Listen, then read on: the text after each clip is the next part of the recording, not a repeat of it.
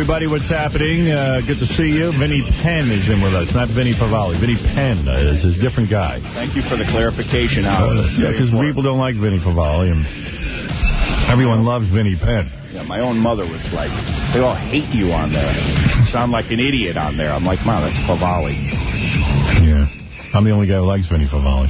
He called me last night from L.A. He says, even though everyone hates me, I'm glad you have me on. I'm hanging in there with him. Good morning, everybody. What's happening? And it is Tuesday. And you know what that means? It means that we have a big show for you. We're going to be talking to a guy who had the hiccups for over a year. Still has them. We have the Beetlejuice homeless game, which everybody has been bugging me to play, and it's going to happen today. Also, well... Oh, there's a bunch of things. I have a boatload of tapes to play for you. And what can I say? I mean, it's jam-packed. Where do I begin?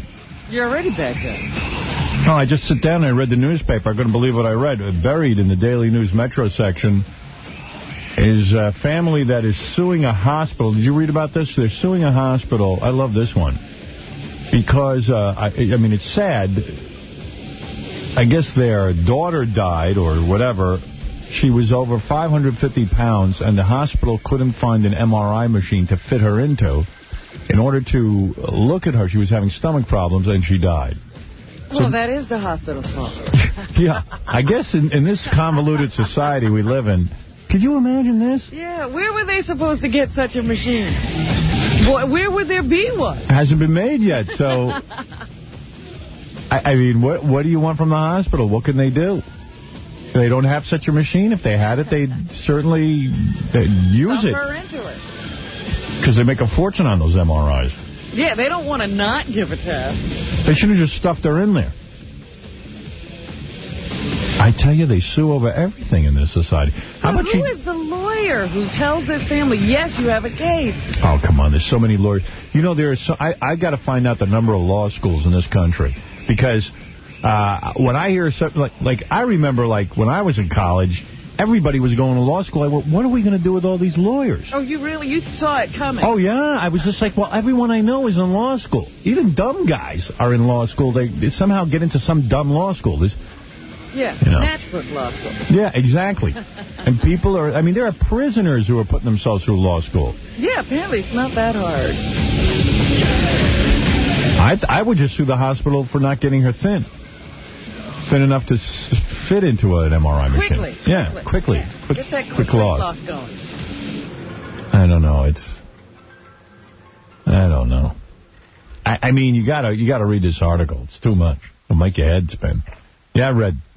Yeah, they should have took her, sent her down to SeaWorld for the MRI for the whales. Hey, do they have an MRI machine for whales? Yeah. I don't think they do, Red. But it's a good idea. Right. Thank you. They must have something for animals, though. Yeah. Well... She could get the horse MRI. Yeah. That would make a family proud. Driving the daughter into the water.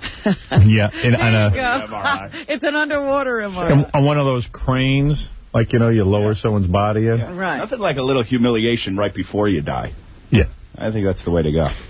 Fly you into SeaWorld. Yeah. Give you an MRI. Well, I thought that was something else. But, I mean, there's a million things to talk about, but I have to take a break. Unfortunately, or fortunately, depending on how you look at it, Robin. This is how we make our living. But unfortunately, I must take a break. You have to stop. Yes. But when I come back, I'll be on fire. All right. Because I want to ask you about another case, because I don't see any way of resolving another case. What is that? Oh, okay. Wait till we get back. Yeah. But don't forget. Keep it in your mind. All right. We'll be back right after these words.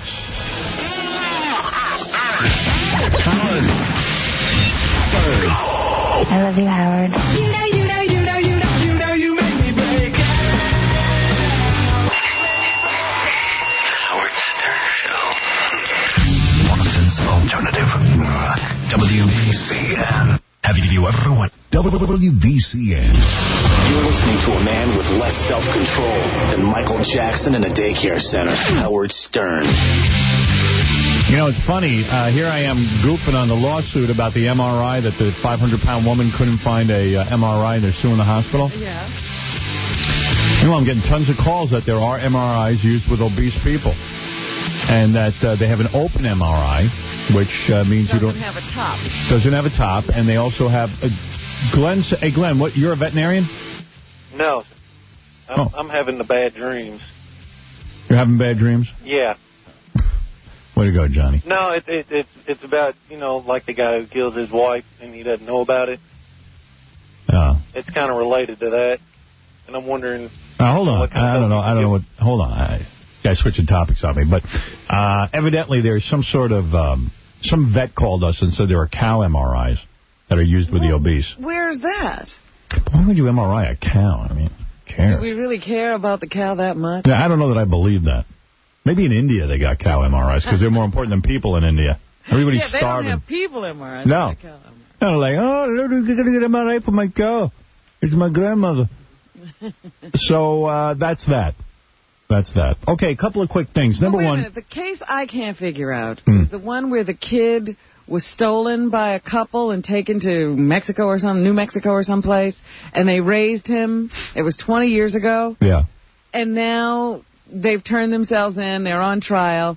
And, of course, the family that the kid was stolen from wants to prosecute these people. Right. But the kid is 21 or 22 years old, and he's in court supporting the family who stole him. Well, of course, as he knows them as parents. Yeah, I mean, his actual parents are strangers to him.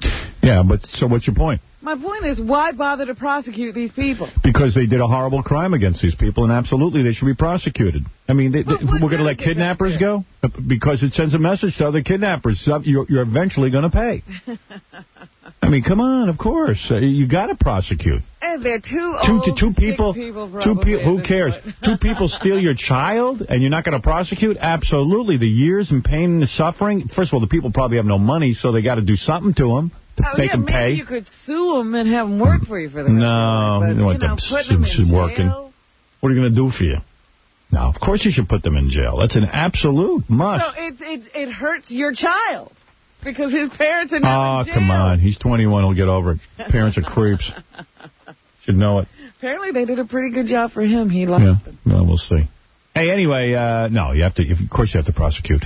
Gary Garver's on the phone, Robin. Seems stupid to me. Gary Garver is our reporter out in Los Angeles. He has a quick story. He went out to cover an event last night. Gary, what was the event? It's called the Hall of Fame Awards Dinner. What's that for? It was for multiple sclerosis. Yeah, and it's mostly athletes, right? Yeah, it was athletes and a few celebrities. And we worked really hard on questions, you know. We always do for this thing. Fred and Benji write questions, and Gary and me, and we all sit down and we try to work up some good questions for Gary Garver to ask. And what happened last night? Well, I got David Hasselhoff was the first interview. You know, didn't go too well. How come it didn't go well? Well, I mean, you know, I asked him who's the biggest prick in Hollywood, and he's like, this wasn't cool to be at this event and ask those type of questions. All right, that's funny. So that's cool. But then Adam Sandler did the whole line, and I was right next to the Slovakian reporters. I don't even know where the hell they were from. And he spotted me, and he just like totally waved us off. You know, I guess he knew who I was. What's with his phone connection? Yeah, where are you calling from? It's like, are you in jail? These phones suck, man. What phone are you on? I'm on a phone in the main studio. And my phone doesn't work. I've been trying to get my phone fixed for two weeks in my studio. This is a radio station. Yeah. This is the radio station. Can't fix the phone. I'm telling you, it's ridiculous. You got any other phones there? Yeah, you want me to try another phone? Yeah. All right, hold on a minute. Wow, because I could hardly hear it with that noise. It's just so funny and distracting. Gary, we all sit down and we try to work up some good questions. Now we're listening to ourselves. Howard? Yeah. Is this better? No. No. Oh, man. All right, listen. These phones suck. Anyways, Adam Sandler had me thrown out. The bottom line was Adam Sandler had Gary Garver thrown out of the event. Yeah. Wow. And Gary wanted to tell everybody that. Anyways, if you can, could you talk to Jack Silver and get these phones fixed? Sure, I'll spend my day on that. It's unbelievable. What's that you say? I said, this is unbelievable. I've been trying to get this thing fixed for 2 weeks. Yeah, well, so what do you, So what's with Adam Sandler? He got me thrown out, Howard. He recognizes you now, huh? Yeah. He's a pussy. He is, huh? He's a big pussy. I say... What, Howard? What's with Adam Sandler? I can't hear you. What? What's with Fred? He can't hear over the noise. He can't figure out. Yeah, he can't figure out what's going on. All right, thanks, Gary. All right, take it easy, Howard. All right, bye-bye. All right. But stop doing the noise halfway through the bit. Right, now we can It was all of a getting sudden good. hear you. Yeah. And then I become obsessed with Fred. And how come he doesn't know to keep doing that? All right, anyway... Well, that's a shame. Adam Sandler loses, well, whatever sense of humor he had. I didn't really get him. But he's losing that, I guess. Yeah, well, he threw out Gary Garver, and that's very upsetting. All right, here's a bunch of tapes. Here's a quick mention of Mark Wahlberg was on TRL, the show on MTV, and he mentioned me. What'd you do after the show? How late were you out? Well, I didn't stay up too late because I had to go on Howard Stern at 7 this morning. Oh, right. You know, for my daily ridicule, but yeah, but it wasn't that bad. You got to do when you come to New York, yeah, you know that. Yeah, exactly. All right, good. All right, there you go, a little mention. Seems like they quickly changed topics from Howard Stern. I don't think they want to discuss you over there. Yeah, nobody wants to discuss me. When my name is mentioned, people get nervous. A lot of people are voicemailing us with relation to our coverage of Hank the Angry Drunken Dwarf's funeral. And there are some people who think we did a terrible job. There are some people who think we're doing a good job. And there are people who call in about it. We don't even know what they're saying. Right. Hey, this is Hank. I'm dead. Why don't you dig me up and pour some booze with me? All right. Now, here we go. Here's various voicemail regarding Hank. Number one, Hank comment, Crazy Alice called in. She was so distraught about the death of Hank. Hi, Benji, this is Alice and KC, Baba Booey. Fred, this is Alice. I don't know Hank that well, but the little moment I had with being with him, he was a very nice person. And I just woke up at 9 o'clock a.m. California time. I heard them talking about Hank, but I didn't know he was gone. You may think I'm a little pussy because I always talk rough and mean most of the time, but there's a soft part of me, too, because it brings back my sister. Every time somebody died that I know or see on TV, it brings back missing my sister. I just wanted to say I miss him, and I'm sorry. And I'm sorry for his family. You take care. I guess I'll see y'all later. Goodbye. This is Alice. Nice to see Crazy Alice has a heart. You know, everyone thinks she's so tough, but... And that went straight through to the heart. Yes, it did. And Crazy Alice then called again. I don't even know what this one's about. Hi, Benji. How you doing? Thank you for calling the last week and all. John called me, too. Can you tell him? I know this about. She's angry with High Pitch Eric. Oh. She feels he's not handling himself properly during the Hank death tribute. What he wanted. This is Alice. Right now I'm looking at George Clooney movies and trying to relax, getting ready to go to the internet and see what's on my computer. But I wasn't listening to the radio, stereo, because I got a big stereo. I heard that High Pitch Eric was out there just using Hank and his family lost just to get to Howard Stern. When you tell that fat four out of that's not the way to respect the dead. It's to use an innocent man, haven't done nothing to him, to use it just to get on the show to get close to Howard. And I believe, inside my soul, I believe High Pitch Eric got a crush on Howard Stern. Maybe he want to fuck Howard Stern, too. So you get this message to him, to me, okay? And y'all take care. This is Alice, and thank you for trying to get me up there, but I couldn't deal with another loss anyway. This is Alice. Bye-bye. Well, Alice, critical of High Pitch Eric and his tribute to Hank. So that's some of the controversy that's swirling around this, and everyone is chiming in now. There's a lot of thoughts about Hank. Yeah, tell me something, Gary. This guy feels that we don't know what he feels. We can't figure it out. We know he's angry, and it's something to do with Hank. You're acting like such a dickhead because Hank died. You and that big-nosed prick boss of yours, Howard Stern, he's acting like a real typical Jew about it. and all of a sudden the guy's talking about the man that said like he's a piece of shit now, right? That's how you treat the guy, you know. All these are a bunch of hard-ons. All these, a bunch of low-down, rotten, low-life, disgusting passages are. All of you motherfuckers over there. You think everything's a joke, but you're a bunch of low-life. All right, there's a guy who's upset with us, but we're not exactly sure why, unless you can figure it out. I think he was way too upset to even... Capitalizing on a man's death. You should have helped him. And to play that stuff that, oh, this is Hank and I'm dead, is disgusting. Utterly disgusting. This is Hank and I'm dead. You guys are creeps. Hey, this is Hank. I'm dead. I'm in a coffin that's so big that I can dance the disco in it. Well, thank you, Hank. And there's a guy who objects to Hank's final IDs. Yes. Hank's attempt at being funny, even in death. Hi, this is Hank, the angry, drunken dwarf, and I'm dead now. So I wish I was still alive so I could tell these all to go yourselves, you bunch of assholes. And also, the final Hank voicemail that we received is from that guy, and I think you remember when he was on the show, he stuffed his own daughter. He's very much behind this movement to stuff the dead, to taxidermy the dead. And he called in. He wants to stuff Hank. Hello, Gary Delabate. This is Anthony Zipper. And this guy is very weird. Creepy.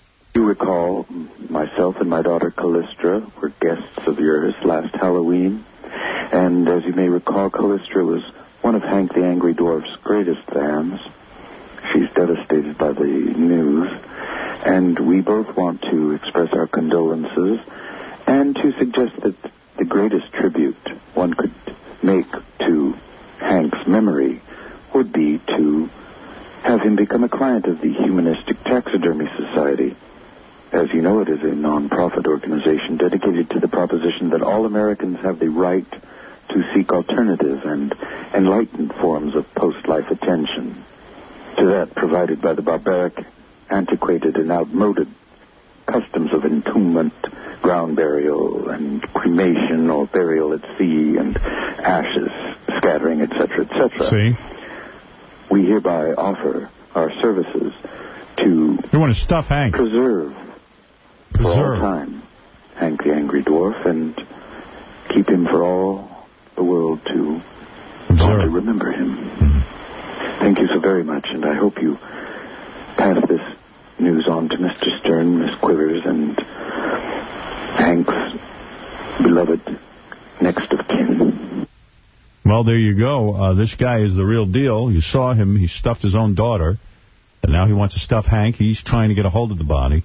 Well, stuff Hank's Hank. Already buried. Oh, that won't stop him. High Pitch Eric is on the air, upset about the voicemail received from Crazy Alice. Yes, why did Alice leave that kind of voicemail? Well, she obviously feels that you were using the death of Hank to get on the show. I didn't feel that way, but Alice feels that way. I don't feel that way either. I did it for someone who I love as a friend. I felt you were paying tribute. After all, you did in real life, when Hank was alive, you put him up in your apartment. You annoyed him. You annoyed him to death. I mean, you're probably mostly responsible for his misery. I mean, I was out there for like 3 or 4 days with Joey Boots, and we did it for someone that we loved as a friend. Well, I think it's because you had nothing else to do. Me You too. did get him some attention. So.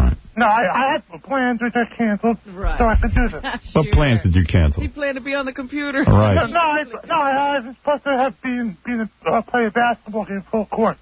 Basketball. Hey, you would have had a heart attack. You would have been joining Hank. And I was supposed to play roller hockey, too. Well, anyway, whatever it is, the controversy continues. Thank you, High Pitch Eric. Thank you. All right. Well, there it is. That's a little update on everything about Hank, the Angry Drunken Dwarf. Hank was buried on Saturday. The widow Goodstein told us that he was there. Oh, he says, you should see the emails. And Hank merchandise is selling like hot. Is that true? Who told you that? Doug, the widow. The widow Goodstein? On the website. The website keeps crashing. They had to take it to a bigger company to have a bigger server to handle the volume. Always in death, like Alia, who her record, do you know her record shot up to #1? Mm-hmm. It was like number 16 or something. It was pretty low on the charts. I don't even think it had been in the top 20. You know, I felt bad for. So Afro Man's new album came out, and it was like number 10 or something. They were hoping for a higher debut. And the thing is, he has a hit song. The problem is, I guess it came out in that Bob and Silent J soundtrack. And a lot of people got the song there. Oh. So Afro Man struggling on the charts. As usual. Yeah. See, it's not fair. Well, maybe Afro Man will sell more albums. That's such a great song. I love it. I have to listen to the rest of the album, see what else is on there. Yeah, I haven't listened any further than that one song, but it'll be one day. I'm going to sit down and listen to the whole thing, because it's important to me. Did you see what happened to Whitney Houston? Roll another blunt. Yeah, before you get to that, though, because I want to get to that for sure. As long as we're talking about Afro Man and the debut of his album, a lot of people are writing song parodies. They sent us a song parody about Casey. Everyone thinks Casey's gay, including me. He's the only one who doesn't. So this guy, one of our listeners sent this in, and here it is. I'll give him a little bit of a spin. It's very homophobic, this song. Ooga. Ooga. Ooga. Faggot. Oh, my. Fag. Very rough song. Fag. My name is Casey Armstrong, and I'm a gay guy. I wear this homo facial hair, because I'm a gay guy. Referring to his beard. Well, I still wet the bed, and I know why. Why, baby? Because I'm a gay guy. I'm a gay guy. I'm a gay guy. Right, baby. Faggot. I go to the tanning parlor, because I'm a gay guy. Yeah, baby, you have my I turn down beautiful chicks, because I'm a gay guy. My wallet. I failed the polygraph twice, and I know why. Why, Casey? Because I'm a gay guy. Get it? I'm a gay guy. I'm a gay guy. Later this week, we're going to have an exclusive interview with Joan Rivers, who just lost her dog, Spike. We'll be the first. Also, the founder of the Blackjack team, because we want to ask him some questions about that. Also, we're going to play Guess Who Had the Most Plastic Surgery. Coming soon, Jason Alexander with his new TV show. John Stamos with his new TV show. Wow. Did you see what they wrote about John Stamos' new TV show? No. I think it was something like he's found a way to go from being, like the mild-mannered, or the silly hunk on TV to the wimpy tough guy. They just don't like him. Oh, they give him a bad review? Yeah, it was like he's going to be a wimpy, detective or something. A wimpy detective. Yeah, the wimpy detective. No kidding. Yeah. Well, I like John. He's a good guy. He's good looking. I mean, he can do this swashbuckling kind of thing. Yeah, he's like a male model detective. That makes sense. A guy that good looking, he can be a detective. Sure, he's worried about crime, isn't he? Yeah, guys who look like that always go into dangerous work. I thought that was funny. Yeah, he's a little too good looking. That's his problem. Everybody hates him. He's so good looking, people hate him. He's a model. Yeah, that's what it is. The reviewers can't stand him because they're all ugly. But he is married to Rebecca Romaine, who is one of the most beautiful chicks on the planet. They're the most beautiful couple. Oh, if I could see her naked. You can, can't you? Where? Where could I see her? She must have been photographed somewhere. Oh, my God. I want to see her naked in my apartment. That's where I want to see her.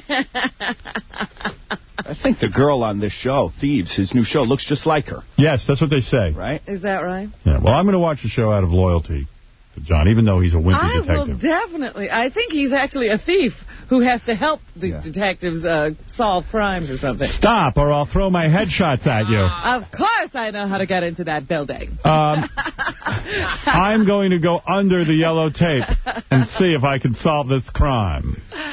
Stop! There are lasers in there protecting it. Yeah. Poor Hank is dead. He'll never see the new John Stamos or Jason Alexander That's show. right. He's going to miss both those debuts. Hey, this is Hank. Yeah. I'm dead. Whoa. I hope you guys cremate me and put me in a vodka bottle. Right.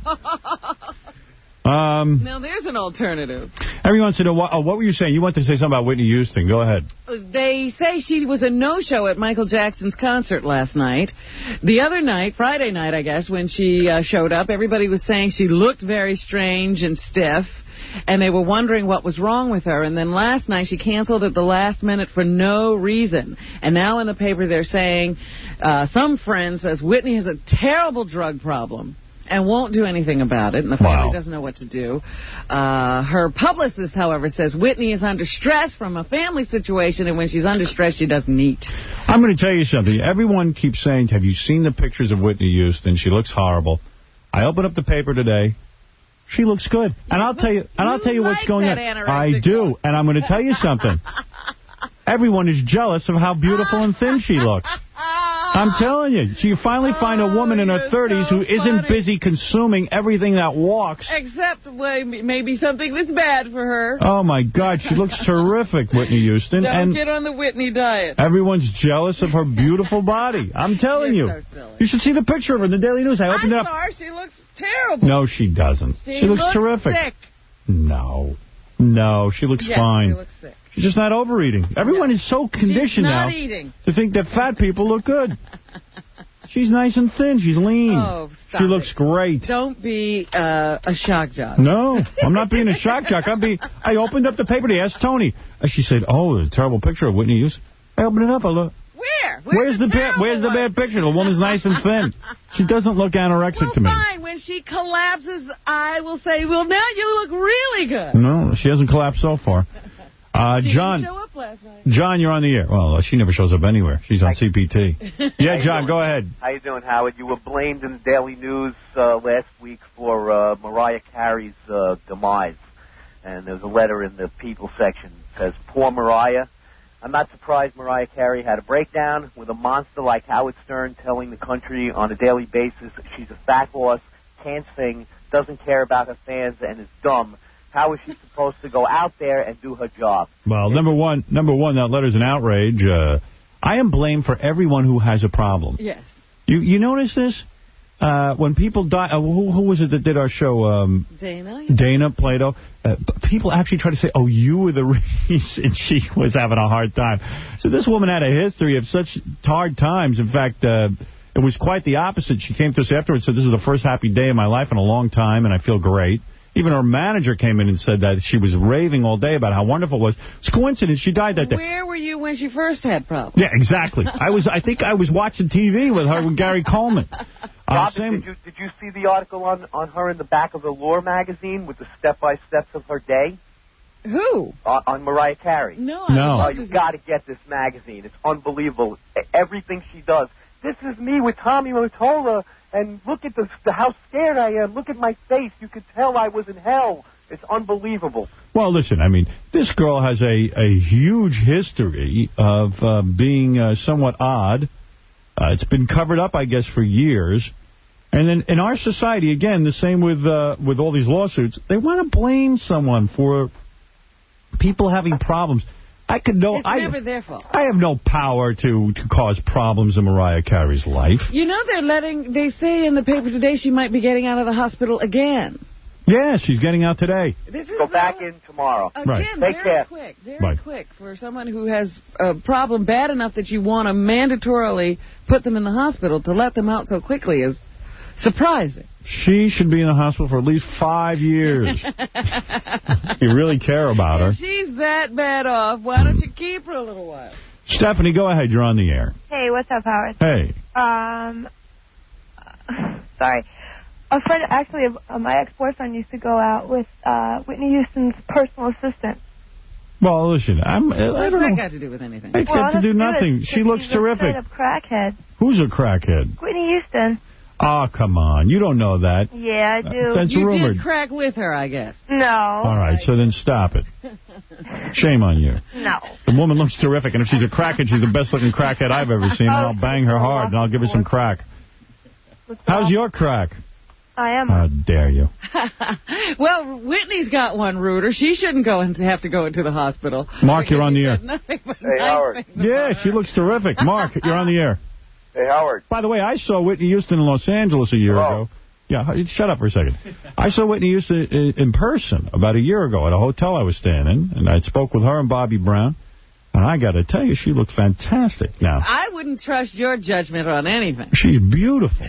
I mean, I can't even begin to tell you how gorgeous she is.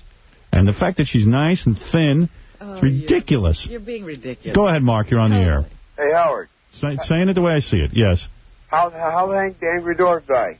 How did Hank die? He laid down in his sleep. His mother found him about 12 or 1 o'clock in the afternoon when Hank didn't awake. He had a package waiting for him. God knows what was in the package. I saw the coroner's report. There was no autopsy done, but the certificate of death. The death certificate says that Hank died from natural causes, induced by alcoholism and seizure. Yeah, a seizure and this dwarfism. I forget what they call it. Chondromalacia or something. Yeah, chondromalacia. Or something like that. Chondromalacia Stuff we couldn't pronounce. There's bad stuff in your knee. I don't know, but he had some sort of dwarfism. So that was the effects of dwarfism, drinking, and the seizure.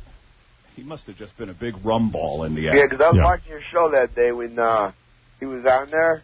Yeah. And you gave him that breathalyzer. Yeah. And he was pretty drunk. But, yeah, I just wanted to check, see what he died of, and so on and so forth.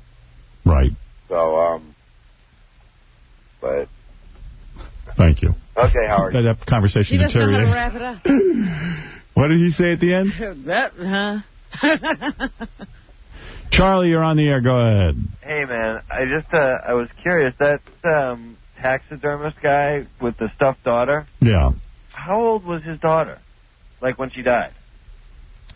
She was what was she, 12? 12 or something like that. That is so creepy. He walks around with her. In fact, he brought her here in a suitcase. Well, no, you have to realize he's aging her.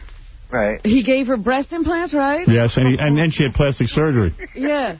That's so wrong. That is so wrong. And so, like, he sent, like, condolences from her to Hank's family? Right, yeah. In that message? You know, he feels the daughter contacts him. He didn't want his daughter buried. He loved her so much. Then his wife was on the phone accusing him of having sex with the daughter, and it was a whole thing on the air here. And when we saw her head looked like styrofoam from being, you know, emulsified. It doesn't look like the best techniques were used. No. That is so creepy. But she had a nice body. I'll give her that. Hey, man, up here in Seattle, KISW, everyone loving you. All right, thanks, bro. Thanks, man. Right, later. Up in Seattle, everyone loves us, Robin. Good. Yeah. I feel the love. All right, and King of All Blacks, we'll give you the last word before... Oh, he's not on there. All right, let's go to Scott then. Scott, you're on the air. Hey, what's up, Howard? Hey. Just give you a shout-out from Houston, man. I'm up here from Houston, and first time I got to hear you on the radio. This is pretty cool. Hey, that Mariah Carey thing, I've been kind of busy out of the country. What's up with her going back in the hospital, man? What's up with that? You want me to redo the news for you because you've been out of the country? Yeah, you got to update me, I guess. Okay, thank you. You go read the newspaper. You got to be up on current events. Robert, you're on the air. Hey, Howard, what's happening? What's happening, man? I came across this book. I thought of you when I read it. It's 6 Weeks to Words of Power, and it has these tests at the beginning. It tests your knowledge on words of power. I wanted to see if I can give you a little quiz. What does this mean? You want to give me a quiz? Yeah, just like it tests your vocabulary, I guess, to see how knowledgeable you are with words of power. Words of power? Yeah, there are 10 questions. There's 5 tests. The test 5 being the hardest.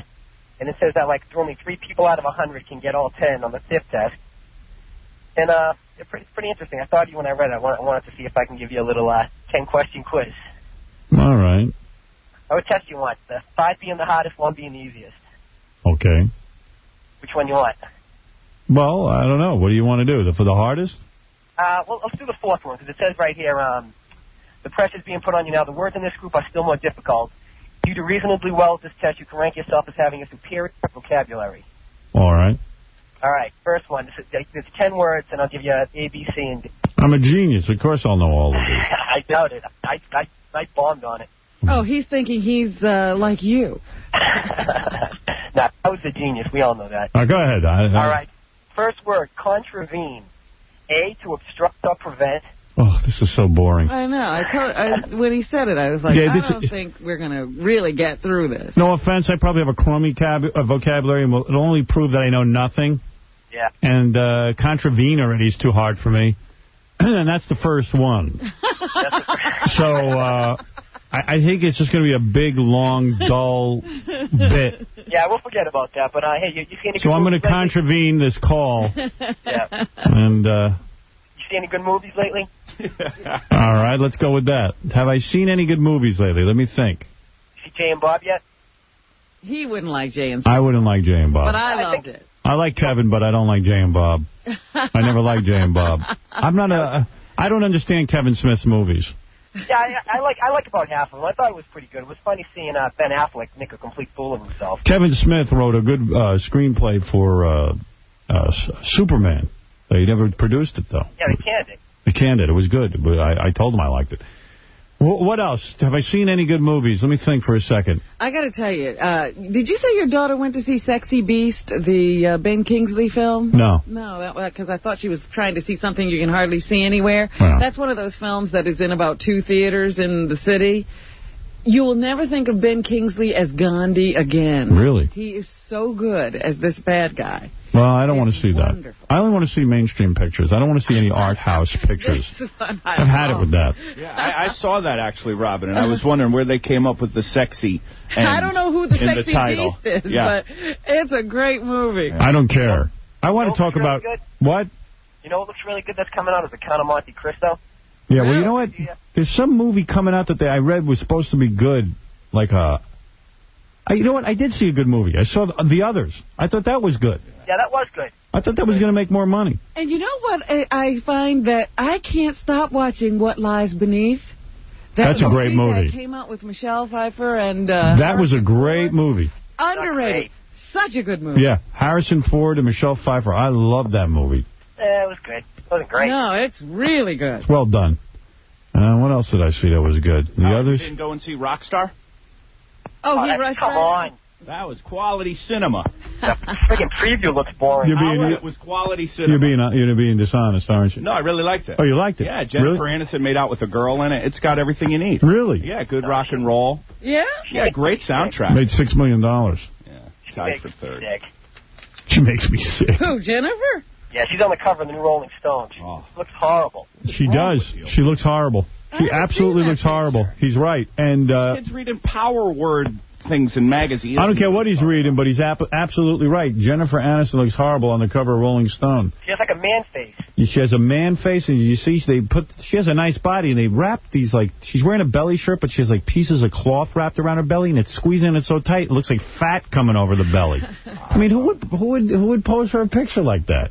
Yeah, it looks horrible. She's supposed to be all sexy, and she's looking chubby, and she's not even chubby. How do you make her look chubby? Yeah, that's what my point is. And the guy who took the pictures is Herb Ritts, who's supposed to be the greatest photographer ever. What's he up to? The ones inside are great, Howard. They're not that good, man. She has a dog face in those. And you know what's wrong with it? I figured it out. She's wearing a wig, and the wig isn't right for her. You don't like that? No. That's a wig? Sure, that's a wig. She cut her hair short for Friends. She's got long hair. That's a wig. Well, Vinny must be right. Rockstar is an out-of-the-box smash hit, 4 stars, from Mike Sidoni. Who's Mike Sidoni? WOKR-TV. Yeah, No. I'm a big fan of that guy. The Rockstar got bad reviews. No, I always love it when they take these guys you never heard of and put them in the ads. Well, Mark Wahlberg's getting some good press off it. They're saying that at the very least he did a really good job. Yeah? Yeah. Well, we've had him on the show. He's a friend of the show, so he's a nice guy and everything. I don't know about the movie didn't get good reviews. Audiences will get up and cheer. That's enough. I did, Robin. I was cheering at one point. I looked like an ass. So, I don't know, You know what? I saw Musketeer yesterday. How bad is it? I imagine that the box office will drop off greatly for that this next week. It was real bad? It's awful. Yeah, so I don't know. They're making a lot of bad movies. And the sword scenes, they got one of these, chopsaki guys to do the choreography of the sword fights. And it looks like one of those bad Chinese films where the guys are having a ridiculous fight where they run up and down ladders and the ladders tilt and all that stuff while they're in a bakery fighting over the restaurant. That's what it looks like, because there's sword fighting and the ladders are seesawing back and forth. Right. It really looks comical. Well, let me tell you something. I don't know. The theory I have on why so many bad movies are being made is that there's a lot of bad movies that make tons of money. Oh, yeah, that's true. You know, when you got, like, those horrible Jackie Chan movies making a fortune, and you got, like, even, like... The Mummy movies. The Mummy movies. And so people who make movies are like, you know what? I think if I make a bad movie, I'll make a lot of money. George of the Jungle, all those Brendan Fraser movies. Nobody knows what to make. So that's why so many bad movies are being made. Real quick phone call from Tommy, and then I got to take a break, and then we'll get going again. Tommy, yeah, go ahead. Hey, guys, what's up? Hey. You guys watch Monday Night Football last night? I didn't, but I heard the Giants got creamed. Yeah, they did. Too bad, but another horrible season of Dennis Miller. Jeez, when are they going to cut this guy with his vocabulary? I think the reason that they're keeping Dennis Miller is the executives are embarrassed that they made the wrong decision, and they don't want to admit it. Hey, you're 100% right. It makes Al Michaels look good, too. Yeah, I mean, Robin, that's got to be it. The guy who made, I think the guy who made the decision is, what the hell's that guy's name? Ebersol or somebody? No, it was that other guy. Olmeyer? Yeah, Don Olmeyer. It was terrible last night. Every time he says something, the other guys don't even respond to him. Oh, they don't. They let him just hang Don't even there. say anything back to him. Did you guys see Dan Dierdorf? He's a fat slob. He just lets himself hang out. Dennis Miller isn't like in the right setting. He's a funny guy. The thing is that this is just not the venue for him. It's football. I want to hear experts talking when I watch football. I love the coverage on the tennis, for example. John McEnroe talking about tennis, and that broad, she's good too. I forget her name. Barillo? Carrillo, right. Marianne Carrillo, something like that. See, that's good. I don't want to hear a guy making his lame jokes, especially these cerebral references that nobody gets. I mean, it's making him look bad. It's making ABC look bad. It's not adding to the ratings. It detracts from the football. Yeah, last night he said something about the vicissitudes of Denver. I don't know what the hell was going on. And I think ABC doesn't want to admit they made a mistake. It's too embarrassing to them. I really believe that. It's like, hey, you know what? But why would Dennis Miller continue? He doesn't mind the ridicule and the... I think it's the first mainstream job Dennis Miller's ever had, and they're probably paying him a fortune. Yeah, he goes from Bordella of Blood to Monday Night Football. Yeah, I mean, look at Dennis Miller's career. He's been, he's that HBO show, and that's a good show, whatever. That but gives him a good buzz. It doesn't pay a dime, though. HBO is infamously cheap. Miller's doing it because he had a failed talk show, and this is something he can do. He was doing movies like Bordello of Blood. You're right. They're the worst friggin' movies on the planet. I mean, the guy's career was over. Him and Corey Feldman, right? Yeah, this is a network job. They're probably paying him $500,000 at least, maybe $1 million. Who knows? At least on Monday Night Football, we don't have to listen to him say babe. He ends everything with babe, like Sammy Davis Jr. Well, let me tell you something. This is the best gig he's ever had, so of course he's going to stay with it. All right, I got to take a break. Thanks. When we come back, I'll get to everything, including a guy who's had the hiccups for a year. I read about this dude in the newspaper. He really is still... I mean, how often does the hiccup Oh, you'll hear happen? it. It happens every minute. Really? Yeah, it's over a year now, this guy. Can't cure it. Can't cure it. We'll be back right after these words. You're listening to a man who farts when he's bored. Howard Stern. Sorry. Love that guy. Here's a guy named Brian Regan. You're going to like this guy. Yeah, I like that guy. Brian Regan is his name. Those fishing shows drive me crazy. Watching a show on fishing. That's an immediate click for me. As soon as I hear it or see it. Yeah. I mean, if fishing's boring enough. Who is watching that? Yeah. But they're huge. I know. There are a ton of shows like that. Not like here in New York and Los Angeles, but like somewhere like in the middle of some other... Yeah, I can remember being in some outlying areas, and there'd be nothing but fishing shows. Like all Sundays, fishing shows. I think it's for handicapped rednecks or something. Anyway, that guy's name is Brian Regan. I got to read you a couple of articles in the newspaper, one of them about me. It's very disturbing to me. Really? Yeah, well, yeah, I'll tell you why. But Scott has a story for us. He sat next to the Jackson family last night at the Michael Jackson concert. Is that right, Scott? How'd you get to do that? A friend got me a comp, and I was in the seats on the very side. Were any of you at the concert the other night? No. Michael was right on the side of the stage. There was a whole section with like him and Liz Taylor, and I was in the exact same section, on the exact opposite side. I guess he wanted the family on the opposite side of the arena. So I'm sitting there, and a couple of funny things happened. Well, it's interesting because when I was sitting there, I didn't realize I was surrounded by his family members. You're in the box with him. No, I was in the box across the stage from him. There's like a box on the side of the stage left and the side of the stage right. What's the difference? You were sitting near the Jackson family. Right, but opposite Michael. All right, what did you see? Anyway, well, the way I found out I was sitting near the Jackson family was they're running videos between the performers, and they ran a video where Michael looks like a skeleton. It was some video called Dose, I think. And so I said to the woman next to me, I said, well, what do you think looks weirder, that, Michael and the skeleton up there or watching him across the way? And she said, do you realize, where you're sitting? And I said, what do you mean? He said, this whole section is Michael's family. So I said, sorry. And so there were all kind of like weird vibes for the rest of it. You mean they don't realize that he looks peculiar? Well, I said to her, I didn't mean anything bad. I think he just went a little too far with the surgery. And she's giving me like a weird look. Yeah, They realize he pays the bills is what they like you're weird for noticing that he looks odd. And exactly. You didn't say anything about the guy paying the bills. All right, thank you. But there's more that happened. Well, what happened? When Michael did Beat It and one of his other big songs, the whole back of his pants split and you could see his underwear. And so I think they were taping a lot. I guess they did pretty much the same show that they did, the other night, except Whitney Houston wasn't there and Brando wasn't there. Right. And but I know they couldn't use any of that footage because his pants split, and it was hilarious because anyone on the side of the stage could see it. I don't know if you could see it from the front. And two other funny things, because I had my binoculars, so I could see Michael's face directly across the thing, like for the entire show. He seemed incredibly bored with just about all the performers until they came over and were like, kissing his butt. Except for two. There was some kid who's like a 10-year-old little blonde boy singer named Tony Gilpin or something like that. He performed. He did like one of Michael's early ballads. He actually sang it pretty well, but Michael looked like he was going to shoot his you-know-what across the stage. This is Billy Gilman he's probably talking about. That little high-voiced kid? That's perfect that he would be there. Yeah, well, all I know is they had a party at Tavern on the Green, and Michael Jackson at the after party was... Like Van Halen used to rock out with chicks.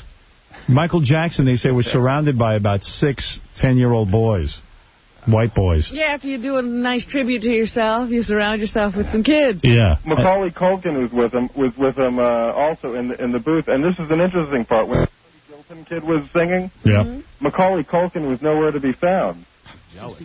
It was a weird thing because it was like, Why? It was like it almost was like Michael that wanted to be alone watching his new Macaulay. You know what I mean? You might be reading too much into it, but who knows? There's plenty to do. This guy could be jealous. He's sitting with the Jackson family, and yet you needed binoculars. I would imagine you had close seats. No, when I got there, I didn't realize I was going to get such a good seat. I brought binoculars thinking I wasn't going to have such good seats. Yeah, that makes sense. Your story makes more sense than Gary Condit's. All right, thank you. But there's more stuff too. Oh, all right. So far it's been a real winner. Go ahead, yes. The other time he really lit up was when a kid named Aaron Carter was on. Right. Do you know who he is? Yeah, he's the little brother of the NSYNC guy. He is horrible. He's like worse than NSYNC. Everyone on that show is horrible. Liza Minnelli singing. Liza Minnelli was. It was the one good thing aside from Michael. Once you go to a rock concert, see Liza Minnelli singing. There was one good thing aside from Michael, which was Gladys Knight. She can still really sing. But look at who shows up at this thing. Like, people are afraid to even be associated with him. Only freaks are his friends. Elizabeth Taylor is a freak. Marlon Brando is the biggest freak on the planet. Yeah, he got booed, too. Why did he get booed? Because he was in the middle of the concert. They rolled him out on a chair. First, we got to understand something. The thing was so poorly produced that people were sitting around waiting 10, 15 minutes between sets. Because they were taping a TV show, you're paying $2,500 to watch them tape a TV show. Then all of a sudden, finally something happens. There's this big, bloated, fat guy that nobody recognizes sitting in a chair. Rolled out on a couch, not just a chair. Yeah, on a couch. They roll him out, and he's staring at the audience, not saying anything. All confrontation. And then he goes, I want to tell you, I waited 1 minute. I sat and stared at you for a minute because when this minute went by, there are 1,000 children around the world who had their feet hacked off. And you have to... And he started, this is how we started talking. Yeah. Imagine you're sitting at a concert and this guy's talking about getting children's feet get hacked off.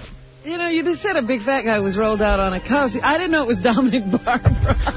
If they started pelting Brando with food, he would have probably been psyched. Well, he got He booed. probably hoped they would be throwing tomatoes at him. Yeah, well, all I know is it was pretty bad, and it was just an god-awful show. So they started booing him. They're like, hey, shut up. Nobody wants to be here hearing about, who are you, Sally Struthers? So he's a freak. That's another friend of Michael Jackson's. And Liza Minnelli, who's the freakiest. Macaulay Culkin. Macaulay Culkin, who's the godfather of his kids, Paris and France. And where were they names, at Robin? this concert? What'd you say? Paris and France. Paris and France, head for the hills. If you were Paris and France, you'd head for the hills. Hey, Howard, can I mention my website real quick? Do you have to? I'd like to. All right. Can we hear more of these stories on there? What's on the website? Because you're a fascinating man. The way you weave a story is incredible. It's at www.mediaattack.com. And what? Never mind. All right. Mediaattack.com. And what do I see on this website? Well, you'll see. I don't know if you remember years ago. You actually had me. You did 2 hours on one of my phone calls to the Larry King Show with Jesse Helms. Oh, okay. I'm the one who called him in. I congratulate him for everything he's done to help keep down then I said the N-word on the air. Right. And this is about 6 years ago. You guys did 2 hours on the show and had me on about it. Really? Remember? I would love to hear that again. I don't remember it. There's a lot of good stuff. It's me attacking politicians in person and calling them on shows like Bill Clinton and Newt Gingrich and Harrison Ford, celebrities. All right. Mediaattack.com. Thank you. Thanks. Bye-bye. Bye. Yeah, I was thinking that they should have strung a net right at the door of Madison Square Garden after, while the concert was going on and then catch everybody in it as they try to leave because they've all got problems. Crazy Cabbie and Angry Black had a fight here on the show, if you remember, a couple of months ago. How could you forget? And one of the things Angry Black got out of it was the opportunity to do a radio show here on our station. He wants to go into radio. So they let him do a disc jockey shift here at the station. And I got to tell you, it proves my point that anybody with zero skills can be a disc jockey. Because I was listening to the tape. He sounds as good as any of the other jocks. Is that right? Yeah, he's fine. And he just started doing this. This was his first air shift ever. You're telling me he sounded as good as the guys who are here all the time? Yeah. Wow. Yeah, that's what I'm telling you. That's exactly what I'm telling you. Darn. Now listen to this.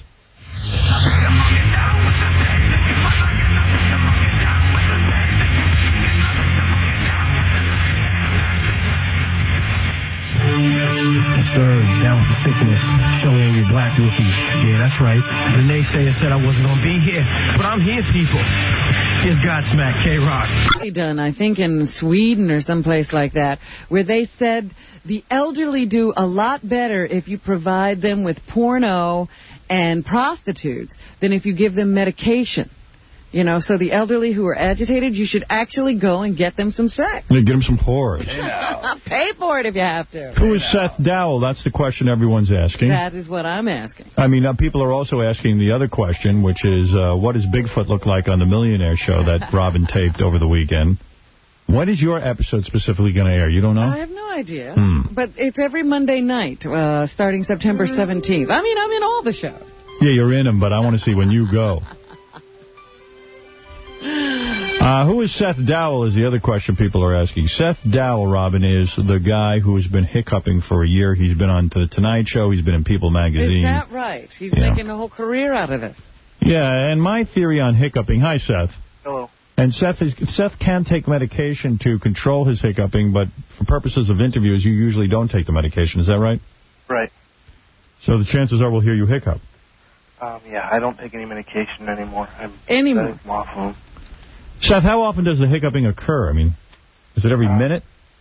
Now it'll happen 2 or 3 times a day for about 5 to 10 minutes. Oh, really? Oh, so it's not going on right now? No, it's not quite as bad as when I first started. Do you figure this is like a Tourette's or something? Somewhat, it was. Oh, you see, I thought you were doing it all day. I was at one point, but with the help of medication, I'm not as bad. How old are you? 21. What kind of medication do they give you? They've given me muscle relaxers, Valium. Yeah, because you sound really low-key. It's 5 o'clock in the morning here. No, I know, but man, dude, you sound like they got you totally doped up. But he says he's not taking medication anymore. Oh, he's on something, aren't you, Seth? Dude, you got to be on Valium or downers of some kind, right? I was for a long time. Because, dude, I mean, you get me sleepy. When did you stop taking the medication? Last week. Oh, it's only been a week. It's What do still they? in your system. What do they give you? Ludes? I was on a muscle relaxer. Where do you get those? I mean, Sounds good. yeah. Where do you? What kind of muscle relaxer? What's the name of it? It's called Xanaflex. What does that do to you if you're just like a regular guy? It put me to sleep all day. Does it get you horny? No. That's what Quaaludes used to do for me. Boy, you should have seen the pigs I banged. So, Seth, you got on the Tonight Show with Leno. Uh-huh. Did you hiccup for him? I did. So you're not going to hiccup for us?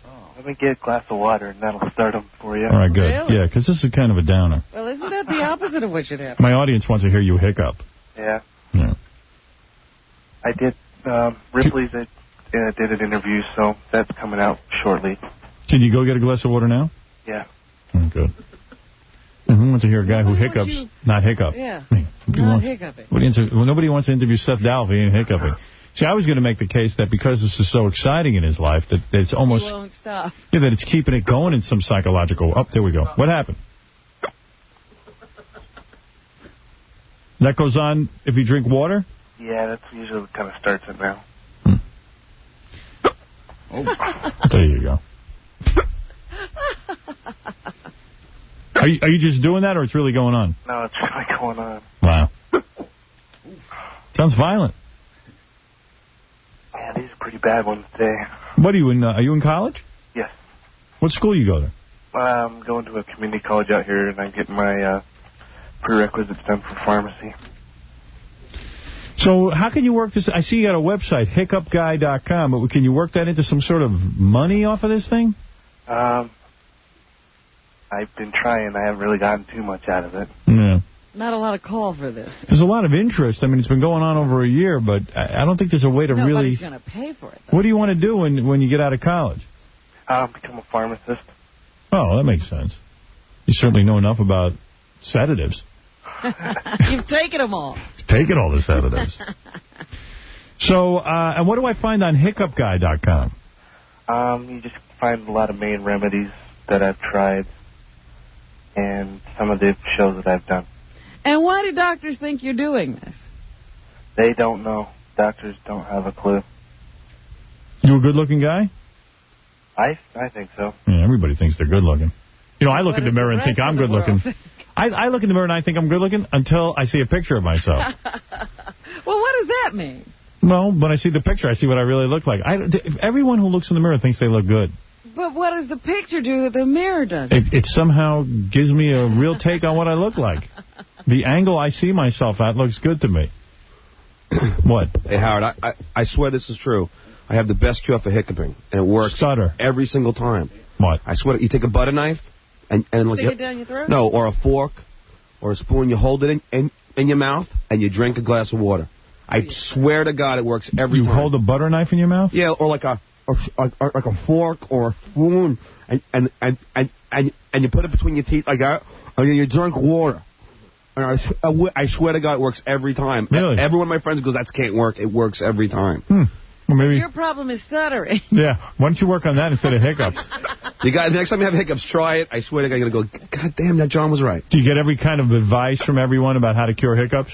Oh, yeah. I've tried that one several times. Oh, you have tried that? I've got one for you, Howard. I was with a girl once and they went away. There you go. Well, rush over to this guy's house. Maybe the girls, I hear that semen actually can cure hiccups. I swear, it's a true story. Well, I didn't enjoy it. It was like being with Otis from the Andy Griffith Show. You were just trying to help her out. That'll give you oral sex, girls. That'll cure everything. In fact, boyfriend is I don't know if this guy wants to go and do that. Did you read this article a serious article about how semen induces weight loss? No, I did not read that. Where did you read the that? qualities in semen. actually help you lose weight. Where did you read it? I read that. Playboy? No, I read that in the New York Times. That explains Casey and Ralph. Right. And Beltline. It's good for everything. It really is. So who are you on The Tonight Show with? The Rock. The Rock and who else? And the musical guest was Eden's Crush. Yeah. Is any of this, I guess, fame worked itself into getting laid? Unfortunately, no. Yeah. That's been the hardest part about having these damn things. No girls. No girls, yeah. What are you wearing right now? You think it's all in his head, Howard? You think it's just a... Yeah. What are you wearing right now? T-shirt and boxers.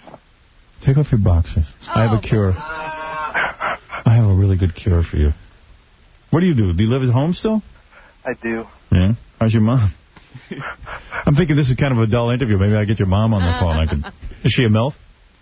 No. No? She's not that hot? No. Why don't you take off your T-shirt and relax? Well, anyway, listen, I wish you luck, Hiccup Guy. And go to hiccupguy.com and, I guess, learn more about hiccups. All right, so it wasn't a good idea interviewing you. Sorry. You know. What did Leno ask you? We just had fun. We tried a bunch of different remedies. And Oh, I see. Oh, that's a good idea. I was a little intimidated when I was going to be interviewed by you. Were you nervous going on Leno, and then, like, all of a sudden, like, you have to hiccup? Does that make it stop? No. All right. You're really trying. Hiccup Guy, the movie. Hiccup Guy. I'm in a... they're not as bad as they were because of the help with medication. Yeah, I wish I'd gotten a hold of you for when they were really bad. All right. Call us in a couple of weeks after the medication is worn off. Maybe they'll come back. Yeah, if they ever come back real bad, can you call us? I sure will. All right, thanks, Hiccup Guy. Sorry. Later. Sorry. Hiccupguy.com. Yeah, I knew that was a little flimsy when I booked it. I just thought it'd be funny to hear him going off. And He's not going off. Yeah, I just thought it would have been good. What do I know? Hey, anyway, they all can't be gems. Seth Dowell, Hiccup Guy. Vinny, you should give him some of your semen. Maybe that would help. I'm telling you. All right, listen to this one, and you tell me what you think of this. A couple of months ago, I had a woman on who claims to be a matchmaker. Yeah. Like, she'll hook you up if you can't find a date. And I forget why I interviewed her. She had some sort of special, like, she takes years to find the right mate. She almost guarantees you if she hooks you up with a woman, it's going to be the right. It'll be your soulmate or whatever. And, you know, I think that's all a bunch of crap. It's just a money-making proposition. So I put her on the air and I said, hey, find someone for me. And she thought she'd have no problem. Yeah, and she sounded like a bit of a character. And she said she got 7,000 responses of women who really wanted to meet me. Uh-huh. And now she's... Even that, I think, is a low total. Yeah, so do I. And then she said, well, her computer crashed. Her website crashed. So she could only take the 7. But now, like, instead of... We've been trying to book her to come back here with the women that she found. But instead of coming back on our show, she's just going around doing newspaper articles and bad-mouthing me. What do you mean, bad-mouthing? I mean, it's not really professional. She's talking about how no one wants to go out with me, how she's only found 5 women, and I'm seeing their pictures in the paper. They're not even hot. I mean, they're pretty bad. And one of them... you wouldn't even consider these women if she brought them to you? Well, there's I don't know, maybe there are pictures of it. There's a black chick who looks kind of hot. You know, light-skinned black chick looks pretty good there. But other than that, and like, she's going, like... If the story is that she can't find any women who want me, why isn't she doing it here? Why isn't she getting on the air? Why didn't she call us? That's what I'm saying. Why is she going around doing newspaper interviews about what a loser I am? I mean, that's kind of unprofessional. Does she always go around doing that? Like, she's using me to get in the newspaper. Publicity for herself. But what kind of publicity is this? She's got a client she can't find dates for. All right, so here's an article from the Orlando Sentinel, okay, which is a pretty big newspaper. It ain't easy finding a queen for the king of all media. First, it's a pretty big article, too. Yeah, it's a huge article, all right? It's like the front page of the living section. First, you have to locate women who are not repulsed by Howard Stern. Oh. All right, now granted, I'm the #1 disc jockey in Orlando. And I'm not saying every woman wants me, but I've met my share of women who want me. Stern is already romantically linked to a woman. The point is, no, I'm being honest, but... anything happens, I'll date one of these broads if I like them. Right? They have to steal your heart. That's right. You're not married. Am I going up there and taking off my clothes? No, says Osteen, but I'm intrigued. I'm excited, and you never know. This might be my 15 minutes of fame. Gary, get your checkbook ready. We'll get a couple of broads to take their clothes off. Yeah, right. I like the matchmaker going around using my name and getting in the newspaper. Yeah. But I don't understand what kind of advertising this is for her. I got a client. He's a dog. I can't find him dates. Yeah. Who's going to call her? Gee, what a wonderful woman. If you can't find dates for Howard Stern, what are you going to do for me? Yeah. You can't find dates for Howard Stern, a famous dude? Yeah. Well, how are you going to get dates for a regular guy with a regular job? I don't think this is good advertising for her. She's not thinking straight. Andrea, you're on the air. Hi. Hi, baby. How are you? All right. Good. So talk to me. Talk to you? I thought you called me. I did call you. Howard, I want you to take me to Scores. All right. Will you do that? Why would I do that? I don't know, but... All right, I got to go. This is silly. This is not Howard. Yeah, this is Howard. Oh, it didn't sound like you at first. Listen, Howard, I was on your show in 1987. Do you have the hiccups? No. But I was on your show in 1987. I danced for Joe Piscopo in a contest that you organized. Boy, that doesn't sound like me. Tell me she's over 30. You danced in a contest for Joe Piscopo? Yeah, Joe Piscopo had a concert at the Beacon Theater. This was in August of 87. And you asked girls, this is when you were in New York, and you asked girls to come down to the studio. And I came down. This is when I was 19, so it was a while ago. I'm now actually 33, but I don't look it. And, you know, you picked me, and I danced at the Joe Piscopo show. And the next day I came on to the show, and we, you know, had a great... Oh, I can't take that. It's just so boring. Oh, my God. Jesus Christ. Can you believe it? Well, anyway, there's my story in the newspaper, that I'm a loser and that a professional matchmaker can't find a woman for me. Talk about a nutty scenario. What's up with that? I really don't know what she's thinking. It's not a good idea. Yeah. And by the way, Robin is going to be on Millionaire, the TV show with Regis. She taped it over the weekend. I got to say, it was the most interesting show yesterday, hearing about your taping. I loved it. Can I ask you a question, Robin? Does anybody not make it to the hot seat? No. Every celebrity goes. Everybody's guaranteed to get So are you last? I'm not saying. Doesn't sound good. Keep watching. But Bigfoot is her buddy. And Kathy Griffin was on here yesterday and did say that Robin's segment was the best. You know, Howard, my friend was one of Robin's, lifeline, so he stayed home all day Saturday. It ruined everybody's Then all day Sunday. Like, I don't know. I know. And didn't get called, right? No. Because Fred got called. I know that much. Yeah. Everybody's weekend was ruined. Here's another bit of information, show information you want to hear. I've been sort of saying that I would love to see E-Television. Howard Stern exclusive. I would love to see E-Television do a Hank the Angry Drunken Dwarf true Hollywood story. Yeah. And John Reiber from the E-Network is here today. I have a meeting with him later. And he says that they are, in fact, doing an E-True Hollywood story on Hank the Dwarf. Wow. I wonder if I get John Reiber in here to tell me some details. Howard Stern exclusive. Well, look at this. John, what is your title now at E? Senior Vice President, Original Programming. Wow. Is your job safe? Yeah, I think so. Not what I hear. I don't know. It's early in the day. Yeah, thanks. Thanks for that. The E has changed a lot. Mindy Herman now is the... What is her title? Mindy is the president of the company, E-Networks, which involves E-Style, E-Online, and any new networks we launch. She runs everything? She runs it all. Wow. By the way, E-Style, on E, they have the Style Show. I was watching Patricia Fields' Beauty Week, or whatever it is. It's Fashion Week. Fashion Week. Great show. He's got good programming. He's got great programming. We have great stuff going on, and Mindy's doing a great job. You know what? Things change, but she's doing a great job, and the company's really moving forward. Yeah. No. Okay, John, okay. Yeah, John, easy. The Vinnie Favale of E. Yeah. Hey. No, you know why John's nervous? Something? Every person who worked under Fran Shea is almost gone now. You're kidding. And John was hired by Fran Shea, which I don't like to say too loud. The Shea administration. You know what? There's never any good in correcting, Howard, but I have to correct you. I was actually there before Fran. Oh, you were? Yeah, Smart to say that. So why can't, is it always a girl that's got to, that has to run E? A girl? Yeah, E is like a planet of women. And John Reiber, who I thought was gay when I first met him, because I figured, well, the guy's got to be gay if he works at E. Because they only like women over there, so they got a guy who's... But John Reiber's 100% all man. 100% Got all married man. a second time? What did you bang your wife? You already... She's pregnant or what? No. We're not planning on having kids. Oh, you're not? I have 2 great kids. In fact... From your first marriage? Yeah, my son just started high school, and they both live in Seattle, and they're very excited that you're on in Seattle now. The kids live in Seattle? Yeah. So when do you ever see them? Well, they come down during all breaks. They come down for long weekends. They come down for the summer. Oh, they do? Yeah, I see them a lot. I talk to them every day. Believe me, that's enough. Why didn't you get Fran's job? If Fran left, then wouldn't you move into her position? Well, you know what, John, what I'll do is I'll get you together with Mindy, and she can explain to you. Do you think Mindy will allow you to stay at E? Because Mindy has cleaned house. Let's be honest. Really? Mindy has cleaned house. Everybody we know is gone? Everyone we know is gone.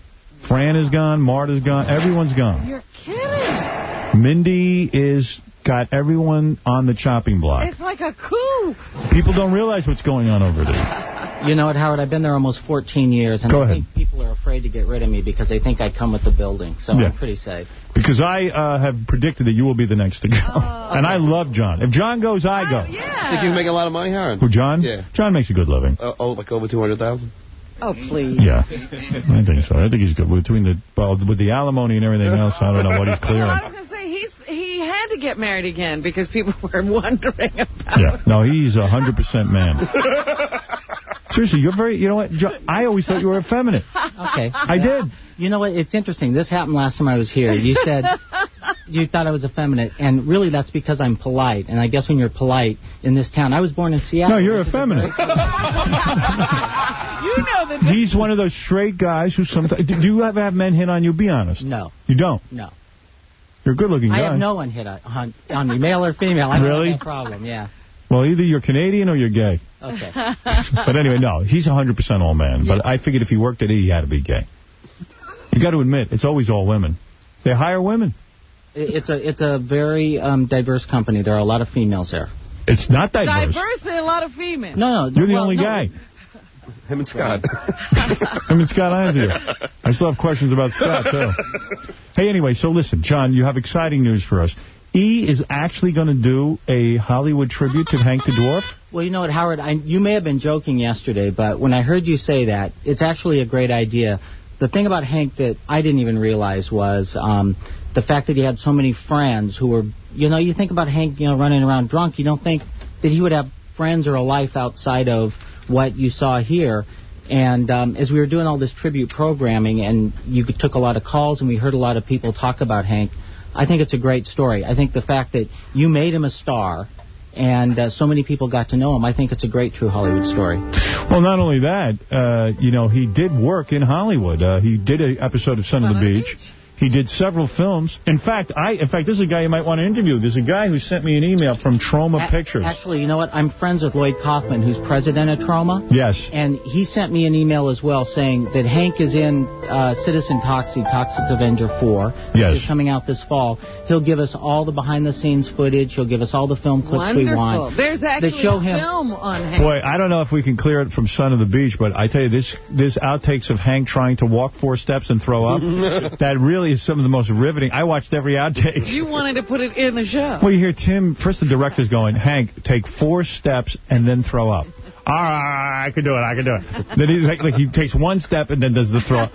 No, count to 4, Hank. And then Tim comes in and starts telling him to count to 4. It's great. Hey, John, maybe you could run it back-to-back with that one with the guy with the claws for hands. Lobster Boy. Yeah. Did you do a Lobster Boy? Yeah, we did a Lobster True Hollywood story. Yeah. Great. And we did Hervé Villechaize. Oh, great triple bill. Yeah, there you go. A Hervé Villechaize Lobster Boy Hank weekend. Ooh. Maybe Scottie Pippen, that one. How do you figure Scottie Dennis Pippen? Rodman? The kid who grew up, he did commercials. Oh, and then Scotty Schwartz. Schwartz, I'm sorry. Yeah. Right, and wound up in porn, sure. Yeah, quality. Robin. Let's see. This guy says, for decades, Trauma's strictest policy is that no drugs or alcohol will be allowed on any set. Can you imagine for those horrible movies? Oh, my God, you have to drink if they hire you. When Hank arrived, I informed him of this rule and that I would not permit him to drink while working on Toxie 4. He was very cooperative and graciously agreed, never complaining about anything. I wanted to pull a real performance out of Hank and allow him the opportunity to do some genuine acting. That would be a first. Why didn't he make that happen for the other actors in the film? They never got a performance out of anybody else. I believe we succeeded in doing this. I believe Hank was appreciative of this opportunity. So there it is. They're saying that Hank, in fact, on the set of Citizen Toxie, a movie no one will ever see. Hey, you know what? Hank didn't drink for a whole day. I watched the movie, and Hank plays God. And he actually does a great job. I mean, he's Hank, but it's pretty funny. It is. Good job. Didn't he work with the guy who played Bela Lugosi, Martin Landau, at one time? Yes, he worked with Martin Landau. That's correct. They should interview Martin Landau. Yeah, Martin Landau, in fact, flew Hank in because he was so enamored with his performance. Absolutely. Now, Howard, and then we haven't heard from Martin Landau since. The one thing, Howard, is, of course, you're going to have to be interviewed for this show. I might actually let my guard down and be interviewed. I'm just afraid I'll cry. Uh-oh. You should cry. I should start crying. Yeah, you should just blubber the whole time. I'll get an onion. I'll get an onion to make myself cry. You know what I mean? Yeah, break down. You know, you can't talk. Yeah, I did that on my movie. Turn off the camera. Did you really have an onion on your movie? Yeah. But did you keep it like in your hand and just... No, what I did was, like Mary McCormick was a real actress, and I was doing work with her. And in a couple of scenes, she had to cry, and she could turn on the tears. I go, man, that's fantastic. I said, I have to teach myself to do it. And she was like, no, you have to have training, blah, blah, blah, blah. And I was like, yeah, I'll show you. So I got an onion. I had the scene where my wife has the miscarriage. I jammed the onion into my eye, and I start to cry. I hit it behind my back. I don't know how she didn't see it. She goes, man, you are really good. I go, yeah, there's nothing to it. Yeah, she's saying it took me years to learn how to do this. And you just did it. Yeah, I did it with an onion. And you were crying like a baby. Yeah. You were, like, really blubbering. She couldn't believe you produced so many tears. Yeah, and I never even told her that I had an onion. I waited like 2 years to tell her. She was so upset. Yeah. It made her cry. Unfriggin' believable. So, maybe I'll cry during the He True Hollywood special. Well, we'll interview everybody who wants to talk about Hank. And I think it'll be a great show. It'll be on before the end of the year. Wow. You ought to interview the Widow Goodstein. Yeah. Oh, absolutely. Oh, definitely. Yeah. He'll probably make a pitch to host it, but we'll see. You should interview Beetlejuice. Beetlejuice has to be interviewed. Because he was at war with him. They had a terrible fight. Do you know this? Only what I heard on the on the radio. But it's awful. Absolutely. We'll talk to everybody. It upset everyone. Yeah, they were always fighting and making up. Yeah, but they did make up right before Hank's death, which is good to know. So anyway, there's the news that there will be an E! True Hollywood story. John Reiber from E! Howard Stern exclusive. Is here to announce it, and also to announce that he's not gay. Right. I am once again sticking to the fact that I am not gay. Ever have any gay experience, John? Oh, yeah. No, you know what? Come on. I was... John. All right. Let him talk. I was just telling somebody the other day that, my son just went into high school. He's 14. Mm-hmm. And when I was 15, I said, when you're worried about your kids in that environment, when I was 15 one night, I was hitchhiking to get home. And a guy, picked me up and started asking me all kinds of questions while we were driving. And he made a pass at me. And luckily, I hit him and got out of the car. And I just thanked myself. Wait a minute. You're rushing the story. Did he touch you? What did he say?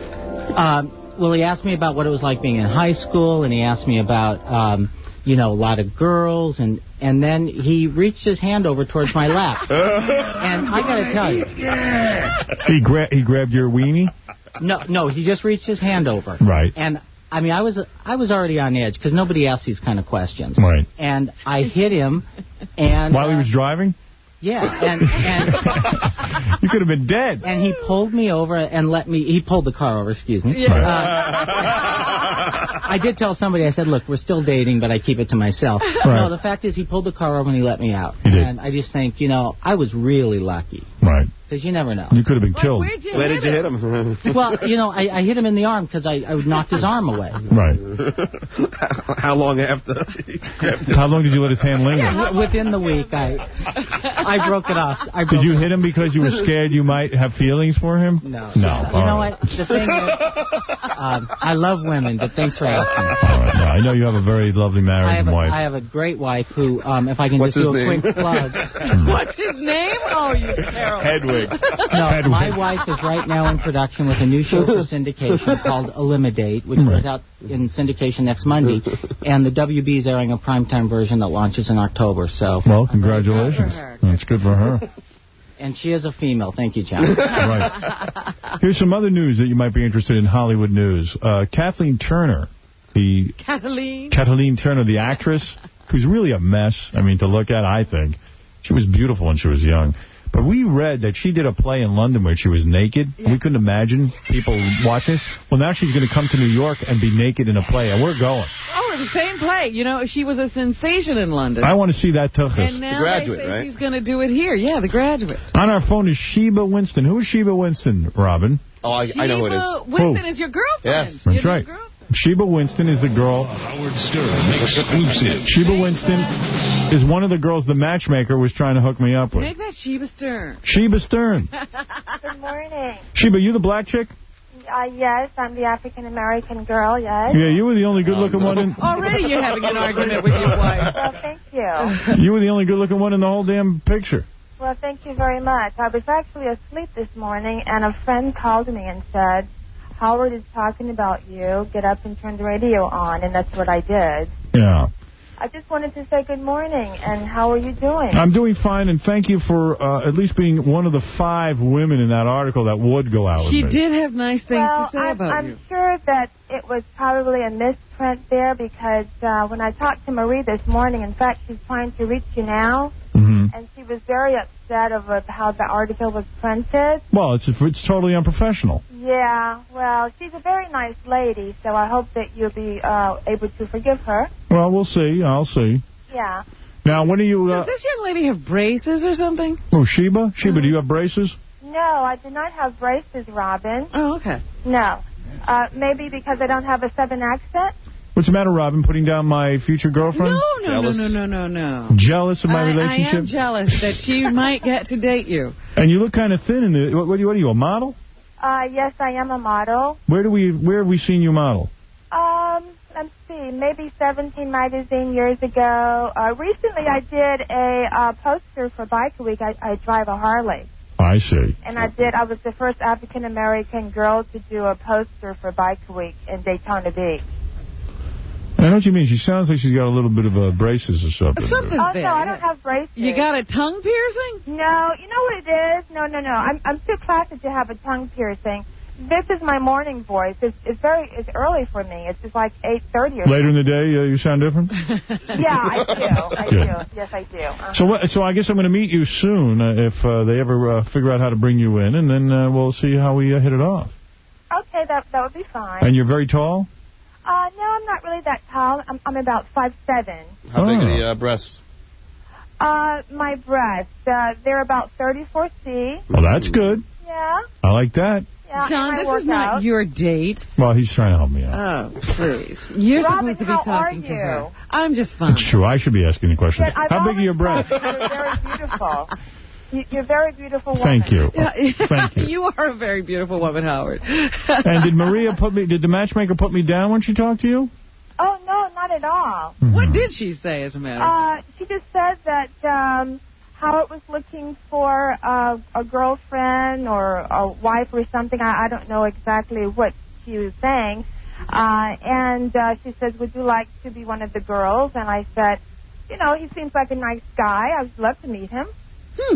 No, she never put you down. I mean, she didn't say, would you like a date with a monster? No, never. No. In fact, she kept saying, he's probably a very nice guy, Sheba. And you got a great body, huh? Well, of course, I'm going to say that because I love myself. Right. Well, see, we're different on that. I don't love myself. Well, I love myself, and I have a feeling that you love yourself, too. Do you wear mini skirts with little panties underneath? Every chance I get. Really? Oh, yeah. Oh, I like now, that. are you dating? I do go out to dinner. I'm not seriously involved with anybody. I was in a 6-year relationship with a young man, and we broke off about 3 years ago, so I just haven't been able to find anybody that I thought was worthy of me, shall we say. Yeah, how old are you? I'm in my 30s. And have you... some winters and summers. What? No, never mind, it's a joke. Early 30s? How old are you? What's the difference? I'm a guy. Hardly matters. Hardly matters, does it? It makes a difference. I think I look like I'm in my 30s. Really? Yeah. Well, I That's all look you need like to know. I'm in my 20s. I'm 47, but I look like I'm 32. Really? Yeah. Well, a woman that tells her age will tell anything, but I will say to you that I'm very attractive. That's all I can say. All right. Do we have any children? I do have a poodle. A poodle? Oh. Romeo. I don't mind that. Romeo, he's a 10-pound toy poodle. He's going to be 2 years old. October the 22nd, I'm having a big birthday party for him, and you all are invited. Okay. Was it a difficult birth? I adopted him. All right. You got cellulite or anything? Yeah, any cellulite on that frame? No. Good, because I won't put up for it. No cellulite. Not going to I make... don't like cellulite on men either. Uh-oh. Oh, please. You're in trouble. Anal, Hey, John, that's how let us work that out. Romance unfold Easy. naturally. This is a nice girl. You're into anal? Are you up for all kinds of sexual experimentation? No, I'm not. You're not. No. Well, You'll change that. Well, don't worry. I'll work you into it. No, I'm not kinky in any way. I'm sorry. Are you bad? Because I'll have to spank you. Well, I can be a bad girl when I want to. Oh, you're going to be very bad. I can be very bad. We're going to have dirty, filthy, rotten sex. Oh, no. Now, let me ask you, what kind of black woman are you? Do you think O.J. was innocent? Let's just say this. I would like to think that he is innocent, but, you know, the cards are kind of stacked against him. All right, but all right. I pray and hope for his own sake that, because I do believe in God, I pray that... Oh, you believe in God, huh? Yes, I believe in God. We're going to have to straighten you out. I'm a Baptist. I was born a Baptist, and I would die a Baptist. So with the O.J. thing, you know he's guilty, right? Well, you know, I don't know that, Howard, because I wasn't there when it happened. And, there was no video. There are you weren't there. things that can change in a situation, but he surely looks guilty. That's You all look a I little have to white, say. too. Do you have a white parent? No, I do not. I have Cherokee Indian blood, though. I knew you were a Cherokee Indian. I knew What are you doing with Cherokee Indian blood? Give it back. Yeah. Why not? Why? I love my heritage. I'm only... Robin, put a line through her name. She thinks O.J.'s innocent. She needs a videotape. I would like to think he is because, you know, you just never want to think that anyone would do such a heinous crime, you know? Well, I'll tell you one thing. I'm not against Chocolate Thunder. I like the whole idea of it. Oh, really? Chocolate Thunder? You mean Jungle Fever? I wouldn't mind a little of your Chocolate Thunder. Why don't you check out my website? It's ShibaWinston.com. What is it? ShibaWinston.com. All right, I'll take a look at you. Are you naked on there at all? Are you nude? Oh, no. Nude for Sheba is for my significant other, my boyfriend, my husband. That would be whatever. me. But, you know, I really shouldn't say that because it depends. You know, everything has a price, I suppose. How about $1,000? Andy. Wait till she gets Yo, Howard, what's up, buddy? What's up? This lady's nothing but a moocher. Why? I think she's 37 years old. She's hideous. She's a pig. How do you know that? I saw a picture. She's hot. And you know, Howard, think about it. You know the lady called her up and asked her to come on and then back up the other lady so she wouldn't look bad. You don't know that. Don't talk about my girl like that. So, Finally got a girl who wants me, and absolutely. Honey, you come here, we'll have some fine anal. ew, now that is disgusting. I'm just testing you to see how far you go. The woman was right in that article. She went, ooh. You know, they're not lying. All right, baby. I can't wait to meet you. Okay, you have a very nice day. All right, we're going to have a lot of good love. Bye, Sheba. Bye. That's Sheba, everybody. She's not for you. How do you know? She seems a little like, you know. She's the queen of Sheba, and I'm the king of all media. It's a perfect match. All right, we got to take a break. When we come back, You can't tell over the phone. we have exciting prizes to give out and Beetlejuice quiz to go along with that. Also, well, I'll surprise you with a couple of things right after these words. It's such a terribly exciting event. No, not you again. Howard Stern show's pretty good. The thunders begin to clap. The lightning is beginning to shine. The rain is beginning to come. This is upsetting the whole world. The Howard Stern Show. 101.1 WBCN.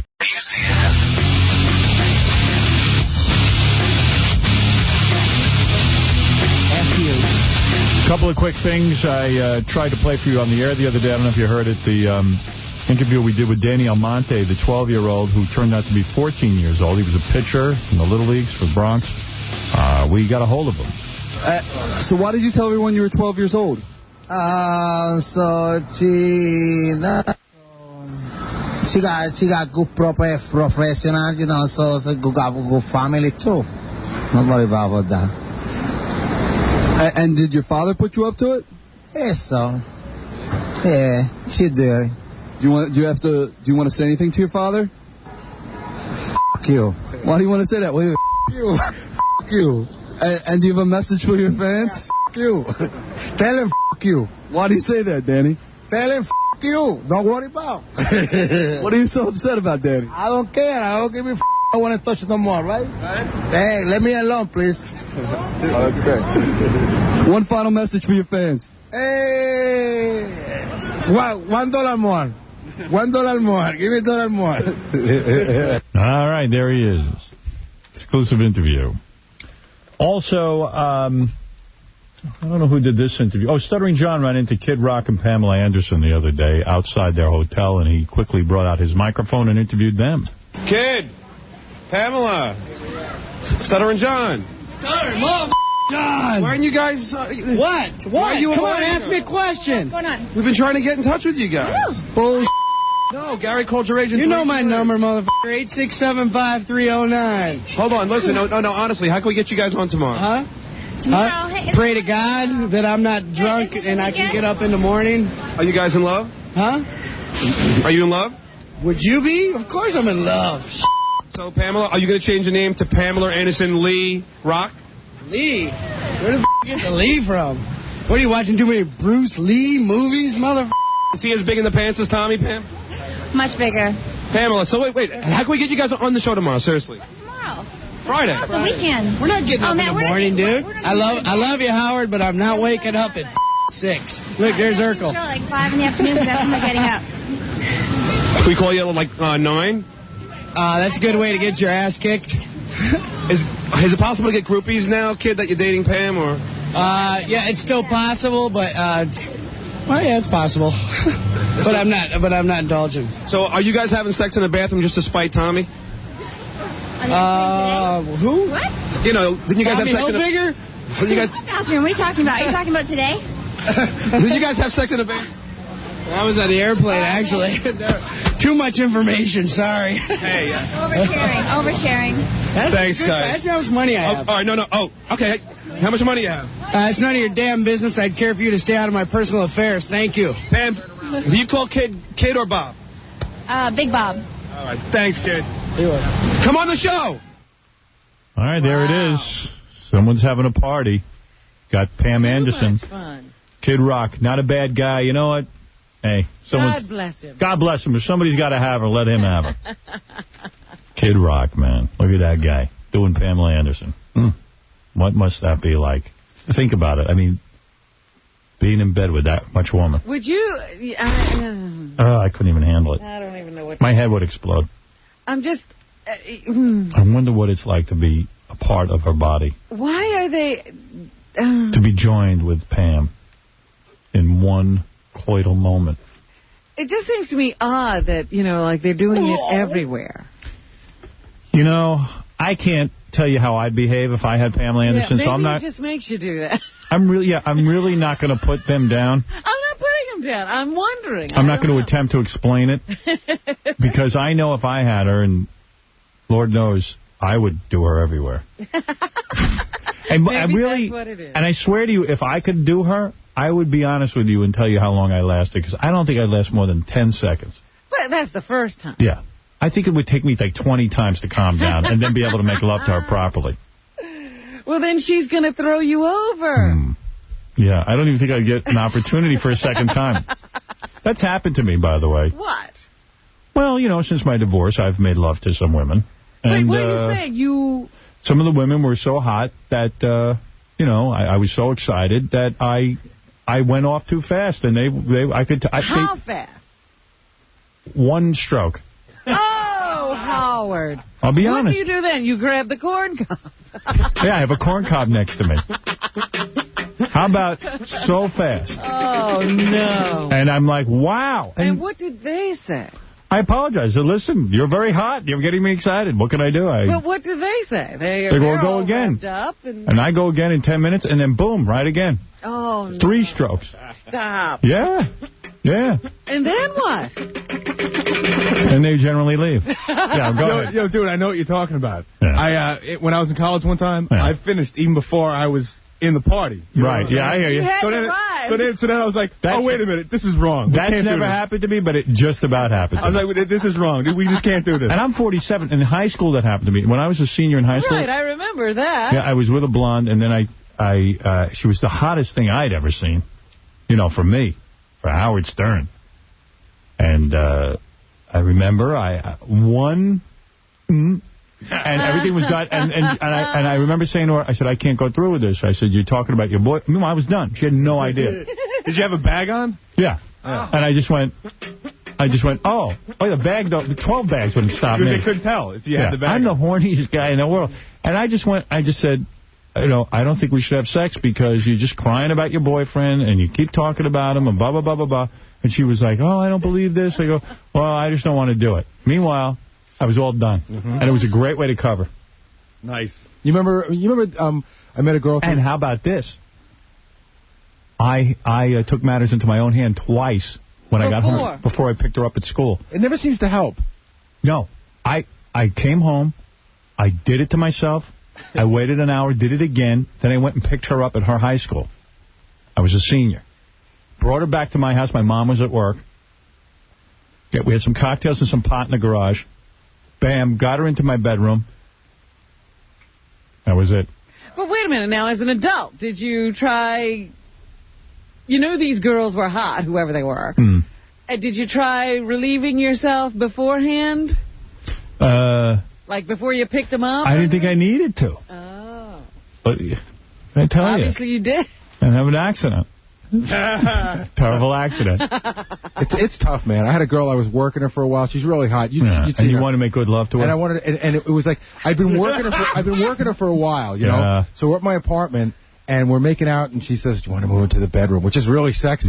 So I said to her right, because that means like come and bang me. This is it. I said to her, I got to warn you, you're really hot. I've been dying to do this with you. I'm not going to be last very long this time, just so you know. Oh, that was cool. I told her right up front. She understood. And I didn't. And you didn't. Barely made it to the bedroom. Yeah. Yo, I could tell you a crazy sex story, too. I was in college. I was on bottom, and we were getting down, you know what I mean? Yeah. We're going to it. So we'd turn over, and as she's turning over, she hits her head on the dresser that was like right back in the bed. Yeah. And she's like out for like 20 seconds. Oh, wow. You knocked her out? Yeah, no, this is weird. She hit her head. She was crazy. Yeah. So then, so I'm like, what do I do? I mean, I think like I'm a rapist or something like that, right? So, what do you do? I'm like smacking her in the face, like, hey, are you okay? Are you all right? So finally she got up and I finished. Wow. That's nice. Hey, I know a guy. What do you do if a girl passes out? You have to stop, right? No. You want to know something? I know a guy. He's with this chick. Yeah? They have sex twice. She's so hot. I know the chick. So she falls asleep. They were drunk. He falls asleep. He wakes up in the middle of the night. He's looking at her naked. Thinks she's so hot. He's trying to wake her up to have sex with her again. Can't wake her up. So he pleasures himself while he's looking at her. And how do I explain this? Oh, dear. Well, let's just say her butt was very messy. Had a map on it? Yeah, right. Yeah. And then he just fell asleep, so when she woke up... Oh, no! She was like all messed up. Oh, she didn't know. No, and she had no idea. Yeah. Ralph, you're on the air. Ralph, hi. Well, did you ever hear that story?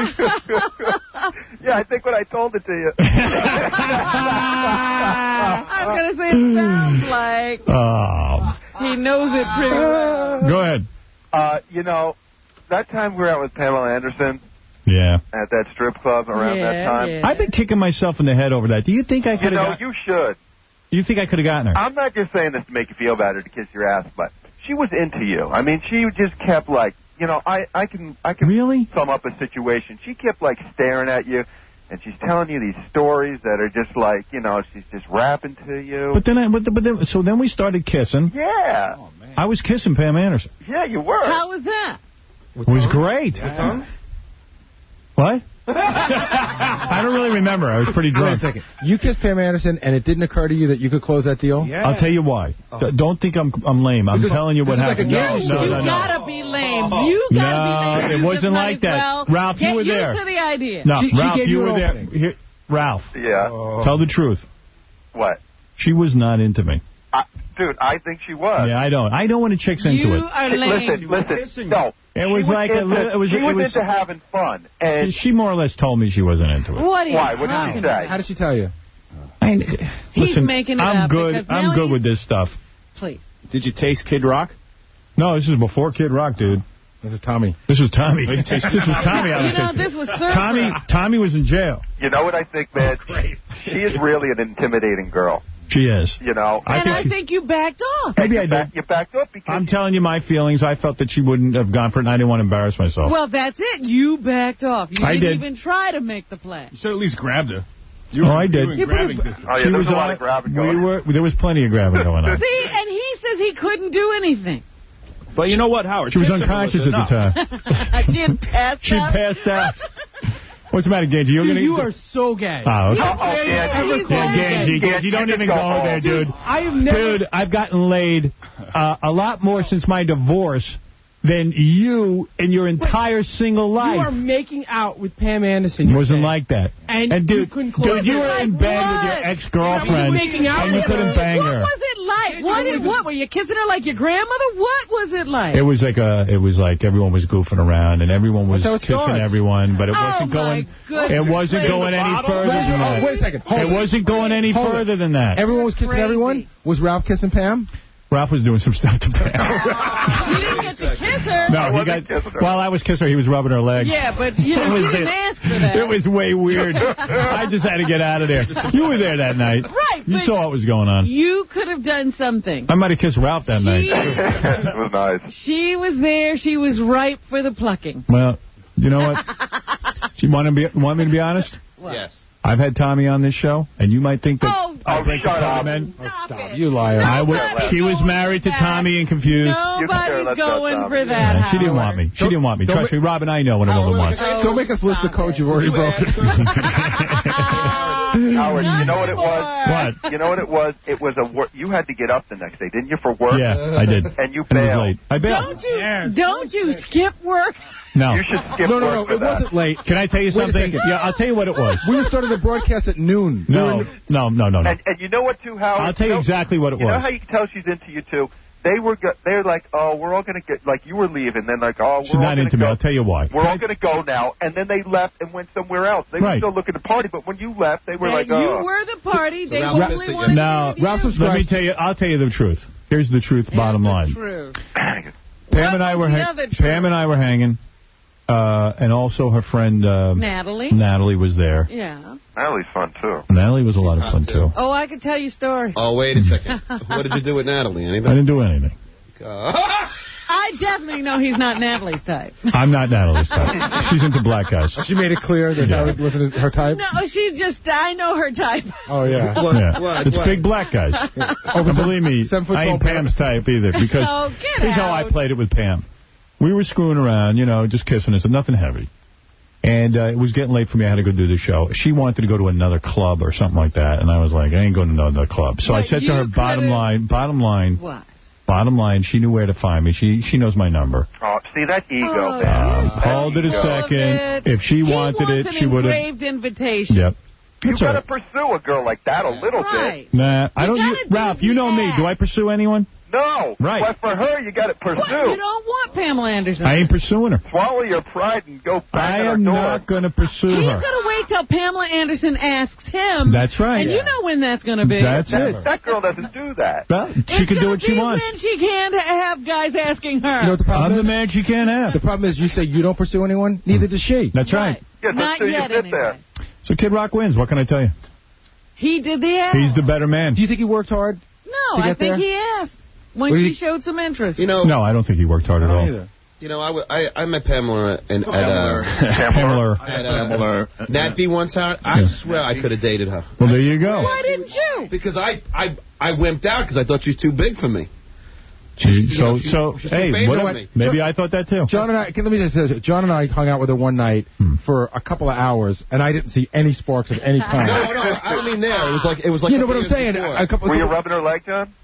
No, but she stood there, and I said hello, and she said hello, and we were both in Vegas. Oh, wow. I'm telling you. Oh, she wanted it. Wait, if I she was about to say, you know what, dude? She would have said yes. Pam is a friendly girl, and that's where you can't get confused. Yeah, you can tell when a woman wants you, and you can tell when a woman's just being friendly. Yeah, I heard she was into Beetlejuice, too. I heard she came on to Beetlejuice. Yeah, right. You know how I know she wasn't interested in John? We sat with her for 2 hours, and they were talking about their kids a lot. That's a way you know. That's how you get in. Hey, I should make I don't mean to interrupt the fun, but this is a breaking news story, a serious news story. What? A plane has crashed, hold it, into the World Trade Center. You're kidding! The World Trade Center is on fire, which is the... What is going on? Really? Let me look out my window. It's the tallest... Just heard you right there. Was it like one of those private planes? Thank God you're alive. Dude! Do you see it? Dude, it's the top. Oh, my God. I got to go out on my roof. This is incredible. See ya. The whole thing is on fire. Yeah. You're right. I mean, not a little fire. No, it's huge. Oh, it's huge. Yeah. If a plane hits a building. I gotta run. How did that take so long to happen? I'll call you back. Right, I know. I'm always amazed. Because, you know, a plane once crashed in the 40s. A plane crashed right into the Empire State Building, right in. Right. What kind of plane? What kind of plane? Was it a private... stupid plane? I don't have any more details. I'm following this story. I hope this wasn't one of those, like, terrorist kamikaze attacks. You know what? He's preparing to Let's get back to you and Pamela. sit in on for Dan Rather. That's why he's being very serious. Yes. Taking over this is my audition. We go now to Sandra Rodriguez, who is on the site at the World Trade Center. Hello. Sandra? Hello, Howard. The fire is going very rapidly. Yeah, I'm going to be taking over Dan Rather when he retires. Hey, Howard. But it's a very serious story. I mean, I'm sure there's... but fortunately, it's early in the morning. Maybe not too many people are in the building. Yeah, I hope not. You know what? That's a financial building. Those people get in really early. Yeah. I mean, they really do. It's like... For the international market. Yeah. Yeah, what do they do there, though? I'm not sure if the plane is... Like, a portion of the plane isn't actually stuck into the building. It looks like something's hanging out there. You see on the left-hand side of your screen? Yeah. I got you. I don't know if you can see it. Good Lord. Oh, they just pulled back for you. Yeah. See that? Is that a helicopter? I think it's a helicopter that's hovering around to see what's going on. No, I see what he's saying. Right up there. It's a piece of the plane hanging off the building. Oh, I don't know if that's smoke or a piece of the plane. You can't really tell. Dude, it's really smoking. Yeah. Huge fire. It's like Towering Inferno, because once it gets started, what happens? Imagine being They trapped built in there. it better than that hotel. Well, how are they going to get... They're not going to get hoses up there. They're going to have to rely on the sprinkler Sprinklers system. and all that? And you know how well they work in the city. But the stairwells are all... You can't drag a hose up there? Wow. Don't they have a ladder that goes that high? I don't even know how you begin to fight that fire. Sand. What do you want to know about Pam?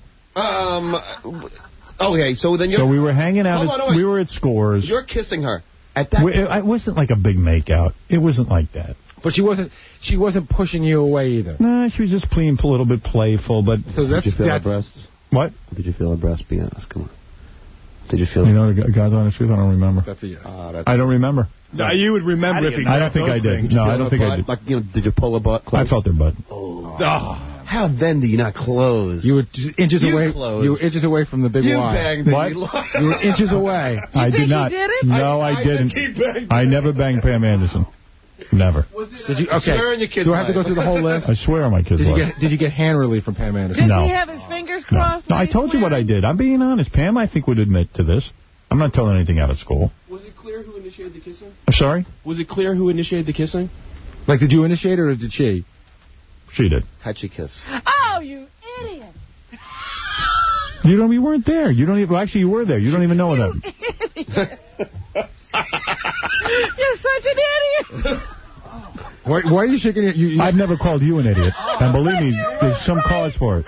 You weren't there. I know how to assess a woman's situation. I was not there. I was far from there. You had the winning lottery ticket. You threw it away. I invited her back to my place. And she wanted to go to a club. You didn't invite her back to your place. I did. I was there. You just said you told her where you would be. I'm telling you, I said, hey, maybe we should all go somewhere. And when a girl could take that and say, okay, let's go. But she was like, nah, I want to stay with my friends. She wanted a little foreplay. No. She wanted to go out to the club with you, drink. Whatever. I didn't have time to work it. You didn't have time to work it that I'm not going to sit. Want to know the truth?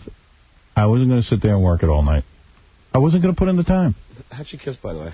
Oh. It was fine. It was a peck. It was nothing. It wasn't anything serious.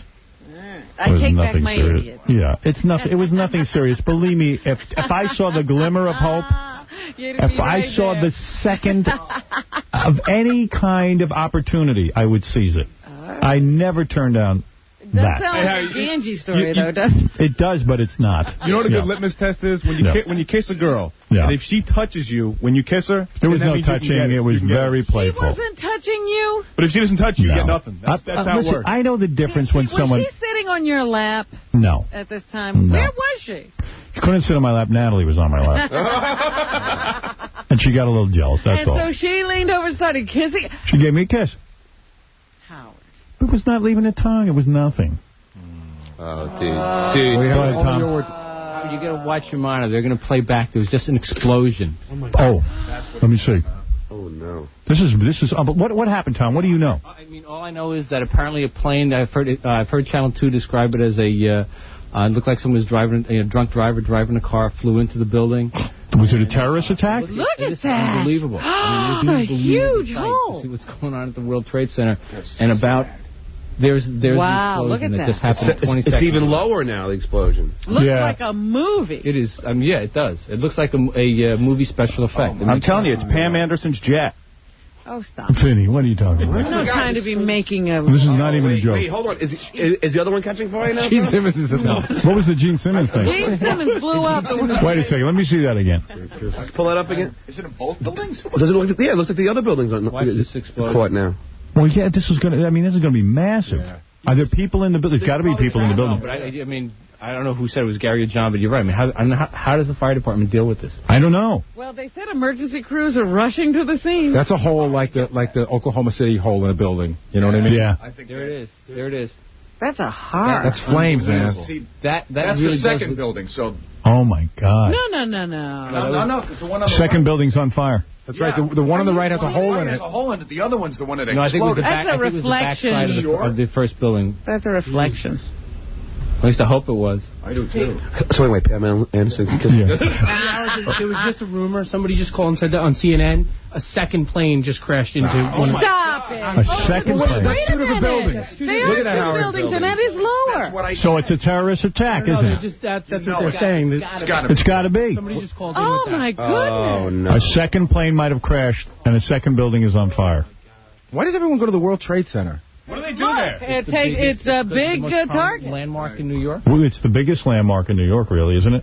Yeah. Next to It's the tallest. Oh, my God. And it's a place where people can be killed. Like, you can't take down the Statue of Liberty. Nobody's going to be killed there. Hey, maybe I should put the sound on.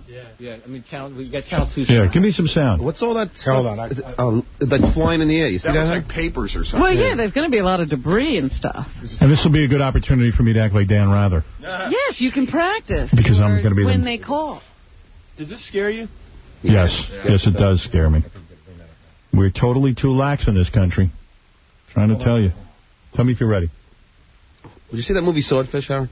Now at the scene, we should tell you that approximately 40,000 people work in the World Trade Centers between the two towers. Each building 110 stories tall. And joining us on the phone again is John McLennan.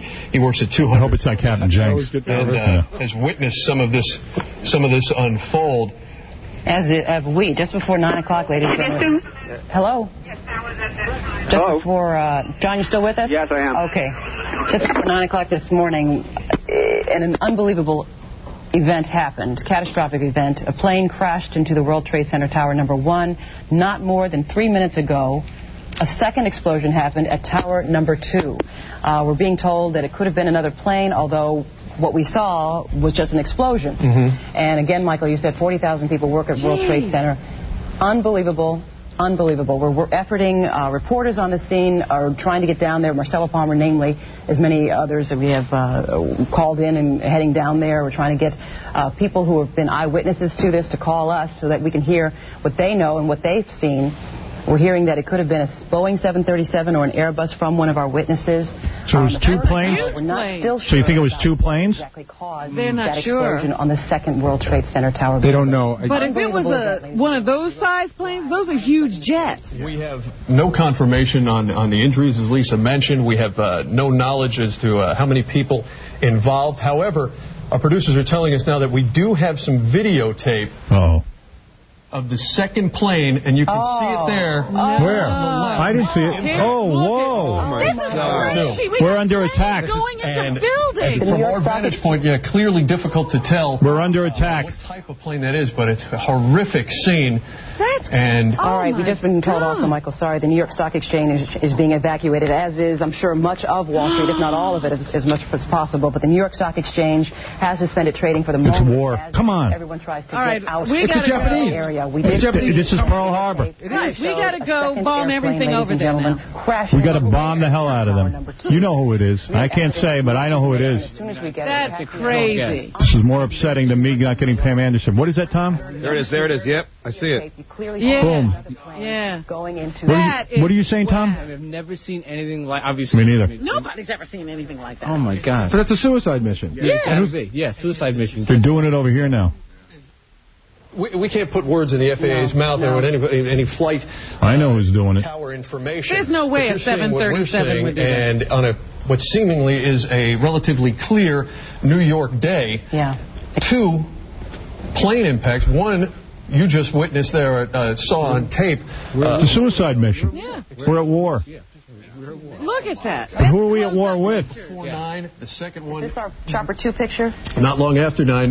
This is, I believe, a picture from Chopper 2. That's Jim Smith, are you up there? Yes, we are, Michael and Lisa. We have been forced to stay about 5 miles away from the World Trade Center. A flight restriction has been put in place, but right now we are looking at live pictures. The tower on the left, that is tower number 1. And we can tell you that we can still see the flames and smoke coming out of that, as well as the tower to the right. That is tower number 2. You can see the damage to that about the middle of the building. Just incredible what we are witnessing here from about 5 miles away from the World Trade Center. Jim, I don't know if you were able to see the videotape that we showed moments ago, and if you have any information at all. I can't tell you how I'd behave if I had Pamela Anderson, maybe so I'm not. It just makes you do that. I'm really not going to put them down. I'm not putting them down. I'm wondering. I'm not going to attempt to explain it because I know if I had her, and Lord knows I would do her everywhere. And maybe I really, that's what it is. and I swear to you, if I could do her, I would be honest with you and tell you how long I lasted, because I don't think I'd last more than 10 seconds. But that's the first time. Yeah. I think it would take me like 20 times to calm down and then be able to make love to her properly. Well, then she's going to throw you over. Yeah, I don't even think I'd get an opportunity for a second time. That's happened to me, by the way. What? Well, you know, since my divorce, I've made love to some women. And, Wait, what are you saying? You... Some of the women were so hot that, you know, I was so excited that I went off too fast. And I could... How fast? One stroke. Oh, Howard. I'll be honest. What do you do then? You grab the corn cob. Yeah, I have a corn cob next to me. How about so fast? Oh, no. And I'm like, wow. And what did they say? I apologize. I said, listen, you're very hot. You're getting me excited. What can I do? But what do they say? They're go again. Up and I go again in 10 minutes, and then boom, right again. Oh, no. 3 strokes. Stop. Yeah. Yeah. And then what? And they generally leave. Yeah, go ahead. Yo, dude, I know what you're talking about. Yeah. When I was in college one time, I finished even before I was in the party. Right, yeah, I hear you. So then I was like, oh, wait a minute, this is wrong. That's never happened to me, but it just about happened to me. I was like, this is wrong. We just can't do this. And I'm 47. In high school, that happened to me. When I was a senior in high school. Right, I remember that. Yeah, I was with a blonde, and then she was the hottest thing I'd ever seen, you know, for me, for Howard Stern. And I remember I won, and everything was done. And I remember saying to her, I said, I can't go through with this. I said, you're talking about your boy. No, I was done. She had no idea. Did you have a bag on? Yeah. And I just went, oh, the bag, the 12 bags wouldn't stop me. Because they couldn't tell if you had the bag. I'm the horniest guy in the world.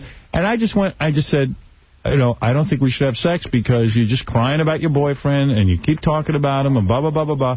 And she was like, oh, I don't believe this. I go, well, I just don't want to do it. Meanwhile, I was all done. And it was a great way to cover. Nice. You remember I met a girl. And how about this? I took matters into my own hand twice when I got home, before I picked her up at school. It never seems to help. No. I came home. I did it to myself. I waited an hour, did it again. Then I went and picked her up at her high school. I was a senior.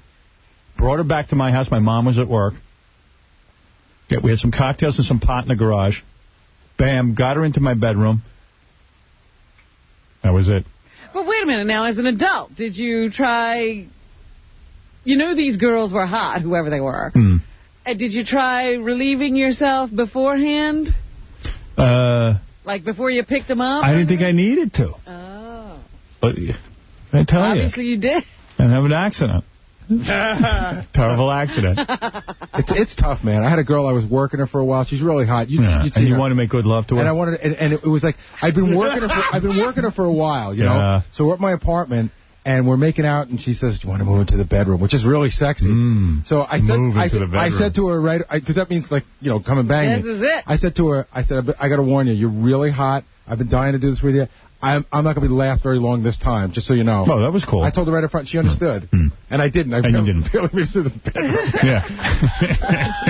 Yo, I can tell you a crazy sex story, too. I was in college. I was on bottom, and we were getting down, you know what I mean? Yeah. We're going to it. So would turn over, and as she's turning over, she hits her head on the dresser that was like right back in the bed. Yeah. And she's like out for like 20 seconds. Oh, wow. You knocked her out? Yeah, no, this is weird. She hit her head. She was crazy. Yeah. So then, so I'm like, what do I do? I mean, I think like I'm a rapist or something like that, right? So, what do you do? I'm like smacking her in the face like, hey, are you okay? Are you all right? So finally she got up and I finished. Wow. That's nice. Hey, I know a guy. What do you do if a girl passes out? You have to stop, right? No. You want to know something? I know a guy. He's with this chick. Yeah? They have sex twice. She's so hot. I know the chick. So she falls asleep. They were drunk. He falls asleep. He wakes up in the middle of the night. He's looking at her naked. Thinks she's so hot. He's trying to wake her up to have sex with her again. Can't wake her up. So he pleasures himself while he's looking at her. And how do I explain this? Oh, dear. Well, let's just say her butt was very messy. Had a map on it? Yeah, right, yeah. And then he just fell asleep, so when she woke up... Oh, no! She was, like, all messed up. She didn't know. No, and she had no idea. Yeah. Ralph, you're on the air. Ralph, hi. Well... Did you ever hear that story? Yeah, I think when I told it to you. I was going to say it sounds like... Oh. He knows it pretty well. Go ahead.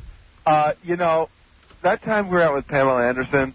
Yeah. At that strip club around that time. Yeah. I've been kicking myself in the head over that. Do you think I could have You should. You think I could have gotten her? I'm not just saying this to make you feel better, to kiss your ass, but she was into you. I mean, she just kept like, I can really sum up a situation. She kept like staring at you. And she's telling you these stories that are just like, she's just rapping to you. But then, so then we started kissing. Yeah. Oh, man. I was kissing Pam Anderson. Yeah, you were. How was that? It was great. With tongue? What? I don't really remember. I was pretty drunk. Wait a second. You kissed Pam Anderson, and it didn't occur to you that you could close that deal? Yeah. I'll tell you why. Don't think I'm lame. I'm telling you what happened. No. You gotta be lame. You gotta be lame. It wasn't like that. Ralph, you were there. Get used to the idea. No, Ralph, you were there. Here, Ralph. Yeah. Tell the truth. What? She was not into me. Dude, I think she was. Yeah, I don't. I know when a chick's into it. You are lame. Listen. No. It was like she was into having fun, and she more or less told me she wasn't into it. What? Why? What did she say? How did she tell you? He's making it I'm up. good. I'm good with this stuff. Please. Did you taste Kid Rock? No, this is before Kid Rock, dude. This is Tommy. This was Tommy. This was Tommy. This was Surfer. Tommy was in jail. You know what I think, man? She is really an intimidating girl. She is. You know. I think you backed off. Maybe I did. You backed off because... I'm telling you my feelings. I felt that she wouldn't have gone for it, and I didn't want to embarrass myself. Well, that's it. You backed off. You didn't even try to make the play. You should at least grabbed her. I did. Grabbing distance. Oh, yeah, there was a lot of grabbing going on. There was plenty of grabbing going on. See, and he says he couldn't do anything. But you know what, Howard? She was unconscious at the time. She had passed out. She passed out. What's the matter, Ganji? You are so gay. Oh, okay. Ganji, don't even go there, dude. Dude, I've gotten laid a lot more since my divorce than you in your entire single life. You are making out with Pam Anderson. It wasn't like that. And dude, you couldn't close you were in bed with your ex-girlfriend, and you couldn't bang her. What was it like? What were you kissing her like your grandmother? What was it like? It was like everyone was goofing around and everyone was kissing everyone, but it wasn't going. It wasn't going any further than that. Wait a second. It wasn't going any further than that. Everyone was kissing everyone. Was Ralph kissing Pam? Ralph was doing some stuff to Pam. You didn't get to kiss her. No, while I was kissing her, he was rubbing her legs. Yeah, but she didn't ask for that. It was way weird. I just had to get out of there. You were there that night. Right. You saw what was going on. You could have done something. I might have kissed Ralph that night. It was nice. She was there. She was ripe for the plucking. Well, you know what? Want me to be honest? What? Yes. I've had Tommy on this show, and you might think that I break the men. Stop. You liar. She was married to Tommy and confused. Nobody's going for that, yeah, she didn't want me. She didn't want me. Trust me, Robin, I know when a woman wants. Don't make us list the codes you've already broken. Howard, you know what it was? What? You know what it was? It was you had to get up the next day, didn't you, for work? Yeah, I did. And you And it was bailed. late. I bailed. Don't you skip work? No. You should skip work No, for it that. wasn't late. Can I tell you Wait a something? second. Yeah, I'll tell you what it was. We started the broadcast at noon. No. And you know what, too, Howard? I'll tell you exactly what it You know was. how you can tell she's into you, too? They're like, oh, we're all going to get, like, you were leaving. Then, like, oh, She's we're all not going into to me. go. I'll tell you why. We're all going to go now. And then they left and went somewhere else. They were still looking to party, but when you left, they were like, oh. You were the party. They only wanted Now, let me tell you. I'll tell you the truth. Here's the truth. Bottom line. Pam and I were hanging. And also her friend Natalie was there. Yeah. Natalie's fun, too. Natalie was a lot of fun, too. Oh, I could tell you stories. Oh, wait a second. What did you do with Natalie? Anything? I didn't do anything. I definitely know he's not Natalie's type. I'm not Natalie's type. She's into black guys. She made it clear that Howard wasn't her type? No, she's just, I know her type. Oh, yeah. It's big black guys. Oh, but believe me, I ain't Pam's type either. Because Oh, get here's how I out. played it with Pam. We were screwing around, just kissing us, nothing heavy. And it was getting late for me. I had to go do the show. She wanted to go to another club or something like that. And I was like, I ain't going to another club. So I said to her, bottom line. What? Bottom line, she knew where to find me. She knows my number. Oh, see, that ego, man. Hold it a second. If she wanted it, she would have. Engraved invitation. Yep. You got to pursue a girl like that a little bit. Nah, I don't. Ralph, you know me. Do I pursue anyone? No. Right. But for her, you got to pursue. What? You don't want Pamela Anderson. I ain't pursuing her. Swallow your pride and go back I at her am door. not going to pursue He's her. going to wait till Pamela Anderson asks him. That's right. And you know when that's going to be. That's it. That girl doesn't do that. Well, she can do what she wants. When she can't have guys asking her. You know what the problem I'm is? the man she can't have. The problem is you say you don't pursue anyone, neither does she. That's right. Yeah, Not so you yet, fit anyway. there. So Kid Rock wins. What can I tell you? He did the ask. He's the better man. Do you think he worked hard? No, to I get think there? he asked when she showed some interest. No, I don't think he worked hard at all. I met Pamela at Natby once. I swear I could have dated her. Well, there you go. Why didn't you? Because I wimped out because I thought she was too big for me. She's hey, maybe I thought that too. John and I, let me just say this. John and I hung out with her one night for a couple of hours, and I didn't see any sparks of any kind. No, I don't mean there. It was like. You know what I'm saying? Were you rubbing her leg, John? No, but she stood there, and I said hello, and she said hello, and we were both in Vegas. Oh, wow. Oh, she wanted it. Wait, if I she was about to say, you know what, dude? She would have said yes. Pam is a friendly girl, and that's where you can't get confused. Yeah. You can tell when a woman wants you, and you can tell when a woman's just being friendly. Yeah, I heard she was into Beetlejuice, too. I heard she came on to Beetlejuice. Yeah, right. You know how I know she wasn't interested in John? We sat with her for 2 hours, and they were talking about their kids a lot. That's the way you know. That's how you get in. Hey, I should make I don't mean to interrupt the fun, but this is a breaking news story, a serious news story. What? A plane has crashed, hold it, into the World Trade Center. You're kidding. The World Trade Center is on fire, which is the... What is going on? Really? Let me look out my window. It's the tallest... Just heard you right there. Was it like one of those private planes? Thank God you're alive. Dude. Do you see it? Dude, it's just hot. Oh, my God. I got to go out on my roof. This is incredible. The whole thing is on fire. Yeah. You're right. I mean, not a little fire. No, it's huge. Oh, it's huge. Yeah. If a plane hits a building. I gotta run. How did that take so long to happen? I'll call you back. Right, I know. I'm always amazed. Because, a plane once crashed in the 40s. A plane crashed right into the Empire State Building, right in. Right. What kind of plane? What kind of plane? Was it a private... stupid plane? I don't have any more details. I'm following this story. I hope this wasn't one of those, terrorist kamikaze attacks. You know what? He's preparing to Let's get back to you and Pamela. sit in on for Dan Rather. That's why he's being very serious. Yes. Taking over this is my audition.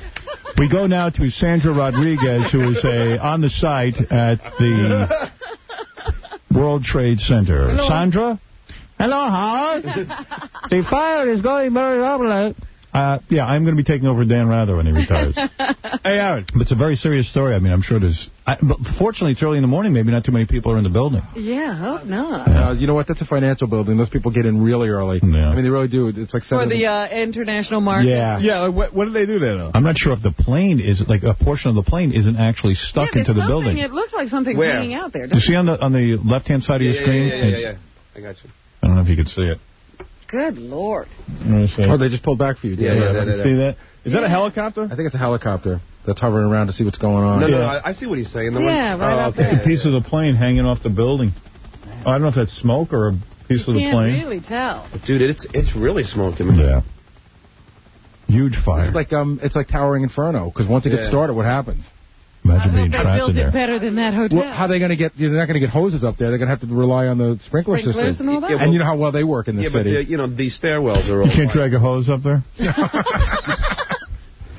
Wow. Don't they have a ladder that goes that high? I don't even know how you begin to fight that fire. Sand. What do you want to know about Pam? Okay, so then you're... So we were hanging out... we were at Scores. You're kissing her. At that it wasn't like a big makeout. It wasn't like that. But she wasn't pushing you away either. No, she was just being a little bit playful, but... So Did you feel her breasts? What? Did you feel her breasts? Be honest, come on. Did you feel... You know, God's honest truth, I don't remember. That's a yes. I don't remember. No, you would remember if he... I don't think I did. No, I don't think I did. Like, did you pull her butt close? I felt her butt. Oh. How then do you not close? You were just inches away. Closed. You were inches away from the big You Y. banged what? You were inches away. I did not. You did it? No, I didn't. I never banged Pam Anderson. Never. Did you? Okay. Do I have to go through the whole list? I swear on my kid's life. Did you get hand relief from Pam Anderson? Does he have his fingers crossed? No, I told you what I did. I'm being honest. Pam, I think, would admit to this. I'm not telling anything out of school. Was it clear who initiated the kissing? I'm sorry? Was it clear who initiated the kissing? Like, did you initiate it or did she? She did. How'd she kiss? Oh, you idiot. You weren't there. You don't even... Well, actually, you were there. You don't even know that. You're such an idiot. Why are you shaking it? I've never called you an idiot. And believe me, there's some cause for it. You weren't there. I know how to assess a woman's situation. I was not there. I was far from there. You had the winning lottery ticket. You threw it away. I invited her back to my place. And she wanted to go to a club. You didn't invite her back to your place. I did. I was there. You just said you told her where you would be. I'm telling you, I said, hey, maybe we should all go somewhere. And when a girl could take that and say, okay, let's go. But she was like, nah, I want to stay with my friends. She wanted a little foreplay. No. She wanted to go out to the club with you, drink. Whatever. I didn't have time to work it. You didn't have time to work it that I'm not going to sit. Hey, want to know the truth? I wasn't going to sit there and work it all night. I wasn't going to put in the time. How'd she kiss, by the way? Oh. It was fine. It was a peck. It was nothing. It wasn't certain. No, it wasn't anything serious. I take back my idiot. Yeah, it's nothing. It was nothing serious. Believe me, if I saw the glimmer of hope, if I saw the second of any kind of opportunity, I would seize it. I never turn down It does sound like a Angie story, though, doesn't it? It does, but it's not. You know what a good litmus test is? When you kiss a girl, and if she touches you when you kiss her... There was no touching. It was very playful. She wasn't touching you? But if she doesn't touch you, you get nothing. That's how it works. I know the difference when someone... Was she sitting on your lap at this time? No. Where was she? She couldn't sit on my lap. Natalie was on my lap. And she got a little jealous, that's all. And so she leaned over and started kissing. She gave me a kiss. Howard. It was not leaving a tongue. It was nothing. Oh, dude. Go ahead, Tom. You got to watch your monitor. They're going to play back. There was just an explosion. Let me see. Oh, no. This is. What happened, Tom? What do you know? I mean, all I know is that apparently a plane. I've heard Channel 2 describe it as it looked like someone was driving a drunk driver driving a car, flew into the building. Was it a terrorist attack? Look at that. Unbelievable. It's a huge hole. To see what's going on at the World Trade Center, and about. There's wow, an look at that that. just happened 20 seconds. It's even lower now, the explosion. Looks like a movie. It is. Yeah, it does. It looks like a movie special effect. I'm telling you, it's Pam Anderson's jet. Oh, stop. Finny, what are you talking about? I'm not trying to be making a... This is not even a joke. Wait, hold on. Is the other one catching fire now? Gene Simmons is enough. What was the Gene Simmons thing? Gene Simmons blew up. Wait a second. Let me see that again. Pull that up again. Is it in both buildings? Does it look like, it looks like the other buildings are caught now. Well, yeah, this is going to be massive. Yeah. Are there people in the building? There's got to be people in the building. But I mean, I don't know who said it was Gary or John, but you're right. I mean, how does the fire department deal with this? I don't know. Well, they said emergency crews are rushing to the scene. That's a hole like the Oklahoma City hole in a building. You know what I mean? Yeah. There it is. That's a heart. That's flames, man. See, that's really the second building, so... Oh, my God. No. No, because the one on the second building's on fire. That's right. The one on the right has a hole in it. There's a hole in it. The other one's the one that exploded. No, I think it was the back. That's a reflection. Of the first building. That's a reflection. At least I hope it was. I do, too. So anyway, Pam Anderson... It was just a rumor. Somebody just called and said that on CNN a second plane just crashed into... Stop it. A second plane? That's two different buildings. Look at that buildings, and that is lower. So it's a terrorist attack, isn't it? That's what they're saying. It's got to be. Somebody just called in Oh, with that. my goodness. Oh, no. A second plane might have crashed, and a second building is on fire. Why does everyone go to the World Trade Center? What do they do there? It's a big target. Landmark in New York? Well, it's the biggest landmark in New York, really, isn't it? Yeah. Next to it's the tallest. Oh, my God. And it's a place where people can be killed. Like, you can't take down the Statue of Liberty. Nobody's going to be killed there. Hey, maybe I should put the sound on. Yeah. I mean, we got Channel 2. Yeah, give me some sound. What's all that stuff? Hold on. That's flying in the air. You see that? Looks like papers or something. Well, yeah, there's going to be a lot of debris and stuff. And this will be a good opportunity for me to act like Dan Rather. Yes, you can practice. Because I'm going to be when they call. Does this scare you? Yes, it does scare me. We're totally too lax in this country. Trying to tell you. Tell me if you're ready. Would you see that movie Swordfish, Howard? Now at the scene, we should tell you that approximately 40,000 people work in the World Trade Centers between the two towers. Each building 110 stories tall. And joining us on the phone again is John McLennan. He works at 200. I hope it's not Captain Jenks. And has witnessed some of this unfold. As have we, just before 9 o'clock, ladies and gentlemen. Hello? Just before, John, you still with us? Yes, I am. Okay. Just before 9 o'clock this morning, an unbelievable event happened, catastrophic event. A plane crashed into the World Trade Center Tower number 1. Not more than 3 minutes ago, a second explosion happened at Tower number 2. We're being told that it could have been another plane, although what we saw was just an explosion. And again, Michael, you said 40,000 people work at World Trade Center. Unbelievable. We're efforting. Reporters on the scene are trying to get down there. Marcella Palmer, namely, as many others that we have called in and heading down there. We're trying to get people who have been eyewitnesses to this to call us so that we can hear what they know and what they've seen. We're hearing that it could have been a Boeing 737 or an Airbus from one of our witnesses. So it was two planes? We're not still sure. So you think it was two planes? Exactly caused They're not that sure. explosion on the second World Trade Center tower. They don't know. But if it was one of those size planes, those are huge jets. We have no confirmation on the injuries, as Lisa mentioned. We have no knowledge as to how many people involved. However, our producers are telling us now that we do have some videotape.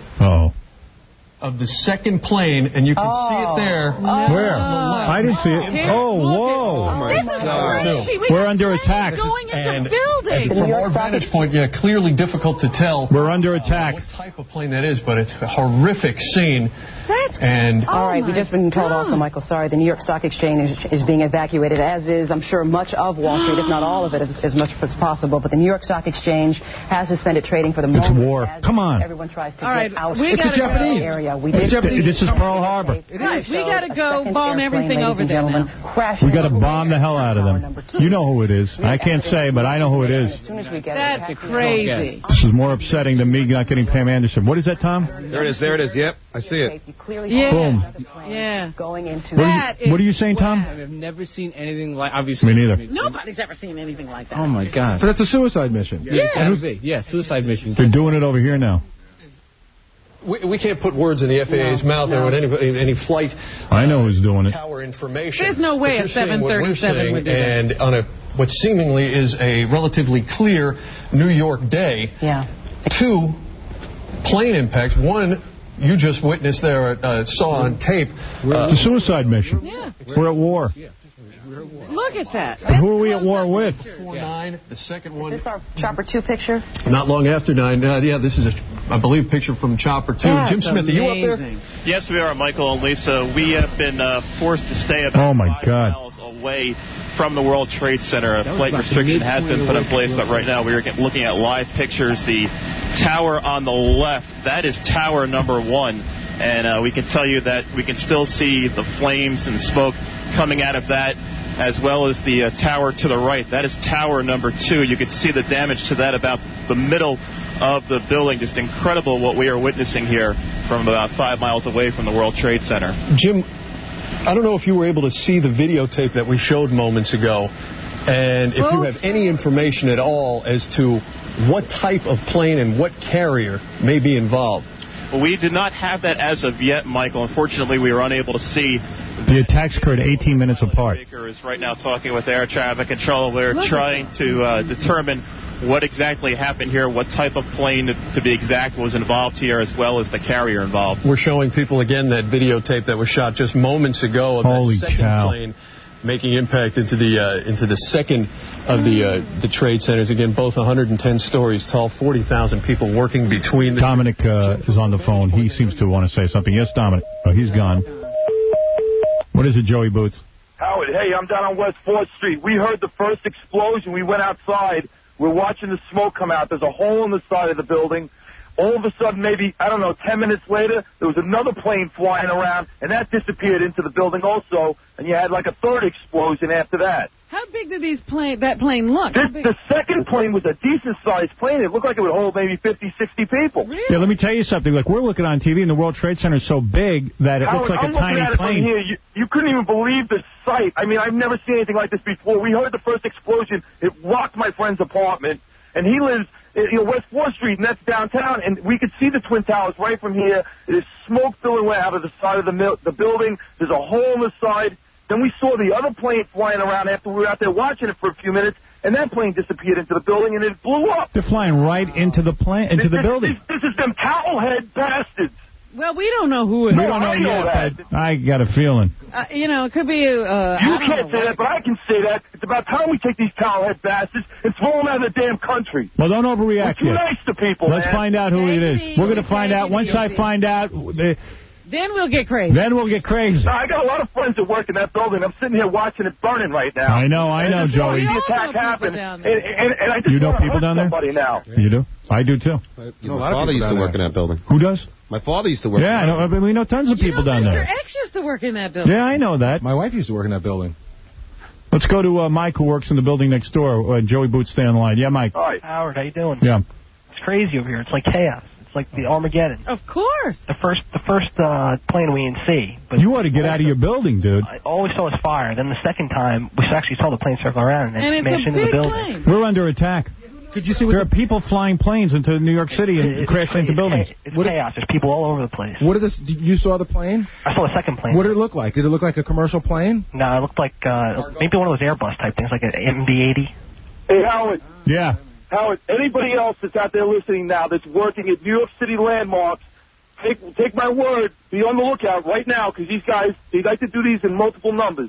There could be more coming in. That other bombing, they're going to bomb a whole bunch of sites. Make sure everybody takes watch and see any Air Force. Howard. The Air Force is stunned. What? On a more serious note, you're a big pussy. You didn't touch Pamela Anderson? No, we're back on that. Dude, I'm telling you. We can talk about that anytime. Yeah, you can get back on me tomorrow. I'm in the middle of organizing a military action. Thank you. Like, how do you combat this, though? You know how. Reagan stopped him. No, but I'm saying... there and you teach them a lesson. We know where these people are. Yeah. We know exactly where they are. We need to send some cruise missiles over there right now and just start bombing the hell out of them. Today. We're always worried about the innocent civilians who live around. You know what? Innocent civilians, so what? They shouldn't be living by these guys, supporting them, all that crap, okay? How about this? We won't do anything. What about We won't do anything. You wait and see. Trust me, you will. GW better get on the stick. GW, you're listening to this right now. You better bomb the hell out of those towel heads. Howard, what was the end result of, after the whole World Trade Center bombing and all the trials and everything else, how many guys... Nothing happened. Nothing, right? Nothing. Oh, no, that's not true. Well, some guys went to jail. Yeah. Big deal. Like 4 guys. Where's this Obi? Do some strategic where's Obi Bin Laden or whatever his name is? We never declared war on. Hey, Howard. They tried to get Bin Laden at 3 different places. Remember that? Oh, come on. We can't get Bin Laden. Then there's something wrong in this world. Hey, Howard, I just talked to a guy. He just went by with a fire scanner. So there's multiple casualties. Of course. It's 9 o'clock. Everybody's at work at 9 o'clock. They timed it just perfectly. The opening of the stock market, everybody going to work. How do they get a plane? I don't know. 2 planes. How fast it's spreading, Aaron? 2? Oh, the whole building's going up. Those buildings are just going to be, they're like matchboxes now. Yeah, but everybody let me go back to the news report for a second. Let's hear what's on the news. That was planned by a terrorist group, or it can be just that the air traffic control system completely crashed. This is going to take a lot of investigating. The air traffic control system. Like a crazy air traffic control system. Hold it. Visually, no, it's a clear day in New York. There's no way 2 planes crash into the World Trade Center. They're a legitimate news organization. They're not allowed to say what we're thinking, which is obvious. Evaluate some of the injuries. They will. I see that second plane flying around there. It disappeared, and then there was an explosion. You know what? Today is primary day. It's pretty sensible to me what happened.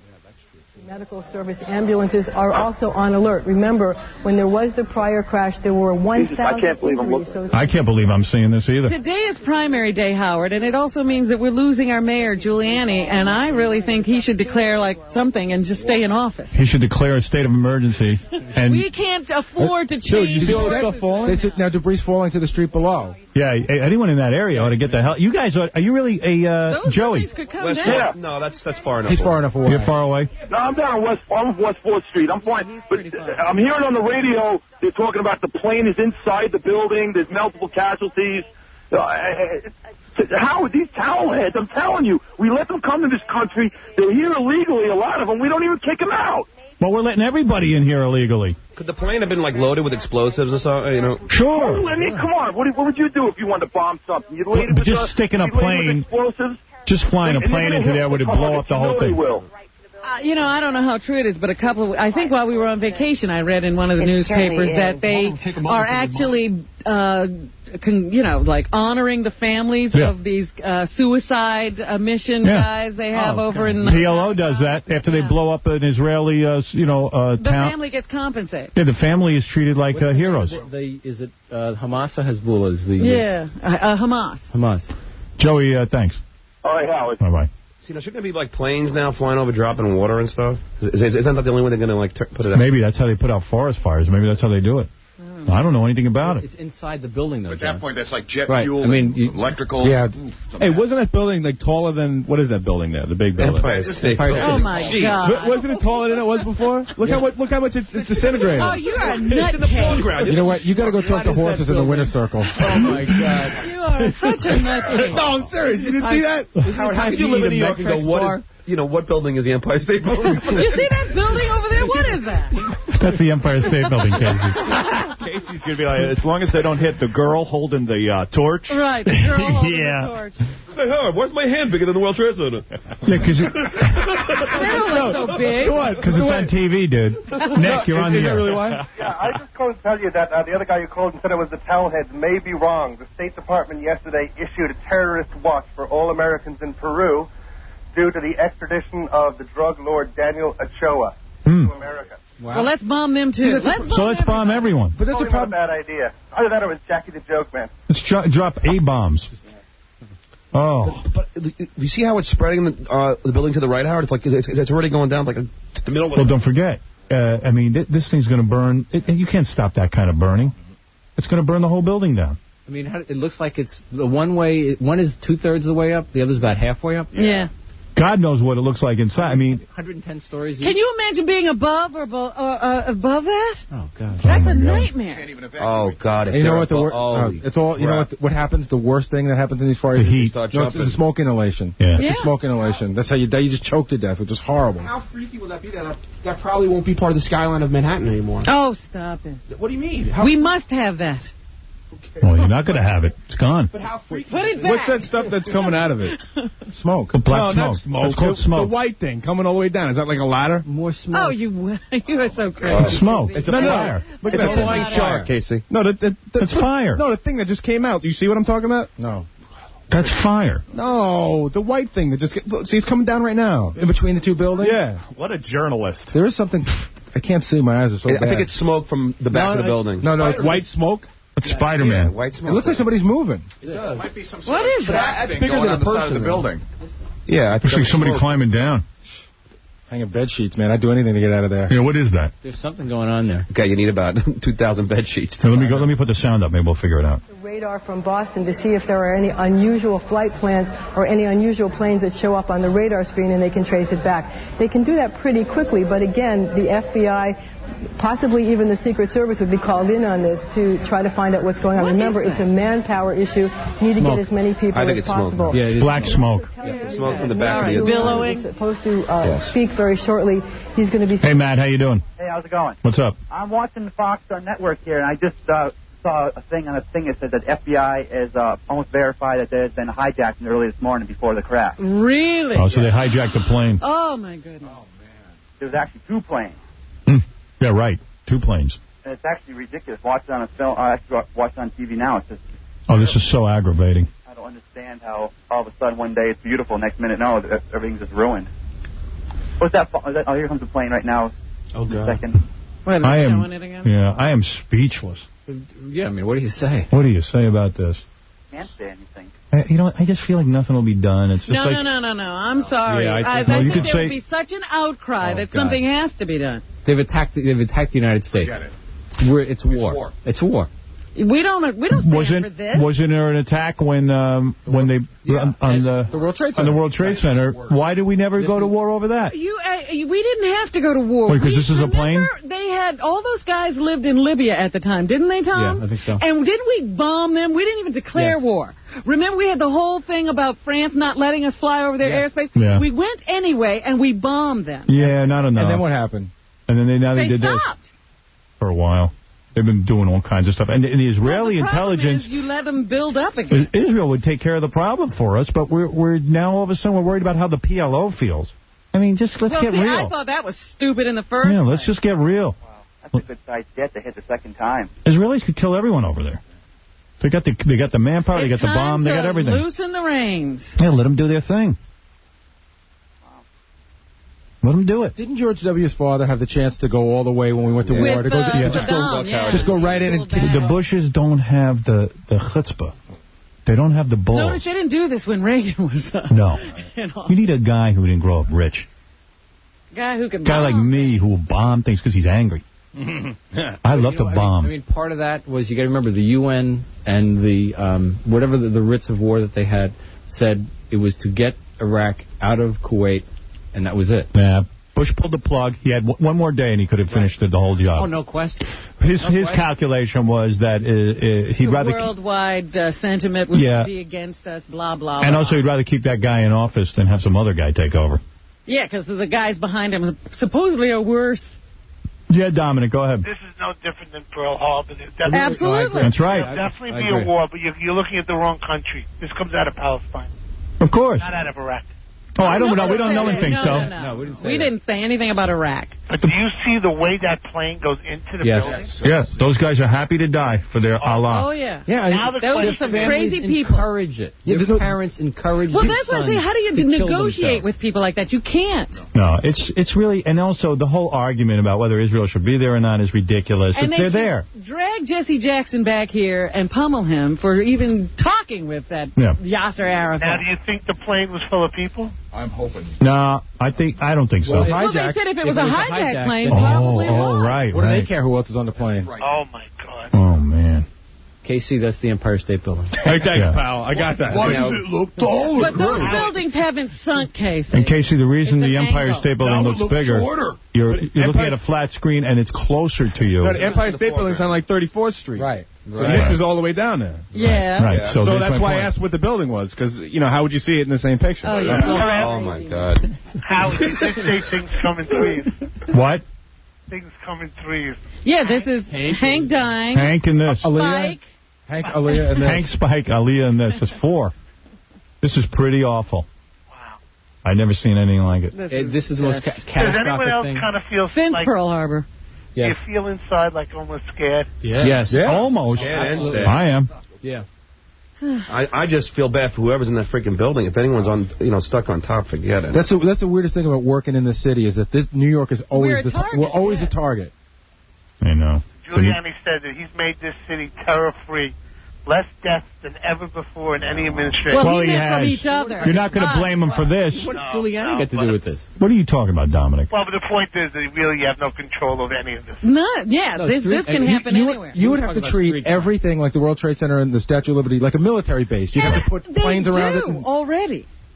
But now let me ask you something. Now the World Trade Center has a sprinkler system, right? So that it's not going to be able to. Well, that ain't going to do anything. Well, that's for regular fires, not an explosion. This is an airplane driving right into the building. You know how much fuel is on the plane? Exactly. They have loaded with jet fuel. So there's nothing that can be done then. No. Listen, when they build it, they don't plan on planes driving into it. No. Well, they don't. If this was a movie, would you believe it? No. I mean, it'd be great special effect. Dude, see, I thought this was going to happen on Y2K. That's why I stayed home. And you should have seen when the fireworks came out. I was having like... You knew... You know what? This is our worst nightmare. You knew this was going to happen one day. And it's happened. Well, it's because we never settle anything. You know what? Right. I got to tell you. And we don't face the fact that and I'm not saying it's the Arabs who did this. I don't know yet, but I'm guessing. The Arab world has to be taught a lesson. That we are the boss, and you are going to be our dogs, and you have got to be spanked. Will you do me a favor, please? Yeah.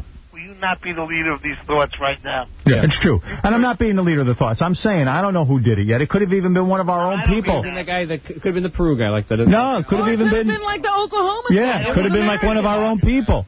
It could have been one of our own people. But you want to know something? It doesn't. It sure doesn't look I don't like want you to it. be It doesn't feel like. One thing seems like it doesn't feel like it is right. One thing seems like an isolated incident. Two things seems like a well-planned. Oh, clearly. And people over there aren't thinking rationally. But it was a They never have. They never have. And to sit down and try to talk to them is crazy.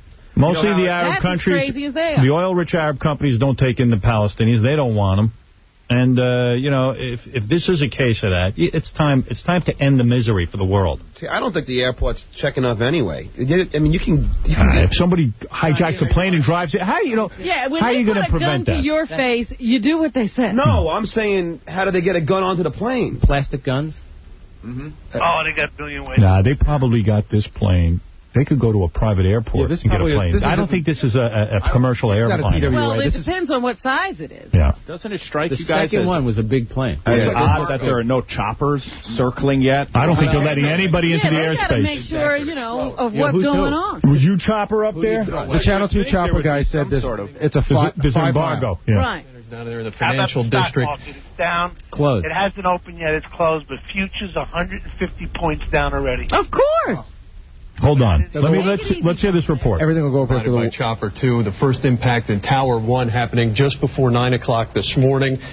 The second impact that we had shown you videotape of not too long ago. On our cameras here. And we were able to provide that image for you. The second impact, though, happening about 18 minutes after the first impact. And here's another look at it on tape. Hard from our angle to tell what type of plane or to really discern anything from that other than the obvious. So we're continuing to contact the FAA as well as the Port Authority, all airline carriers. We've heard reports that the FBI now investigating possibilities, we want to emphasize, of a possible hijacking.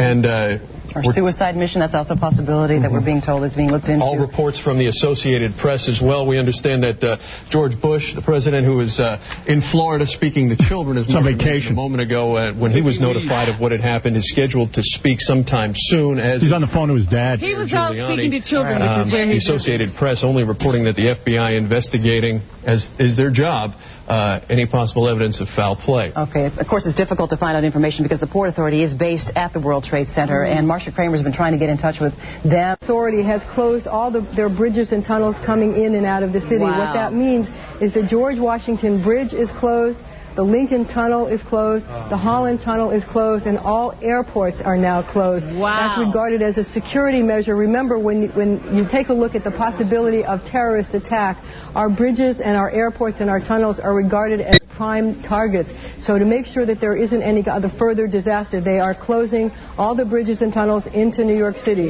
So to repeat, the George Washington Bridge, the Lincoln and Holland tunnels are closed. All 3 area airports, Newark, LaGuardia, and Kennedy airports are closed. Now, in Washington, the FBI was said to investigating reports around 9 o'clock, just before the first crash, of a plane hijacking. That's something that they're going to have to be looking into to see if the plane that crashed into the first World Trade Center building, Tower 1, was in fact We got to be at war, right?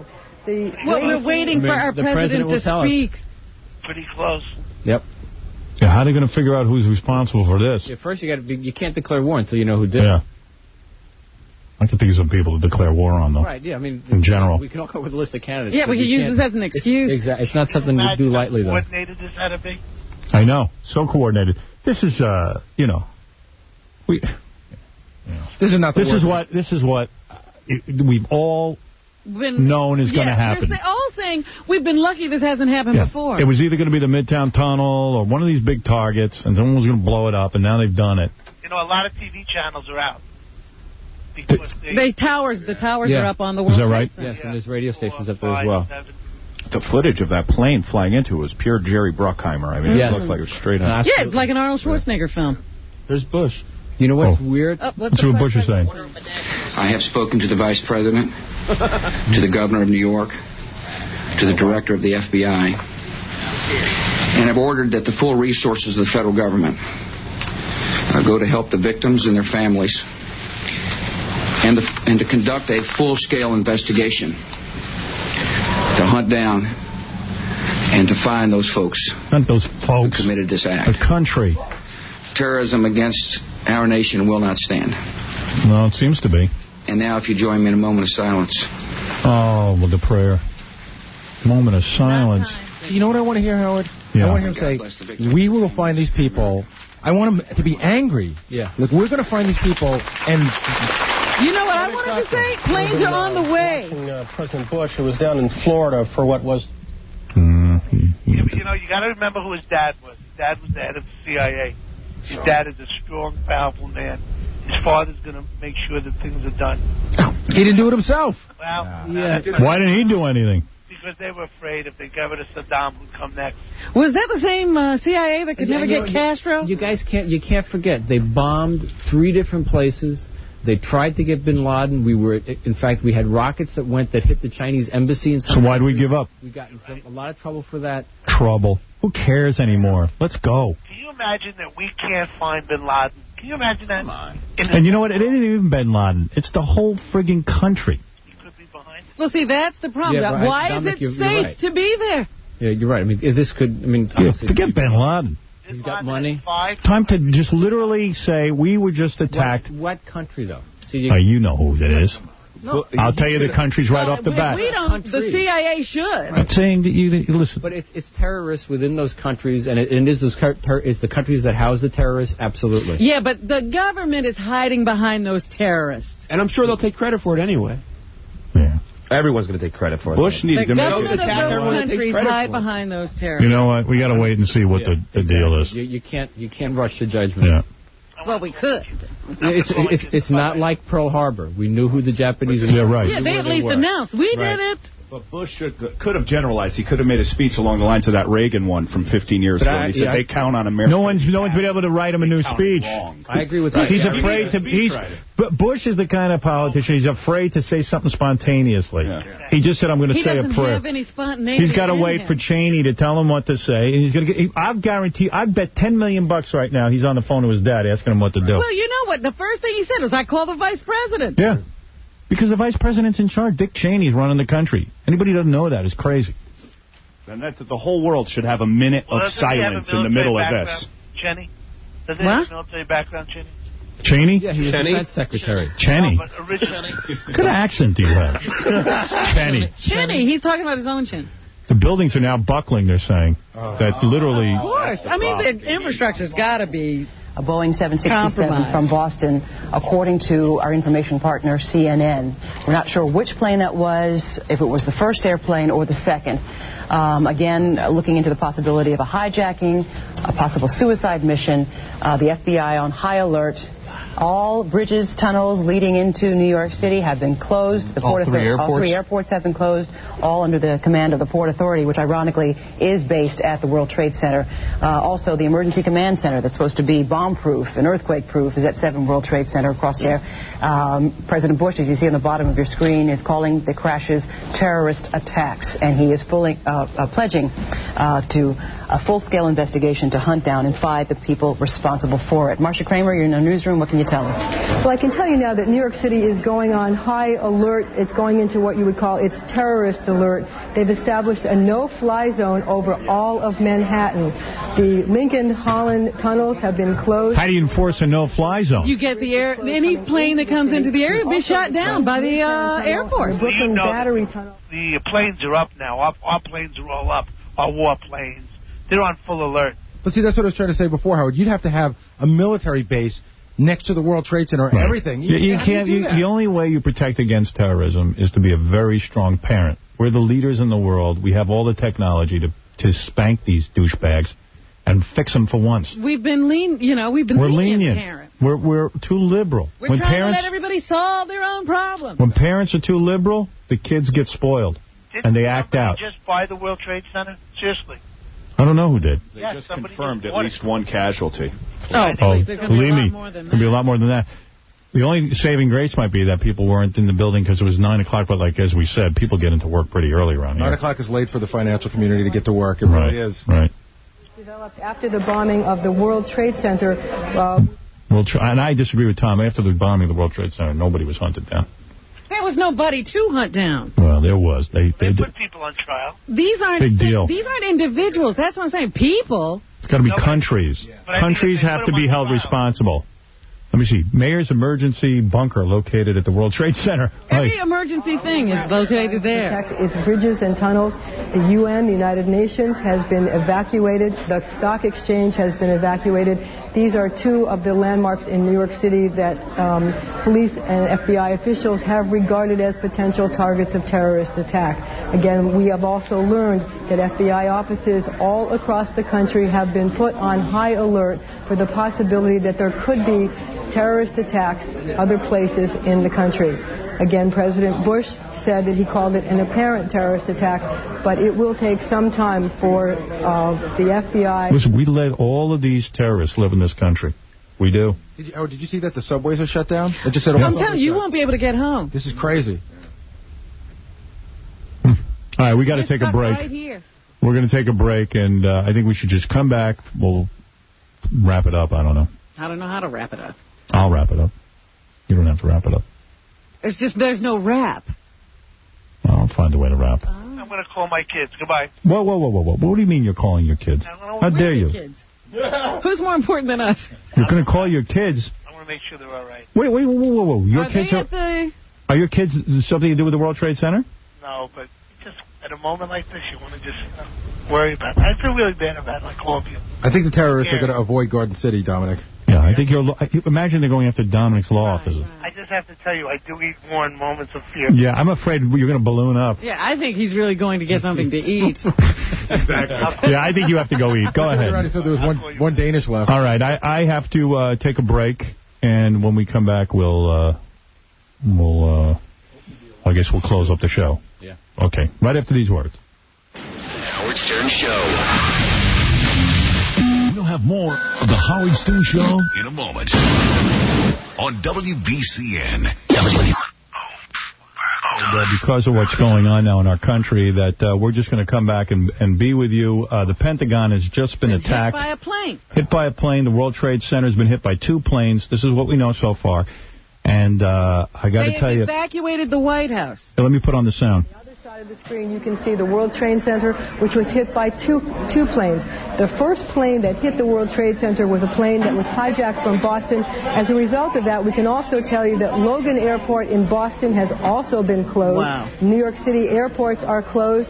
Bridges and tunnels coming into Manhattan What's going to be next? have all been closed. Anything could that happen could be a further terrorist target is now being closed down as New York City and apparently the Capitol go into the Pentagon. How do they get a plane through to the Pentagon? That's what I want to know. Isn't that what... On the Washington Mall. So there's now 2... How is the Pentagon... It's 48 minutes since the first attack on the World Trade Center. And they got Does they got a plane through. Question now whether this is terrorism? Well, we know it's terrorism, and I'm telling you, a country has to be... You know, this reminds me of Japan attacked us in World War II, Pearl Harbor. They were the only country ever to attack the United States like this. And we took an A-bomb, and we blew the daylights out of them. Harry Truman knew. They were still screwing around at the end of the war. It was 4 years later. 4 years later, they dropped an atomic bomb on their ass. And we got to drop atomic bombs. There's got to be a war. That's all there is but a devastating war where people die. No stopping this. Burn their eyes out with atomic bombs. I don't want to hear about casual and about civilians. Casualties. Far we got civilian casualties. People work in the trade. If this guy Bush doesn't go to war right now, I'm telling you that you got to know where to go. We know where to go. Well, you know what? Don't you know? If they didn't do it, they better surrender right away. Yeah, they should all surrender right now. I'd rather Martin Sheen stepped up than Bush right now. Vinny, be quiet. Vinny, where did you come from? Right? Vinny Penn. Vinny Penn is still trying to be funny. He's like, hey, this was my day to be funny. This is my shot. I got lots of in all fairness, he hasn't been here in 3 months, and he may not be back for another 3. He's going to make the most of it. All right, Vinny, you make all the jokes you want. We understand. Wait. As you look live at New York City's Pentagon Center buildings on fire from the Pentagon is on fire. That's brazen. I mean, to attack the Pentagon, it's brazen. It's like we don't care. That is the seat of our military. Yeah. Had been hijacked. The second airplane we're trying to get scoffing at us as a superpower. Are we done? I mean, do you think there's something else coming? Yeah, absolutely. Look, who knew that this was going to happen? The Pentagon. How are they getting all these planes? That's why they're evacuating the White House. This is serious. Very serious. Black smoke. Our president can't go home tonight. That aircraft was hit just a few moments ago, 9:40 this morning. Should point out he doesn't want to go home. He wants to be on that ranch anyway. Washington Mall. No confirmation as to the cause of that. And the west wing of the White House and the Capitol buildings have been evacuated. All these countries are jealous of us, our way of life. They want us to be miserable like they are. Right. And we are now miserable. And now is the time to not even ask questions. Nope.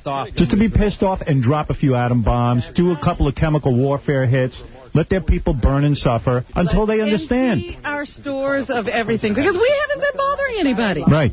They started screaming about colonialism, we stopped. John Slattery, I'm sorry. You're right. Dominic, what is it? I don't know why I'm going to you, but...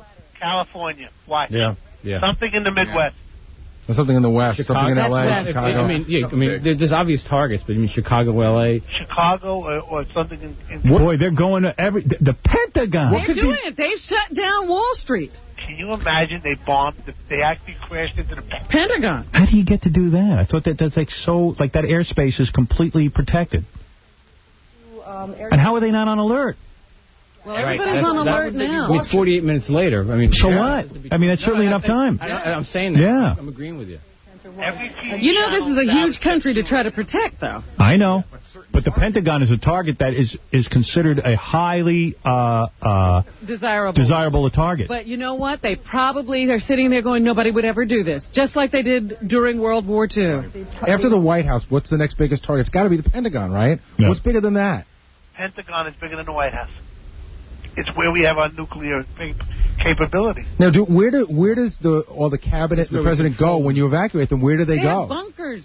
If they have to. They have bunkers. What do you have, Baba Booey? Well, we have the top. We can go to your apartment. We get a better view when the plane comes. Yeah. Hey, can you imagine if there was something in those planes that crashed? You know there was something in there. No, I'm saying people. Like a chemical or something like that. They don't need more than the fuel. That's right. That's all they need. No, he's got a point. What if there's some killer gas in there, some chemical? That's a good point. I think we'd already be dead. There's no air in this building. Not to make a joke. We're the only ones left. I swear to you, I'm getting queasy. There's every reason to be. I'm having trouble breathing. There's every reason to be. Who do I sue? We are under attack like never before. Howard will be the only casualty. No, I'm telling you, I'm starting to get agitated. Well, don't have a heart attack before you find out what's going to happen. I'm very angry. I know. Read into a paper bag. I'm very angry. I feel that people need to suffer now. Scary. We have to protect our way of life. That's exactly true, Howard. You'll get no argument there. Well, you'll see. They'll do nothing. No. I think you're wrong. Here at Bellevue Hospital, they're expecting... Listen up. So far, 2 have arrived here. It seemed that the injuries were minor. I feel like I'm watching a movie. That this can't be real. Time ago, and alarms were going off. Right now, they're on external disaster, a very high alert at this hospital. Everybody gearing up for this disaster. And here on the FDR, continuously, there are sirens just whizzing by, police cars, fire... Can I say something? I'm trying to think who is it that could talk to us right now to try to calm us down. The only person I can think of is on the phone. Cabby. Crazy Cabby. Yes, Cabby. He can make sense of all this? Yes. Cabby. Howard, yeah. I live in Brooklyn, and I'm standing on the roof of my building, and it's disgustingly sick what is going on. Who did this, first of all? And second of all, it's time to stop toying and letting these people come into our country and blow things up and do it all over the world. You know, we keep guys like Osama bin Laden around because we need enemies.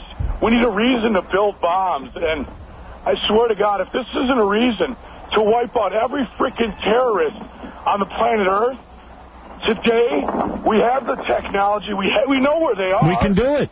It's just do it. We're afraid of the world reaction. Now, don't be afraid. Screw them.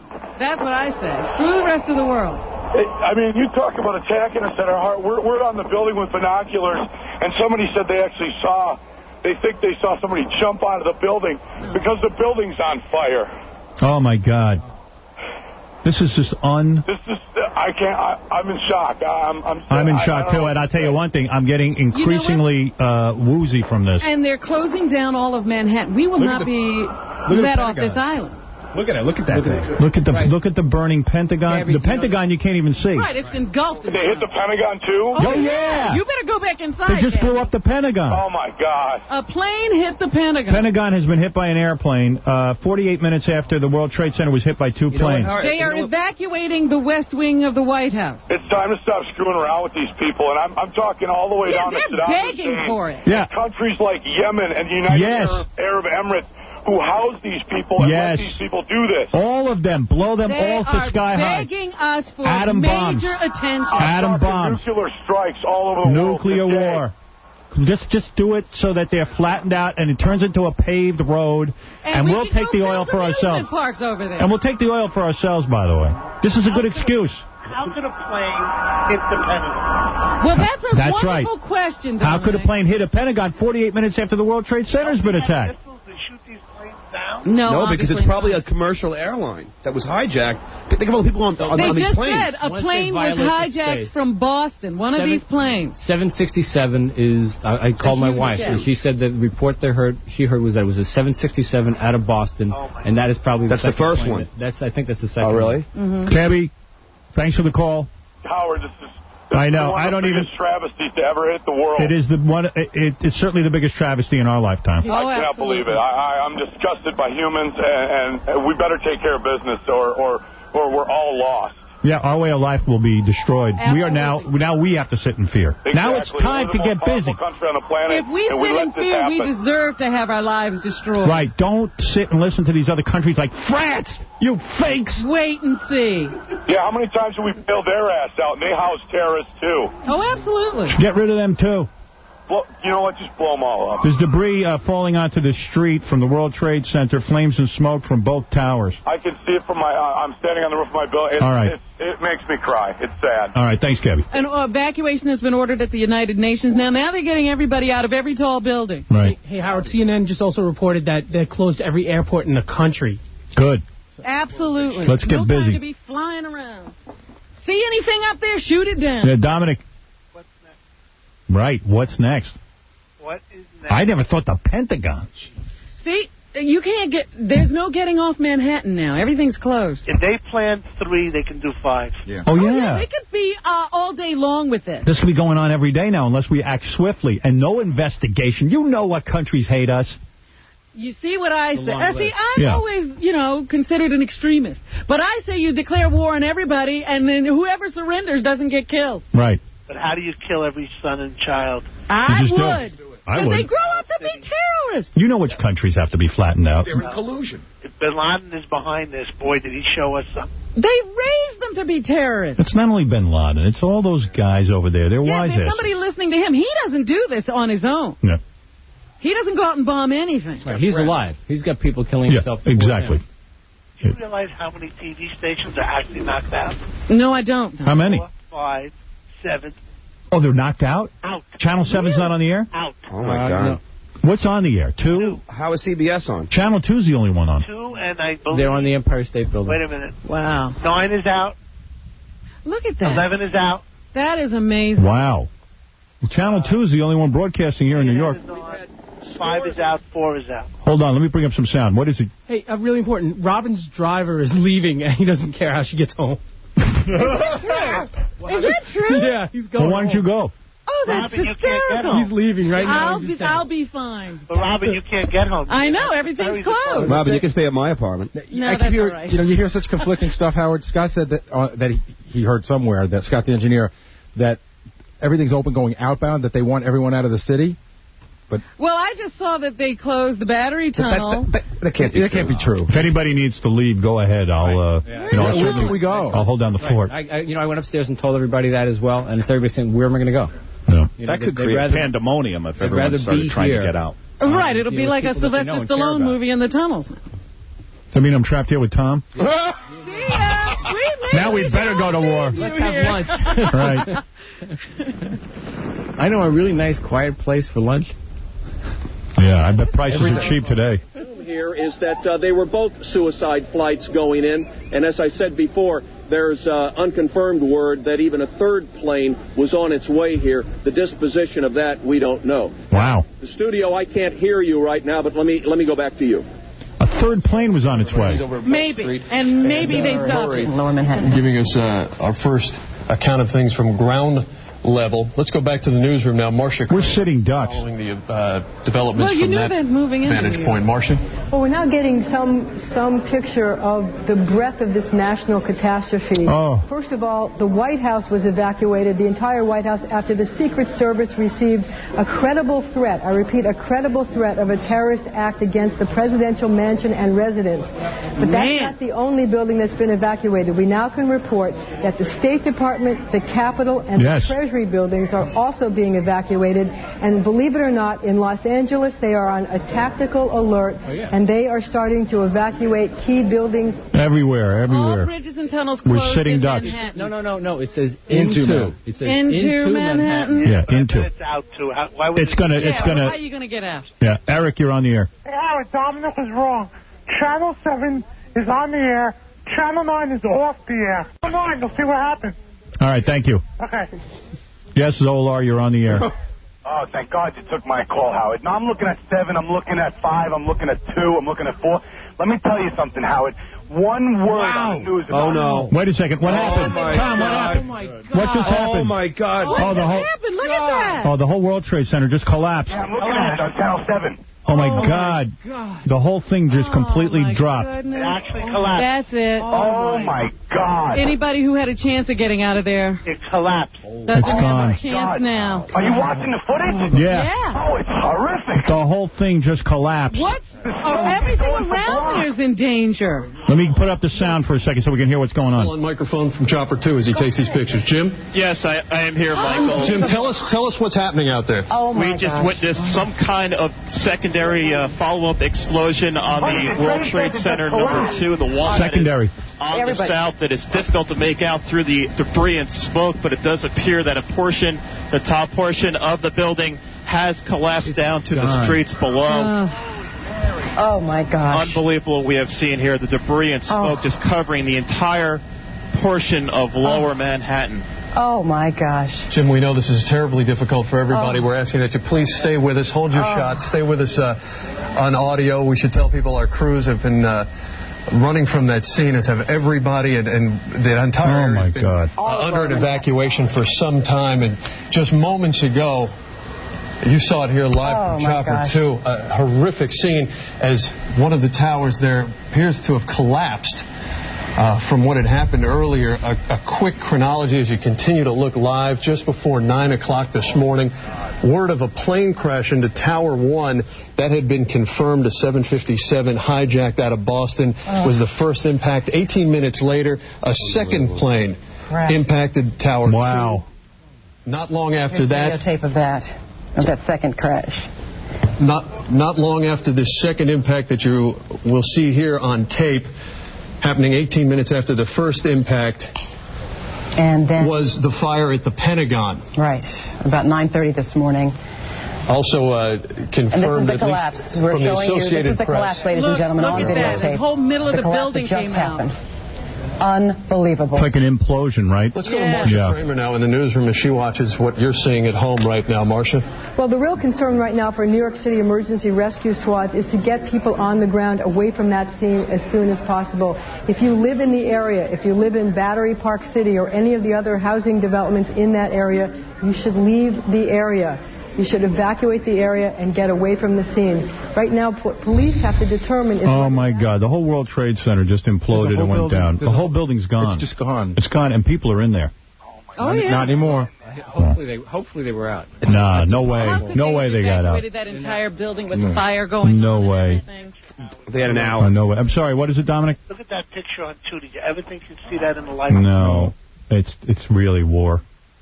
It's like a nuclear bomb hit the city. Yeah, it really is. It's so beyond Pearl Harbor. It's just so beyond. It is beyond Pearl Harbor. The entire city is covered with... At least Pearl Harbor was... And the Pentagon's on fire. Installation. What went on at the Pentagon? The plane crashed into the Pentagon? Yes. Oh. And now they're saying there's one other plane on the radio they think is still up there. Oh, I don't no. know if Really? it's down yet. There must have been a third target in New York. Zolar, go ahead, finish your thought. Yeah, oh my God, There's I'm no thought. devastated, Howard, and I'll tell you what, first second I hear on the news that it has anything to do with a towel head or a dot head bastard, I'm going to go out there and start going to those Arab stores and I'm going to start kicking. No, you don't want to do that. You don't want to do that. Don't say that, Zolar. So, hey, I implore all Americans to get your arms together, baby. Get out there on the streets and go to your local freaking delis with them. All right, I got him. He's just upset. I understand, but he's an idiot. No. It's like we keep looking at this and we think to ourselves, how much worse can it get? And every 10 minutes it gets worse. It's getting bad. Yeah. Cabby. Howard, we were standing here and we were just discussing the things that were going on, and the second building just crumbled right in front of us. It did. I know. And how many people on the ground or other buildings were affected by that? Yeah, the whole area. It's a 110-story building. There's another plane behind it. I don't know if you just saw it in the air. Yeah, what is that? I just saw a plane fly by. That's got to be one of our planes, right? Well, it's a no-fly zone. That was chopper. I noticed that about 10 or 15 No, minutes not ago. a chopper. There was a chopper originally, and then they cleared the whole area. The World Trade Center is not standing. Downtown is completely covered by a cloud of smoke. Here's Ed Moyer. He's coming to get home. This is our world. That siren is our world. This is a disgusting display that is humanity right here. Oh, yeah. What are you going to say here? There's nothing to be said. I I don't know what we're good what good it is to have us on the air right now. I don't know. They're not letting anybody into the city, are they? No. Tom, I don't think it does any good to have us on the air now, does it? The only thing I'd say about having you on the air, it's some place for people to come. Right. Especially people in other cities. It becomes a big encounter session. If you want to continue that. All right, I'll stay on the air for a while. I don't know. I'm sure everyone's... If you want, as long as they're not going to be... Abandon us for a news station? Did you see that picture, Howard? That footage. Actually, Kebby. I can't even believe this. Kebby, where are you right now? I live in Williamsburg, Brooklyn, right next to the Williamsburg Bridge. So my view of downtown, I have a complete view of everything that's going on right now. I'm on my roof. And all the traffic has been obviously stopped going into the city, and everybody seems to be making a quick exodus out of the city. And right now, you can't even see downtown. It's completely covered with smoke from the collapse of one of the greatest buildings ever built because of the ignorance of humanity. If any of my staff has to leave, because they're still letting people out of the city, you should go. Well, I already lost my driver. Boy. He always says, Robin, I'll take a bullet for you. See ya. Yeah. Bye. Not a bum. I mean, do you think I'm scared to get on the subway. See ya, Robin. Do you think it's worth making an attempt to go home? Yeah, you should go do it. Go do it. I would say go be with your family, absolutely. I would go do it and... Subways are closed. The subways Where's are closed. Casey going? He has no family to go. Casey, you have no family. Get over here. Back here, you. He runs out with Gary. And Howard, obviously, if you want to go, we'll fill. I got nowhere to go. Casey's going to OTB. What about guys in a situation like me? The horses aren't running. Cab it out and take a train and... Well, good luck. Yeah, right? Yeah, I don't think Vinny, I think you're here for We better good. get a hotel room together. That means Benny. I can do the show again tomorrow, Howard. Oh, no, it doesn't. He's available. I don't even know what'll be tomorrow. Yeah, really. I mean, it may not seriously. be tomorrow with this going on. We might have a state of martial law by tomorrow. That's right. And we probably should. You know, I want to hear from our president again. Yeah. Yeah, where is it? Never mind. I won't call him names. We know where it is. Yeah, you got to get behind the president now. Doug, what's your story? Oh my God, dude! I just can't even talk. I was just on my roof of my building, and we actually saw the building buckle a little bit. Yeah.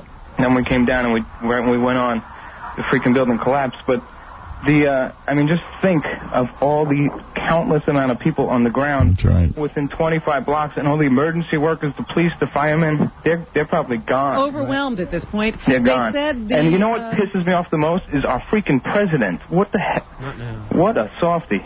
Oh, well, let's not even get to that yet. Yeah. Let's see what he does. I guarantee you, Let me just say, is our president. There was word, this is completely unconfirmed, but Governor Pataki has an office in the World Trade Center. The World Trade Center. It's not known. I don't know. No, the president said he had talked to the governor of New York. Okay. Yeah, they spoke. And it is the most eerie thing. You look up on my rooftop, which overlooks the whole city, and I mean, the streets are just empty. It's just a parade of the devastation and police cars and fire trucks. It's the building collapsing. It's hard to even speak. Hit other buildings in the area. I'm having difficulty having anything to say. The countless amount of people in that zone where the building collapses, they're all deprived of air. There's no air going in there. Right now. Yeah. Hey, Howard? Yeah. I hear they closed all bridges and tunnels either way. Oh, they did? You're not going to be able to get Tell in. Gary to abandon that. I just pulled them back from coming. If anyone needs somewhere to come, they can come up to my building if they're stuck. Well, yeah. And I'll have everyone but Benji. And I suggest people I just feel like crying, Howard. I mean, of course you do. This is unreal. Sad. I mean, of course you feel like crying. This is absurd. This is our country. You knew this was coming. What did we do that was so wrong? We were did having nothing. a good time. We did nothing wrong. And you know when they did it, Howard? These are people who live in countries Howard, where they're enslaved. They're going to say that we've participated in terrorist acts Who cares? as well. You know what? Now's the time to stop their rhetoric. That's their religion. This is our religion. Now you got, for the first time, you got the excuse to really wipe out these animals. Animal countries. Don't target Osama bin Laden. Look for people. Howard, do you realize how many people are probably, dead or injured from thousands. this? Oh, but thousands. you know what? Look at the collapse of this. The thing you ought to think about is the people who are cheering that this happened all around the world. Anybody who's cheering and they should be gotten right now. Howard, it's at the point now where... F-16 flying overhead now. Hold it a second. Military jets in the air. There are military jets in the air? Military jets in the air. Let me see. I'm sorry, it's an F-15 which is an interceptor jet, which is meant to take out other aircraft. Right. I'm telling you, there's still one plane somewhere. Yeah, they said that there was a third plane. That they thought was headed Well, they're here. obviously flying, and they're going to take it down. Yeah, well, they got to, and how are they going to take it down? They're going to have to take it out down over Manhattan. Which means there's probably people on the plane. That's the problem. They will take out those people on the plane. And at this point, you have to. Yeah, you have to. It's called collateral damage, and they're going to have to do it. This is devastating. If there is a third plane still in the air, it's probably a hijacked plane with people on it. The military's going to have to shoot it down. They won't even get close to Manhattan now because there's Air Force up in the air. Right. Yeah, but what you is know what? That's what they intended to do. They intended to take probably people with planes with people on them as insurance to keep themselves from being shot down before they so they could hit a target. And you know what? Right. So if they get over the tip of Manhattan somewhere else and we have to shoot them down and a bunch of people die there, they've still done their job. Let me recap. Planes have crashed into the World Trade Center. 2 of them. One at 9 o'clock, roughly a little before 9 o'clock. Then a second plane went into the building. About 18 minutes later. 48 minutes later, the Pentagon was attacked. And one of the World Trade Centers now is non-existent. It's collapsed. Yeah. And the other one is basically gone. Doesn't have a chance. They say even a third plane could be up in the air. All airports have been closed. Everything in and out of Manhattan is closed down. We're here in Manhattan. Collapse of the building has wiped out. It had to wipe out 20 square blocks around there. Tom, what are you hearing out there? My question is, was the first building the one that's still up? The second one was where the big plane went into the That's right. Collapse, right? Yep. And they're saying a possible third plane. Is that? I don't think so. No, that wasn't a third plane. It looked like the World Trade Center was almost tipping at one point. It did. I think the World Trade Center just doesn't exist anymore. No, I think the one that's still up looks like it's almost buckling. I think that's the one that got hit originally. The U.S. State Department has been evacuated. The Pentagon has been hit by a plane. Let me see. Doctors, nurses, and that they are getting people from everywhere into that hospital. It's now called the NYU. That's the bottom line. We don't even know how many people have been killed. That's all we have here. Tens of thousands. Yep. Those lines, Cindy, every firefighter is... White House, Capitol, Treasury has been evacuated. FBI security has been tightened across the country. They don't know where the next attack will come from, or if there will be one. All the airports are closed in the entire country. Yep. You realize that this building collapsing, it probably collapsed right in on the financial district, which is the financial hub of the world, Wall Street. Well, that's what they were doing. First, they knocked out the financial district, and then they went after the government. They were in the middle of actually evacuating the financial district, and I don't even know how many people got out of there before that building collapsed. I mean, you're talking a 110-story building falling in on itself. Yep. It was huge. Yeah, children, if you're able to get there. Obviously, the area is still very dangerous, so we caution you against taking... They just put up a graphic. Crashes... These people wanted to throw us into chaos. Yeah, they have. Crashes occurred 18 minutes apart. What? This is not tape at all. This is the only remaining World Trade Center tower. The other collapsing not too long ago. Both victims of plane crashes. The tower that has collapsed, though, we are told, collapsed because of a third. This is chaos. The source of that, though, and at this point, we don't know. It shouldn't be put as a crash anymore. It was an attack. Right. Yeah. Buildings were attacked. War. This country We has been haven't attacked. declared war. A crash Somebody at the Pentagon, is at a war fire with at the us. Washington Mall, and an explosion at Capitol Hill, as well as one at the State Department. And we just received late word of a suspicious plane. Exactly. And a suspicious plane approaching an airport in Northern Virginia, trying to determine whether that's Dulles or Reagan-Washington Airport. Yeah, why can't you get in touch Authorities, with this of course, plane? are scrambling to What do you think is going on? You think there are more attacks coming? Sure. Sure, why not wipe out an airport while you're at it? You look live at Chopper 2. You talked about the issue of going down and trying to get... How many people are involved in this? How'd they keep it quiet? That's what I'm saying. I don't understand how you... They say now that they got word that there was going to be an attack at the White House. They didn't alert anybody else? But they probably figured the White House they can take care of. Is anybody out there screening my phones? I do see some people are able to get through, not many. Yeah. Let's see if someone can stay on that. You know, Howard, they got into all the places that are supposed to be the highest level of security. They got into the Capitol. Yeah, this is no amateur hour. I don't know the Capitol's confirmed. Capitol was bombed. Explosion. Yeah, it's been confirmed. It wasn't a crash. It was an explosion. They have people. There's probably on the ground people as well as in the air people. A car bomb at the State Department. How do you know? Possible car bomb at the State Department. I mean, they now went being into reported. Our highest levels of security. They got into all of them. That's the thing about terrorism. But wait a second. How did the hell they keep this quiet? Right. There's a lot of many people involved. There's got to be hundreds of people involved in this. And Hundreds. this has to be people who were here for some time. Right. Yeah. Oh, yeah. I mean, you don't just hijack an airplane. It's not the easiest thing to do. I mean, and to do it simultaneously? Right. 3 or 4 airplanes. And you're not Look at how long Japan planned to do Pearl Harbor. They did as much. They did as much work as that. Well, this is a huge undertaking. This is a war. The problem is we've been talking about Osama bin Laden planning some new major attack on the United States for about a year. We've been waiting for this. You know, we'll never know till this whole thing is over, but for all we know, their plans failed miserably, and this is a third of what they were planning. Right. Yeah, good point. The world thought they were going to do on New Year's Eve in 1999. Right. Yep. And they were smart, and they waited. They waited till a random day in the middle of the week in the middle of September. By the way, well, let's see. There's not many calls coming through because a lot of phone lines are dead, but Barry's on the phone. He's a paramedic on the way to the World Trade Center. Barry, what do you know? I don't know too much. I know what you know. I watched the collapse on TV. I'm a paramedic in New Jersey, but we're going, I assume we're going over there. How are you going to get in? I don't know. I guess we're going to use the tunnels. I'm on my way to where we get our units in Jersey. Hold on a second. Hold on a second. John wants to say something. I think they just bombed the building in Jersey. That's what I just heard from, Let me go back to the feed and see what's going on. Explosion on Capitol Hill. You know, this is so preliminary. We get so much information that it's going to change throughout the day. And at this point, they're saying no explosion on Capitol Hill. No explosion. Also, as you mentioned, the international flights are now being diverted to Canada, and air traffic is being stopped everywhere else. That's really all we have right now from the newsroom. Thank you. All right, thank you, Cindy. We'll check what did you hear about Jersey? A friend of mine just called and said that they just bombed the building in Jersey. I'm not hearing that here. Wait. All the subways have been closed. We're trying to get an update, especially going into Lower Manhattan. Those have been closed, obviously. The hell is... You know how our intern who was answering the phones got so freaked out, she had to leave the phone. She was flipping out about all this. Oh, could someone who's not flipping out? Yeah, I'm going to go back. I just want to tell you about the Jersey. The bombings and the... Second plane was from Newark. That was the second plane that hit the World Trade Yeah. was open, going so out, they trying to get hijacked the everybody to plane go out. One of the concerns, of course, was that the Emergency Command Center was at 7 World Trade Center, which is across the street from Tower 1 and what was Tower 2, unfortunately, and that the Port Authority was based at the World Trade Center. Tower 2. President Bush did comment earlier. He called it an apparent terrorist attack, but then updated that to call it...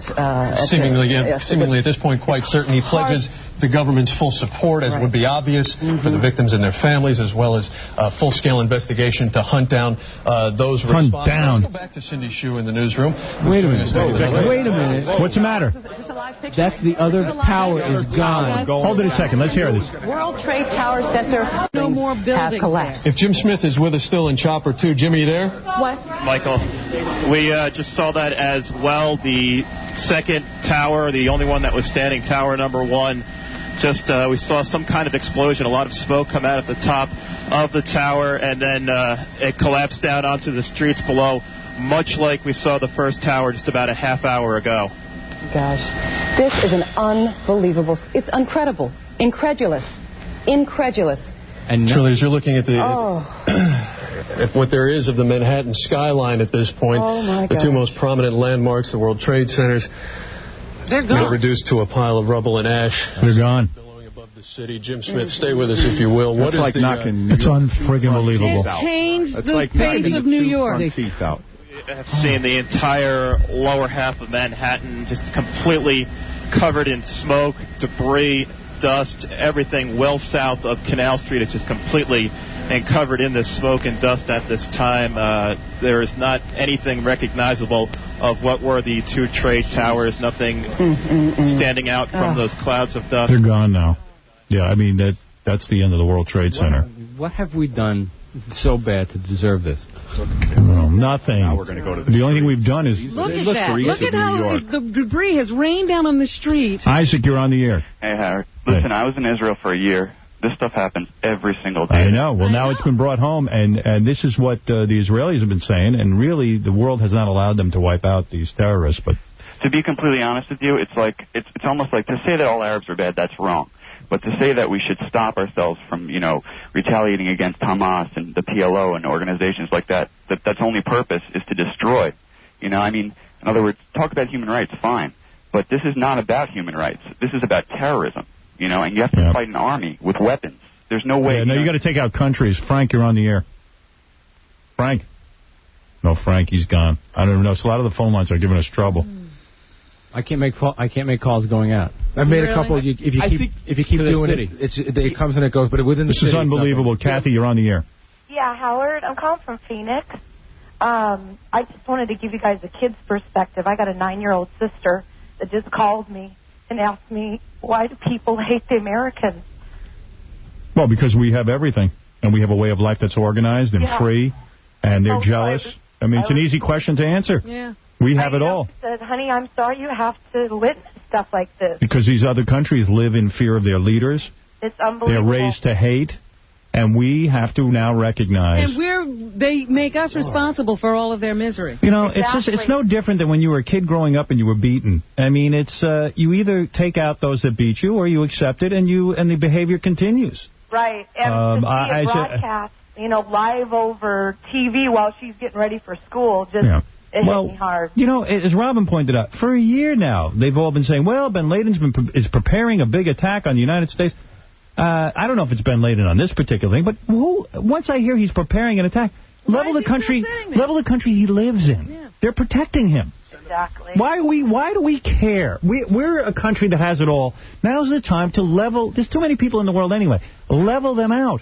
And how many other attacks have to happen that's already happened before we do something? I hope this is enough. Yeah, we're too worried about... I hope this is enough that we don't care about public opinion. Yeah. And I'm angry. I'm angry right now. I'm not even trying to... I don't care how the radio show sounds or not. I mean, I just genuinely feel this way. I don't understand if we are so hated and so at war. And there are people... I mean, what are we waiting for? Yeah. What are we waiting for? Michael, go ahead. And then I'm going to get out of here because there's no point in me staying on. I'm sure people are tuning to television. Don't you agree, Tom? You know what? I think for callers like this, as long as you want to stay. Okay. Because I think you've got I think you have a significant purpose at this. Okay. All right. Good. All right. Then I'll stay. Michael, you're on the air. I believe that. Howard, good morning. Actually, I had an appointment in Brooklyn this morning. Obviously, I didn't make it, but I've been stuck in my car and down by the courts here, and actually seeing our military is now flying over all of Manhattan. Yeah. I've noticed 3 or 4 planes already. Are you in a dust storm right now? Yeah, basically, we were right by the courts over there, and the dust storm was unbelievable. I've gotten out of that area finally now. I'm on my way back out to the island. But you can see the military flying over, and the police are basically asking everybody to go home, and, stores are closing up, the courts have locked up. Everything is locked up down here in Brooklyn, and Brooklyn is a disaster. This is unreal, and we don't know what else is to come. Hey, Frank, go ahead. Hey, Howard. Hey. Listen, are most of the antennas located on top of the World Trade Center? Yeah, a lot of antennas are down, right? A lot of the radio stations and television stations can't broadcast. Yeah, Channel 9, Channel 13 are definitely out. Yeah. And also, the last time we were attacked, most of the radio stations went off the air. Yes. Why didn't that occur this time? I can answer because most of them have moved. Yeah. Most of them are now on another building. Right. Don't even want to say. Hey, Howard, I got a question. If you're down right in the mix of all that, with the smoke and everything like that, I mean, can you breathe in that stuff? No. It's very difficult. We were just watching. A guy was completely covered in dust. Yeah. This is probably what... we're watching now. If you're watching the news on Channel 2, New York is covered. You can't even see Lower Manhattan. Here's Ronnie Munn. Yeah, I'll give you an update on downtown. My daughter-in-law works at 25 Broadway, which is like 5 blocks from there. Yeah. They're all sitting in the offices with gas masks on. Oh, my goodness. She can't get out? No. Where are they getting gas masks from? I guess they have them. It's a city office. I guess they have them on hand. So you spoke to her inside the building? No, my her mother did. And she's sitting there with a gas mask they're all on. sitting with gas masks. That's amazing. Howard. Yeah. I'm on actually on the Jersey side, looking into New York City from Weehawken and Boulevard East. Yeah. You can literally, it looks like a volcano. It does. That's what I'm seeing. It's a volcano all over Manhattan. It's Hiroshima. It looks like, something from a natural disaster. An earthquake, a volcano, something. We're lucky a nuclear device wasn't dropped onto Manhattan. Yeah. This is nothing compared to what they could have done to us, and we gotta go. And we're sitting around twiddling our thumbs. We're going to kick some serious ass. It's got to be. New York City lacks in security because it's unbelievable that these planes were able to get through. Yeah, well, how do you protect it? I mean, how do you stop it? How do you stop? You know how you stop it? You regularly go up. As soon as you hear of terrorism going on, you blow up the whole goddamn country. Why should we risk our way of life? Exactly. Let's teach these clowns a lesson. Well, to remind you one more time, these terrorist attacks kept happening during, I think it was the Reagan administration, and he finally just sent bombs over to Libya. He bombed the country. Right. Exactly. That's what you got to do. That's enough. It's very simple. You want to keep these terrorists around, we're going to bomb you. Until you get rid of them. Somebody's paying a price, and he said, you're going to pay the price, and all of a sudden it stopped. Right. It wasn't worth the price. That he exactly. Oh, I'd blow up Iran, those clowns. The Palestinian, all of them, all these nudniks. Afghanistan, all of them. That's where supposedly that's where Bin Laden is. Yeah. They've been keeping him company. It's a big joke. They keep these guys and these guys pay them off. Blow them all up and be done with them. And you know what? You won't miss a night's sleep. You won't. Exactly. And it's really as simple as they're children over there, and they're spoiled, and they've gotten comfortable. Howard. Yeah. After we got bombed the first time at the World Trade Center, if you went to, all the airports, they had, you could not get your car anywhere near the terminals. This is embarrassing. Hey, Howard. This is embarrassing. Even since then, you can. Well, they've got our government running out of buildings. Our government is scared to fight. What? Pick up line 12, because the guy says that there's a report on Fox right now that there's a plane heading to Washington. Hello? A hijacked plane. What are you hearing? I'm watching Fox News right now, Howard, and they're saying there's a hijacked plane en route to Washington right now. All right, let me go up on the news here, and we'll see if we can hear anything. All right. Thank you. Yep. We told you that unidentified plane flying to one airport. We're not told which one. Somewhere in northern Virginia. We can only reiterate the developments that have happened to this point. Speaking of developments, Michael, I can't admit what happened in Washington, D.C. beside the explosion of the plane going into the Pentagon. We heard earlier that there was an explosion at Capitol Hill. We're relieved to say that it did not exist, that did not happen. There was no explosion at Capitol Hill, but we did hear reports earlier that there was a fire at the very popular Washington Mall in Washington, D.C. Cindy Hsu is in our newsroom. She's keeping up abreast of Where's the pictures of the Pentagon, by the way? Is that blacked out? I'm sure a lot of people are making calls down to friends, lower Manhattan. The phones in the city are overloaded. Do not be surprised if you cannot get through. We're having a lot of trouble on the phone lines. We have an update on the schools. Now listen carefully. PS and IS 89 and PS 234. Holy cow. The students there are being walked to PS 41 at 116 West 11th Street. Let me say that again. Howard, can you hear me? PS and IS 89. What are you saying? Students from PS 234. Wait. What? They're bringing kids to my kid's school right now. Right. That's where she is. Hello, Howard. Yeah. Who's there, Cabby? Hello, who just talked? That was Cabby. He went dead.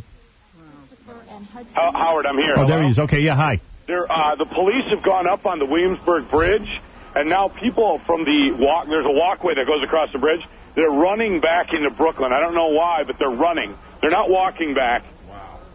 What's going on, Tom? What did you just hear? Saying that part of the Pentagon has collapsed. Part of the Pentagon just collapsed. Wait. There are about 100 people inside of the command center of Bellevue Hospital right now working on patients. We're told there are 8 patients here right now. One of those patients is DOA. They have closed the hospital down to all patients except for those being brought from this tragic incident from lower Manhattan. They say they have the ability to triage hundreds of patients here, but they say they have never had a disaster like this, so they will really be testing their mettle under these circumstances. And they have called all staff, all doctors, all nurses, all aides. Everyone has been called into the... We hate to interrupt you. We've just been told. A fourth explosion. Now in the area of the World Trade Centers. Obviously, neither tower still standing. We don't know the source of this fourth explosion, but we do have Cindy Hsu in the newsroom. Perhaps she can shed a little light on this for us, Cindy. Can't tell you much about the fourth explosion. What I can tell you is happening right now. 20 minutes ago, a 767 from Pittsburgh was hijacked. We believe that plane is headed towards Washington or Northern Virginia. 767 from Pittsburgh was hijacked. Also, a plane has gone down in Pennsylvania. That's according to CNN. A plane down in Pennsylvania. And the Board of Elections, also on the elections, the Board of Elections has canceled today's primary. So voters stay at home. Board of Elections has canceled today's primary. That's the latest now from the newsroom. All right. Well, we mentioned it just a minute, Michael, ago, that there was an unidentified aircraft that was approaching an airport in Northern Virginia. Apparently it is that 767 from Pittsburgh that's approaching Northern Virginia Airport. And Cindy, if you're still there, I just want to clarify, you're saying there's a plane down, a report of a plane down Somewhere else in Pennsylvania? Yes, we are getting that from CNN is reporting that there is a plane down in Pennsylvania, a large plane. As well as now a fourth explosion at the site of the World Trade Center. As you continue to look live at the scene across New York Harbor, what is left of the skyline is truly just smoke and ash right now. And parents, as you continue to watch with us, here's what Cindy had told us regarding children in that area. The kids from PS 89 and 234 were taken to PS 141, and those students at PS 150 were taken to PS 3. The children are not obviously going anywhere. We're told that they are safe. We'll have the parents there to pick them up, but clearly in this chaotic situation, we don't imagine that you'll be able to get in there to get them. However, take some comfort in knowing that the word from those schools is that the children are doing okay. Cindy? What can you tell us? Cindy, back to you in the newsroom. Right.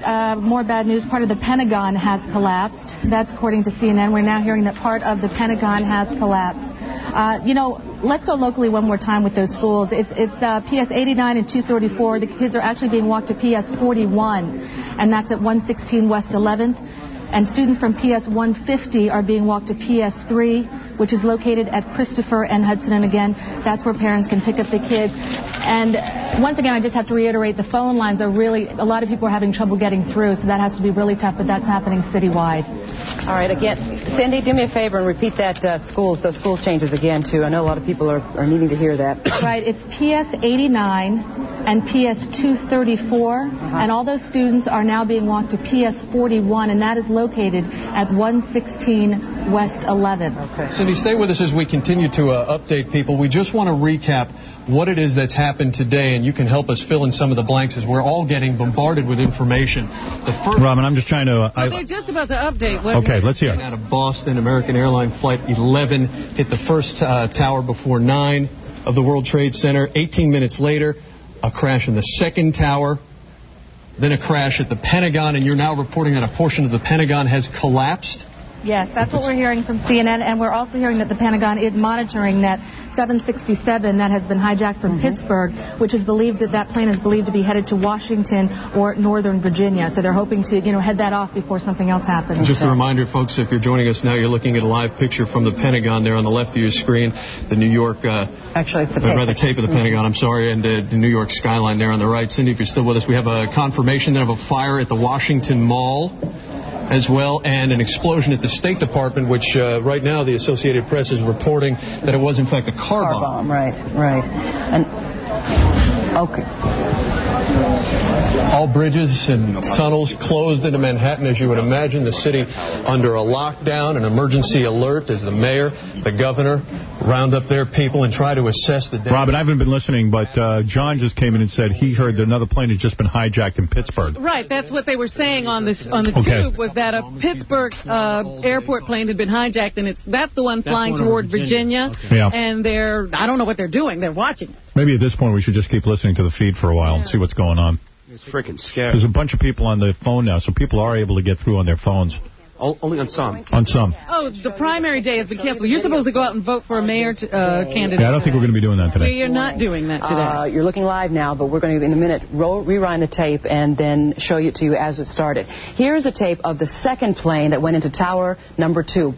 At just about 9:20 this morning, it crashed into the 110-story tower, exploding into flames, sending debris everywhere, and that happened at about 9:20, the first plane having crashed into tower number 1 at 9 o'clock. 40,000 people working between the two centers right now, and we only can imagine what's happening as far as buildings nearby. We have not heard too many reports from the other buildings in that area. Here's now you're collapse. looking at tape from the collapse of the first tower, and not long after that, the collapse of the second tower. About a half an hour later. Again, children in the area, and the schools in that area, we are told are doing well. We're told they're fine. Of course, they're being held in those schools. Children from PS 89, PS 234 taken to PS 41. Kids from PS 150 taken to PS 3. They're not going anywhere until parents can come to get them. And frankly, folks, from what we're able to see, this could take quite a bit of time. And just now, the Associated Press reporting that a large plane, to reiterate what Cindy Shu had brought us, a large plane crashed in western Pennsylvania. Officials at Somerset County Airport are confirming this. The AP report. We've also heard reports that there was a Yeah, there is a hijacked 767 out of Pittsburgh that is circling an airport in Northern Virginia. Not sure if it's Washington National Airport or Dulles Airport, which is now Reagan Airport. But that the authorities, of course, have a beat on that, but that we understand that 767 out of Pittsburgh has been hijacked. Let's refocus our attention, if we can, on the situation here in New York City. Lou Young joining us on the phone. Lou? Well, we were just trying to get to City Hall a few moments ago. Walking down from Canal Street, everything, as you know, was completely blocked. Seas of people coming the other way, dumbfounded by the collapse of the first tower, and some of them covered with soot, many of them trying to just get out of town. City Hall, of course, was blocked off at that point because it was literally in the shadow or the potential fall zone of the second tower, which was at that point in danger of falling. We worked our way around to the south, trying to link up with... All right, so we're trying to figure out what's going on here. Double A's on the phone. Double A, where are you getting this report from? I'm watching Channel 42 News. It's New Jersey. They're saying that 2 more planes got hijacked out of Boston, and they're headed for L.A. Oh, my God. This is sick, man. What the hell's going on here? This is an organized effort like we've never seen. I mean, how could the FBI or the CIA not be aware of this? Heads will roll on this one. Has anybody... If there are any heads left when they're done. Right. Has anybody said that... They're also saying that the White House knew about this stuff? They had a credible report of a terrorist attack. We're aware that the plane that was hijacked out of Pittsburgh has crashed. It has? Yes, that's what That's what I've been. That's what I've been. Where did it crash into? About 80 miles outside of Pittsburgh. So, in other words, that's what I was just told right outside. We don't know if it was shot down. We don't know. And there are people on that plane? I'm talking about passengers? We would assume so, but we just don't know. This is a sick day. I just don't ever recall a time where a plane was hijacked. We didn't immediately know about it. Why are they still being hijacked? All right, here's what I know. The plane crashed in Somerset County, Pennsylvania. Hey, Howard? Yeah. Maybe the pilot just flew it into the ground. You think the pilots, just saying, I'd rather crash in an unpopulated area at this point? Let's just kill ourselves. Maybe that's what they're doing. But now, Gandhi just told me that people are assuming that the actual pilots are not, I don't think so. That can't be. No, that they're not the actual pilots. They're just like some... Right, I think some terrorists. Howard, there's an exodus of people, it appears, walking on the FDR towards the Williamsburg Bridge through the park here. Yeah, I mean, I can tell you right now, Richie was in the Times Square area, who works for E. He says he's walking to Queens, and Casey and Benji are asking me, do I feel safe here? I was like, I don't feel safe anywhere in this country right now. Yeah, where are you going to go? What am I going to do, walk to Connecticut? I mean, what do you do? Well, KC just bailed out. He told me he didn't feel safe in the building, and he wants to be on the ground. He lives on the ground floor, so fine. Like, I want to be on... He's going to go home to his basement. There's a guy... That was their plan, Howard. They instill fear. That's what they wanted to do, was the fear factor. Don't expect KC to defend it. Yeah, like, I want to be the foxhole of KC. I'll tell you one thing. I've never been, the Vietnam War, I never want to go fight, but I'll go fight this one. This is something to fight I'll enlist right now, goddammit, fly over there and help blow up these pricks. I'll be right with you, Howard. I'll be right there with you. You bet. You know what, Howard? You know what I keep saying to John? Casey, you get on the ground floor, buddy, if you're nervous. I'm serious. I'm not even making fun of you. You go ahead. Go ahead. Get down. I'm serious. If you're not comfortable, leave. Go where you're comfortable. Because nobody's comfortable here now anyway. Being up on a high floor like this. Good. All right, so go. Think about canning. Don't worry. You can go. This is a real thing. If you have a real fear, you should leave. Hey, Howard, you know what really scares me now is the bedlam on the streets of New York now. Is there going to be a lot of looting now? Are people going to go... No. I don't know. I hope not. I hope to God that we have the respect and dignity not to do that. You know, Howard, you know the thing that freaks me out? How on earth will I ever explain this to my son? You won't. Can't. What do you mean? Just say that... Well, if we don't do anything, you really will have trouble explaining it. Bush has got to come to play here, man. He's got to... Well, yeah, he's probably busy right now planning something. I'm telling you, and you know who's going to have a big, heavy hand in this is Colin Powell. That's the man. He's gonna go in and tell them this is what we got to do. Fox Howard, News. Any confirm on who it is? Yeah, Fox News is reporting a second plane is headed toward the Pentagon. A second plane. Let me go. There's supposed to be no planes flying. If a plane is flying, let me go to the feed and let's see if we can hear what's really going on. It takes time to land. Take off at all. Virtual no-fly zone, no aircraft within any distance of Manhattan at this time. That's completely understandable. Jim, we know you're about 5-6 miles away from downtown Manhattan, but from your vantage point, what update, if any, can you give us on what you're seeing along the streets there? Well, Michael, we can tell you that some of the smoke, dust, and debris is starting to clear out. Earlier, we were unable to see anything on the lower half of Manhattan. We are currently looking towards the Battery Park area. And we could see some buildings now becoming visible that we were unable to see earlier. We have noticed a lot of... We're not learning anything new there. No, nothing there. Let me see something. Someone's got a report that the PLO is taking responsibility. Josh, where did you hear that? Josh. Josh, are you there? Josh. Yeah, if Yasser Arafat had anything to do with it, I mean, you know... well, I'm sure he knew about it, believe me. Now the traffic lanes on the Williamsburg Bridge are filled with people that appear to be coming from the downtown area. They're walking slow. Looks like they're covered in soot. They're just getting out of the city. All right. How are we still? I thought our antenna is somewhere over there. It's not. We moved it after the last explosion.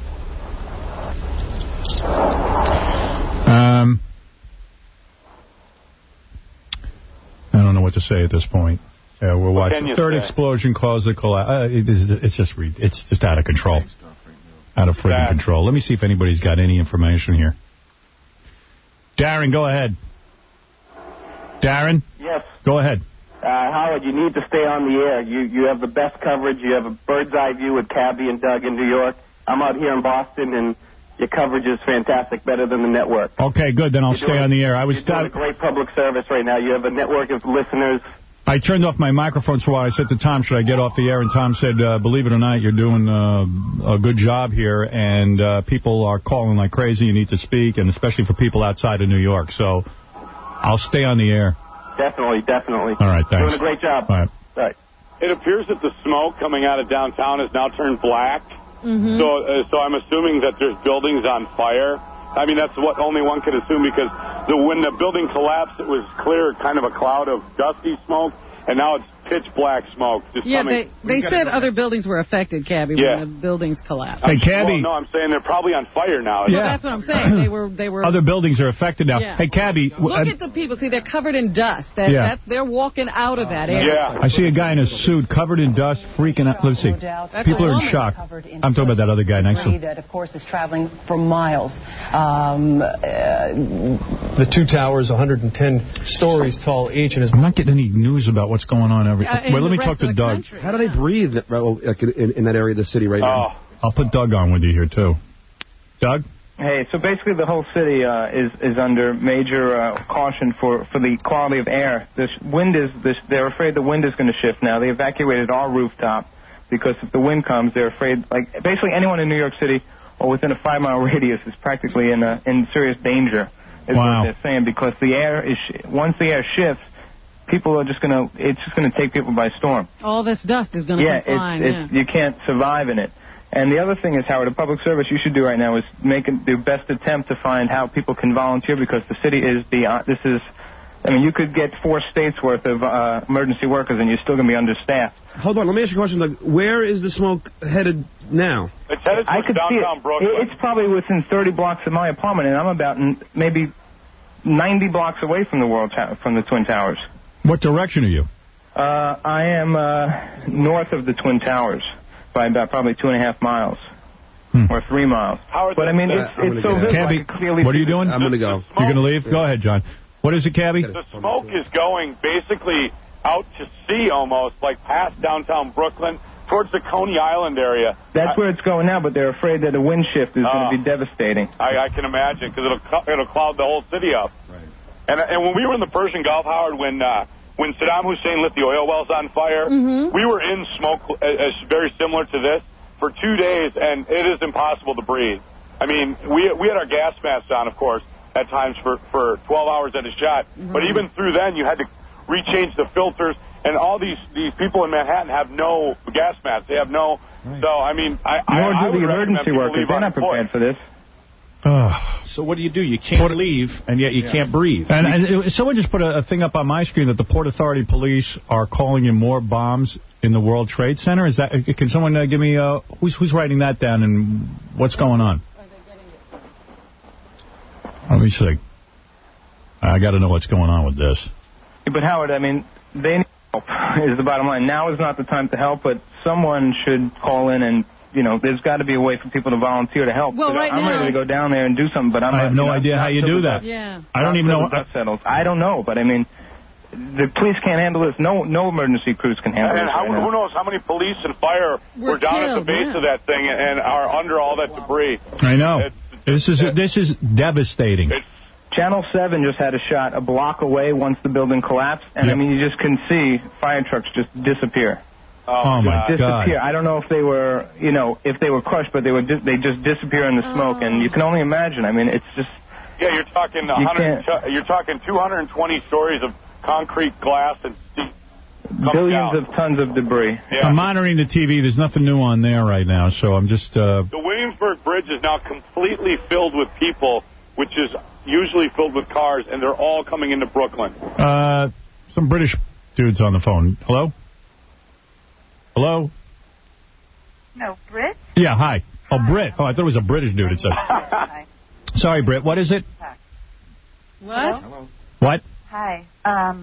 Is this Howard? Yeah. Hello? Yes. Howard. Yes. I was listening to your show this morning about 8 a.m. You had on the hiccup guy. Oh, God. You got to be kidding me. I was thinking, Hang up on there's her. really nothing going on in the world. It's eerily quiet. There's a violent hatred brewing in the Middle East. Who's thinking about it? What the hell are we doing about it? In the Middle East, it's already brewed here, woman. Yeah, she's a little out of it. Oh, my God. She prognosticated something. Yeah, she thinks when we had the hiccup guy on, she thought about the Middle East. I don't even want to... Listen, forget that. I would not be surprised, because when I was in the 82nd Airborne, Howard, when incidents around the world would happen, we were immediately put on standby. And I would not be surprised if our troops of the Special Forces, of the Marine Recon, of the Navy SEALs are not flying to places to eradicate these types of situations. Well, right I would now. guess, Doug, I would guess the people in the military are going to be brought in. I mean, you know what? Anyone who claims this, whether we have proof or not, just freaking annihilate the country. Don't worry about the kids, the old people. Just freaking wipe the country. Yeah, teach them a lesson. Everybody there. Wipe them out. You see how they wiped out the Twin Towers? Wipe out the country. Babies. Who cares about their babies? Yeah, no one cares about their babies, not me. Yeah. Hey, listen, let me go up to the CBS feed here. We'll put it up and we'll see if we can learn anything new. Specifically, security has clamped down across our state, and there were plans to increase security at border points. Governor George Pataki has canceled his New York City events. Let's go to New Jersey, where airports and river crossings to New York City are closed. Traffic is reported snarled on the Jersey Turnpike. PATH commuter trains canceled. At Newark International Airport, there are officers with shotguns block the road leading to Port Authority offices and the air traffic control. There is no service into New York City on the LIRR or Metro North. And again, we've told you that subway service is shut down here.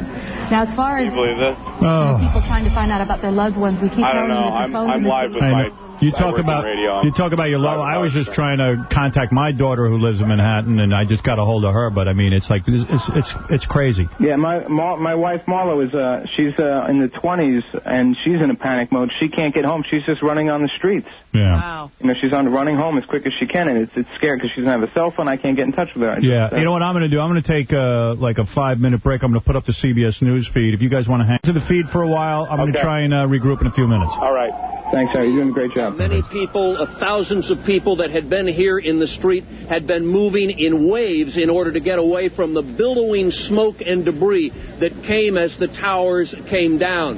There were people who said that they had run down the stairways in the buildings, and they said that while they were getting rather sooty as they were coming down, it was quite controlled. Everyone was orderly. But then when they got to the ground, some people said they were fortunate enough to come out the right side of the building where no debris was coming out, and they were able to join people in the World Financial Center and also people at Stuyvesant High School and the school across the street, where everybody was coming out, and lots of people were crying, holding on to each other, and many of those people were covered with soot as they tried to move ahead of the waves of incredible billowing smoke that was coming.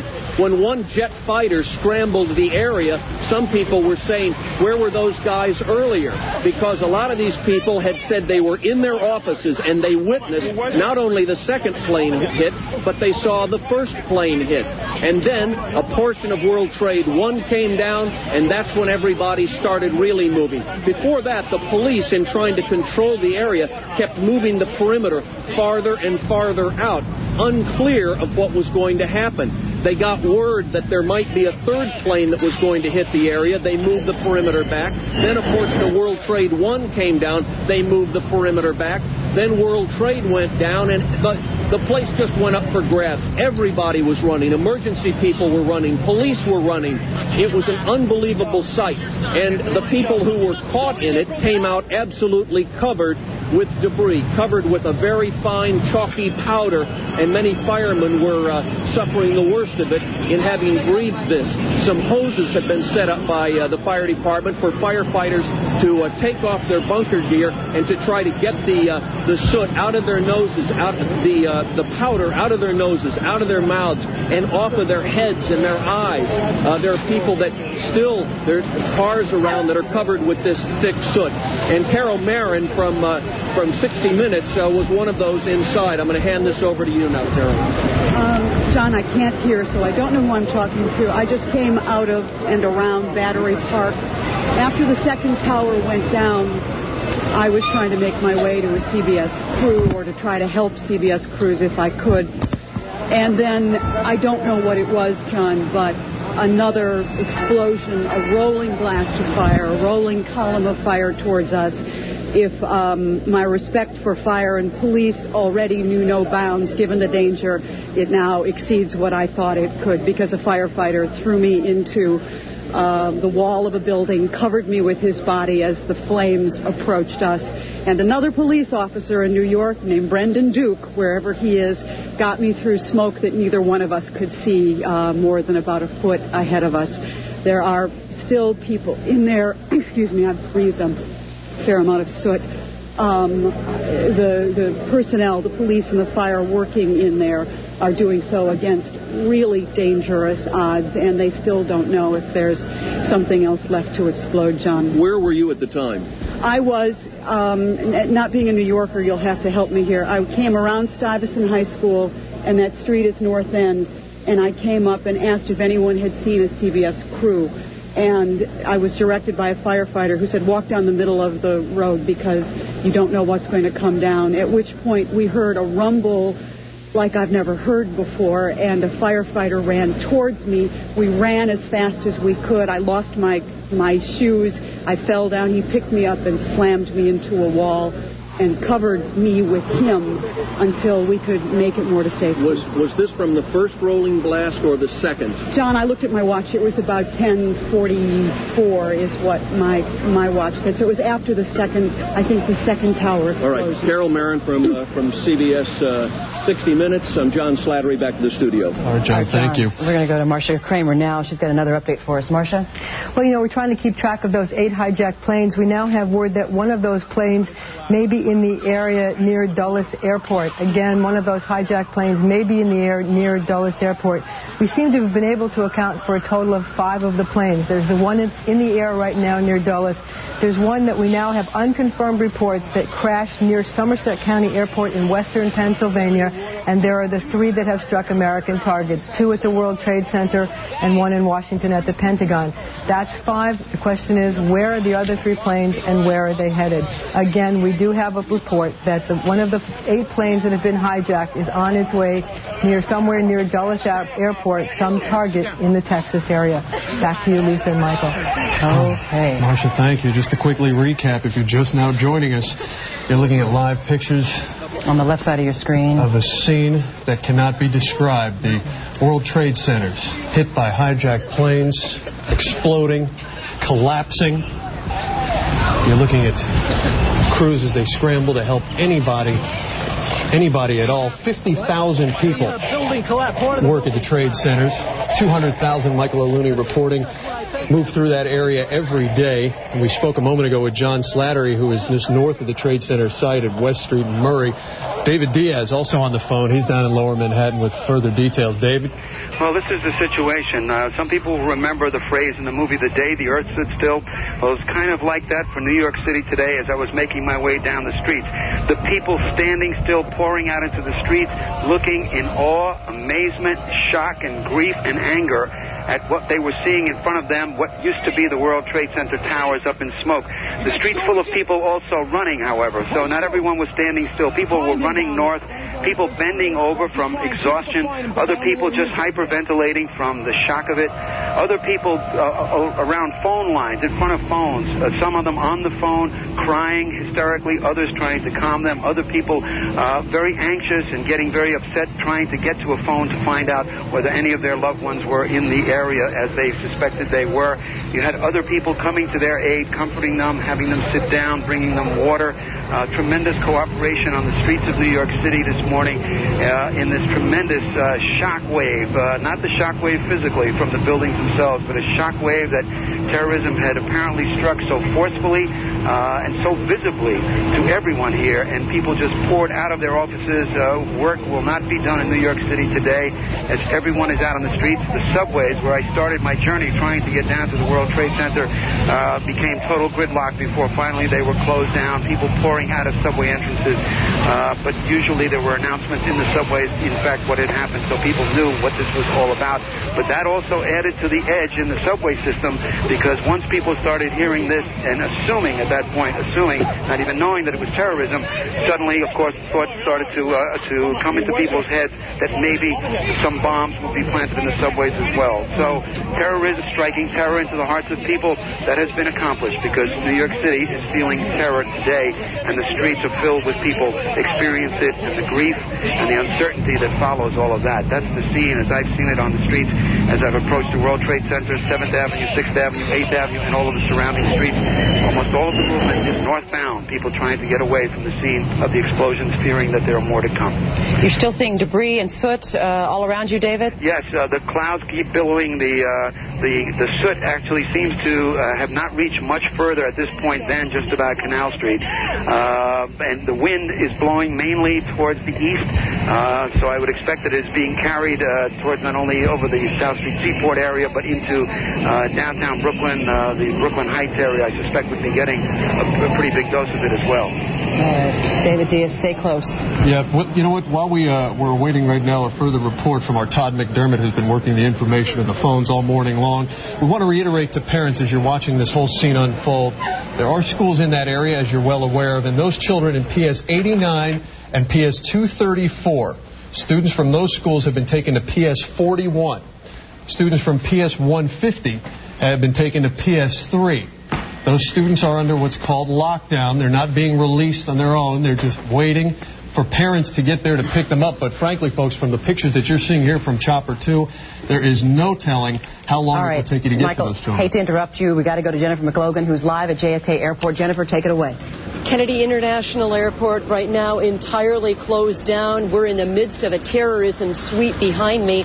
Cars are being inspected. Individual air terminals are being emptied as K-9 units that walked before us a short time ago and explosive experts make their way through. Gridlock on the ground. Skies are empty of planes, but billowing smoke from those towers can be seen. It's very, very visible here. No one wants to fly, even if they could. Everyone is panicked about being hijacked. That's what they're telling me. Their lives forever changed by today's horror. The control tower is being evacuated. People feel helpless, confused, unable to make a decision. We are outside the American Airlines terminal. Its employees now being evacuated, worried, hurt, concerned about co-workers and passengers that may have been on that plane out of Boston. It is a nightmare that no one wants to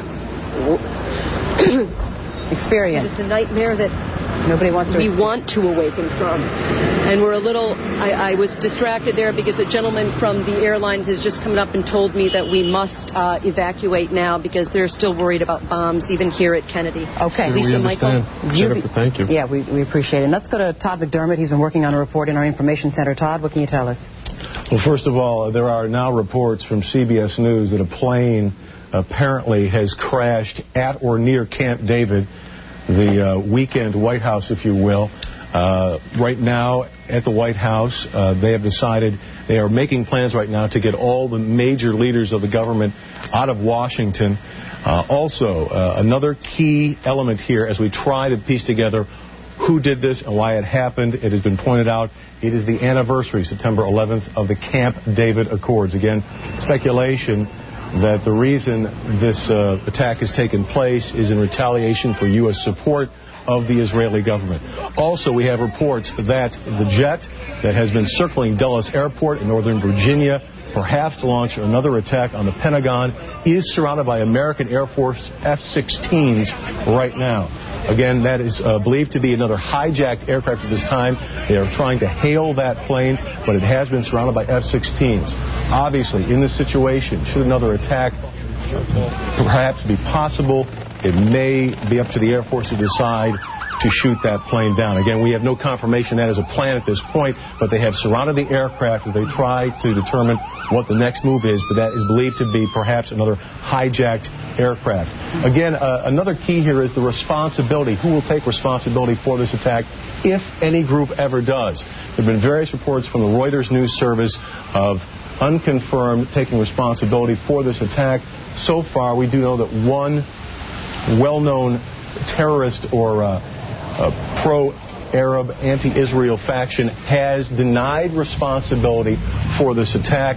It remains to be seen whether anyone eventually takes responsibility, but we do know, again, there is a report of another plane down near Camp David. Further reports that the American government is making plans to evacuate all government leaders from the Washington, D.C. area.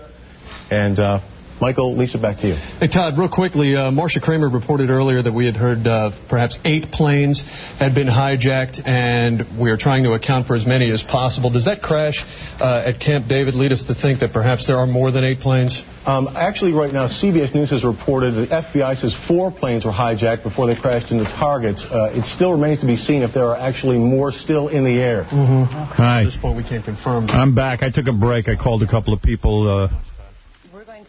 People, family members. I can't even get through on... I was going to say, you were able to get through? Well, I got through to Allison. I spoke to my daughter, who lives in Manhattan, and was able to get through there. But I haven't been able to get through to anybody. I can't get through to other people, though. If you call a lot of times, like I called about 5 times, got through to my mom in Florida. And, you know, if you just have to keep hitting speed dial, but it's sort of working. Yeah. What the hell is there to say? I don't know. I don't even feel like being on the air anymore, but... Tom tells me I should do it. I mean, it's only been 2 hours, and it's hard to believe that the World Trade Centers don't exist anymore. I was so nervous. Like, I just called my daughter because, you know. She's downtown. Yeah. She's okay. I said, just stay indoors, because aren't they saying that smoke and debris can really overcome you? Yeah, they're saying if you breathe the air now, you'll get affected by this. Yeah. Well, I don't know. Have you been listening to the news? A little bit. I was trying to contact people, too. I was unable to, but there have been a couple of other reports that there was a plane attack on, a crash at Camp David? Camp David. Doug, am I here? Yeah, you guys are all back. Hey, Howard, can I just make an announcement? Yeah. There was just a desperate cry for blood, so I have a bunch of numbers. The blood main number is 800-933-BLOOD, and locations right now that are up and running waiting for people to donate blood. 53rd Street in Lexington in the City Court Building. That's 53rd Street in Lexington in the City Court Building. 168th Street in Broadway. 150 Amsterdam Avenue, which is on the west side of Manhattan. 67th Street and 2nd Avenue. And, of course, all 4 of those are in New York City. There's also nybloodcenter.org. They desperately need blood, is what it looks like. Anyone between the ages of 17 and 65 years of age. If you're able to get down there, do it ASAP. And if you have a cold or anything, they will not accept you. So only healthy people in good health right now. That's what they're looking for desperately. Cabby. Howard, what the news was saying was that the plane that is flying over Dulles Airport is a hijacked plane, they believe, and it's surrounded by Air Force F-16s. And today is the anniversary of the Camp David Accords, where the United States and Israel really became tight. Oh, is that right? So this is why today was chosen. Yeah, I knew there was some significance to today. I have no idea what it was. Yeah, it was a big deal to them. It's the religion that's causing this. Is that what it is? Yeah, they're doing this in the name of Allah. Yeah, I got something for Allah. Now Bin Laden has denied any involvement. Yeah, okay. Right, now nobody's cares? taking responsibility for it. Yeah, but you know what? Who cares? Let's go get him anyway. Exactly. This one you did others. Yeah, you did others. Get him on the way to so you didn't do this one. To get the real people. Right. Even he's afraid to take responsibility for this. Well, I think he's beginning to realize they missed their target, and there's going to be retribution. Yep. I just saw a shot from downtown right by the zone. It looks like it snowed. There's so much soot. It's thick. It's inches thick on the ground. They're all wearing gas masks. Yeah, and my wife just got home, thank God. Yeah, that soot is traveling through the sky. I mean, like, I don't know. It's like the ash from a volcano. You don't want to breathe it. Yeah, they're saying it's toxic if you breathe it in. Kennedy Airport's completely shut down, and they're searching cars, and the soot appears to be heading that way. Marlo, pick up the phone. Hey, Howard. Yeah. I'm going to have Marlo pick up. She just ran home from downtown. She said it's Where was she? Chaos. She was down in the 20s. Howard, Marlo, you're on the air with Howard. Hey, Marlo. Hello, hi. Where were you? I was just walking back from the office, and I didn't even want to get into a cab. Actually, there was, I don't know, I think it was like, I don't know if the driver of the cab was Arab or whatever, but some guy was punching the windshield of the front of the... I'm sorry, I can't even breathe. I just walked in the door. Right. It's mayhem outside. People were punching the cab driver? No, not the cab driver, but the windshield. Oh, they were attacking the cab. The cab driver, or the cab itself. Because he was an Arab? I think he was black, actually. But I don't know. I don't know why. I just walked away because I didn't want any gunshots or anything. Is that like looting, Tom, you think? Or what do you think? I think that people probably thought it's a taxi. It must be an Arab driving the taxi and must attack the taxi. I mean, I would think... Yeah, that ain't the right way to go. No, exactly. No, that ain't the right way to go. That's what they would love. They would love for this country to collapse in chaos. Yeah, we have to unite. We get united behind the president, no matter what you think of him, and he's got to come up with the plan, and then let's hope that this dude comes up with the right plan. And you all know what the plan is. He's going to have the advice of the best military minds in the world. Howard, do you have Channel 2 on right now? Yeah. You see that? Let me put it up. Fire trucks, they're just destroyed. Yeah, those are the fire trucks. Everything's flattened. Everything around the World Trade Center is flattened out. I haven't even seen anything on TV. Oh, wait till you see the pictures. I just saw it right now. If that doesn't get you crazy, nothing will. Everyone was in the office like, we had a huge board meeting, and everyone just left or trying to... They don't know what to do with themselves. Just walking around like... I know. The same thing's going on here. Stunned, We're all walking around not knowing what to do. Some people have left. Some have stayed. I think you should stay. I think you're doing a big service to a lot of people. Yeah, I think so too. Because you have, all the feeds coming to you. You can just pop anyone up. I think it's helping. There's more information coming through you. Plus, Doug, as you continue to get information like you've been feeding us. Yeah, this is good.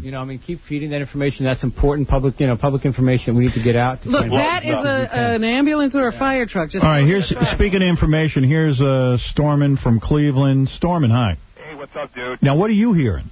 I'm hearing over here on the TV, they got in Cleveland, the mayor's on the TV saying that there's a jet on the runway. They're not letting take off that supposedly has a bomb on it. This is a guy in Cleveland now. Yep. Holy cow. They got it on TV right now. The mayor's on the TV saying something about a jet on the runway. They are everywhere. Yeah, how the hell did these guys organize something like this and no one in the intelligence community picked up on this? Well, you know how it happens? We have a free society. You can move around and congregate. I know, it's just amazing that nobody even squealed. And advantage of it. How is everyone quiet? Can't they monitor cell phones? I mean, with the tech they do. They have. I don't understand they're not using that kind of communication. Jesus Christ, you can't hear these slurpy bastards. I don't know if this is true or not, but I heard in the elevator coming up that there was two airplanes coming over from England that are hijacked. Oh. That's what. Well, there's a guy on the phone. Hey, Jeff. Jeff, you there? He might be gone. No, this is Marlene. Oh, Marlene, hi. What do you want to say? I'm from Pittsburgh, and that plane that was hijacked to D.C. come from Pittsburgh. They've shut Pittsburgh down, basically. They got the USX Tower, the federal buildings, and everything all evacuated. They're checking all our tunnels. They're stopping cars, checking them for bombs. By the way, one of the things I'm having trouble getting through on the phones to the people that I care about, people in my life that I'm trying to check on who live here in Manhattan. One of the things that's working, I was just talking to my daughter, AOL, the instant message is working, two-way pages are working, and the Internet's up and working, obviously. Oh, my God. What? You said both World Trade Towers have collapsed. You didn't even know that. I'm sorry. I'm delayed. I've been walking. That's all right, Marlo. Yeah, that happened a long time ago. Howard, they've evacuated the White House and the United Nations.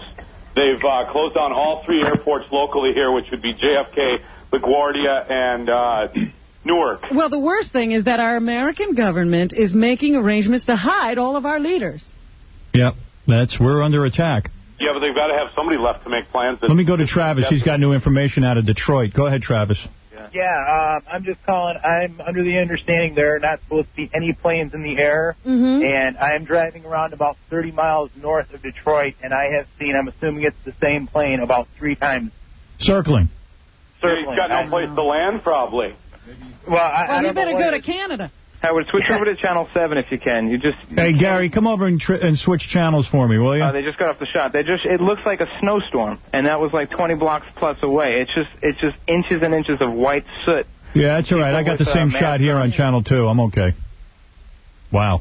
Unbelievable. There's so many buildings that the towers collapsed on that also it took down with it, obviously. I hesitate to say that there's no new information. The fact of the matter is that there's so much information and there's so much chaos that we literally can't confirm anything. We don't know what's going on. It is so eerie looking outside. I mean, it is just dead. The FDR Drive is there's not a car on it. The bridges are all completely, there's nothing. We're under attack. Eerie. Yeah. It's so unbelievable that more things you keep hearing. American Airlines confirms loss of 2 flights. Maybe we better go up on this.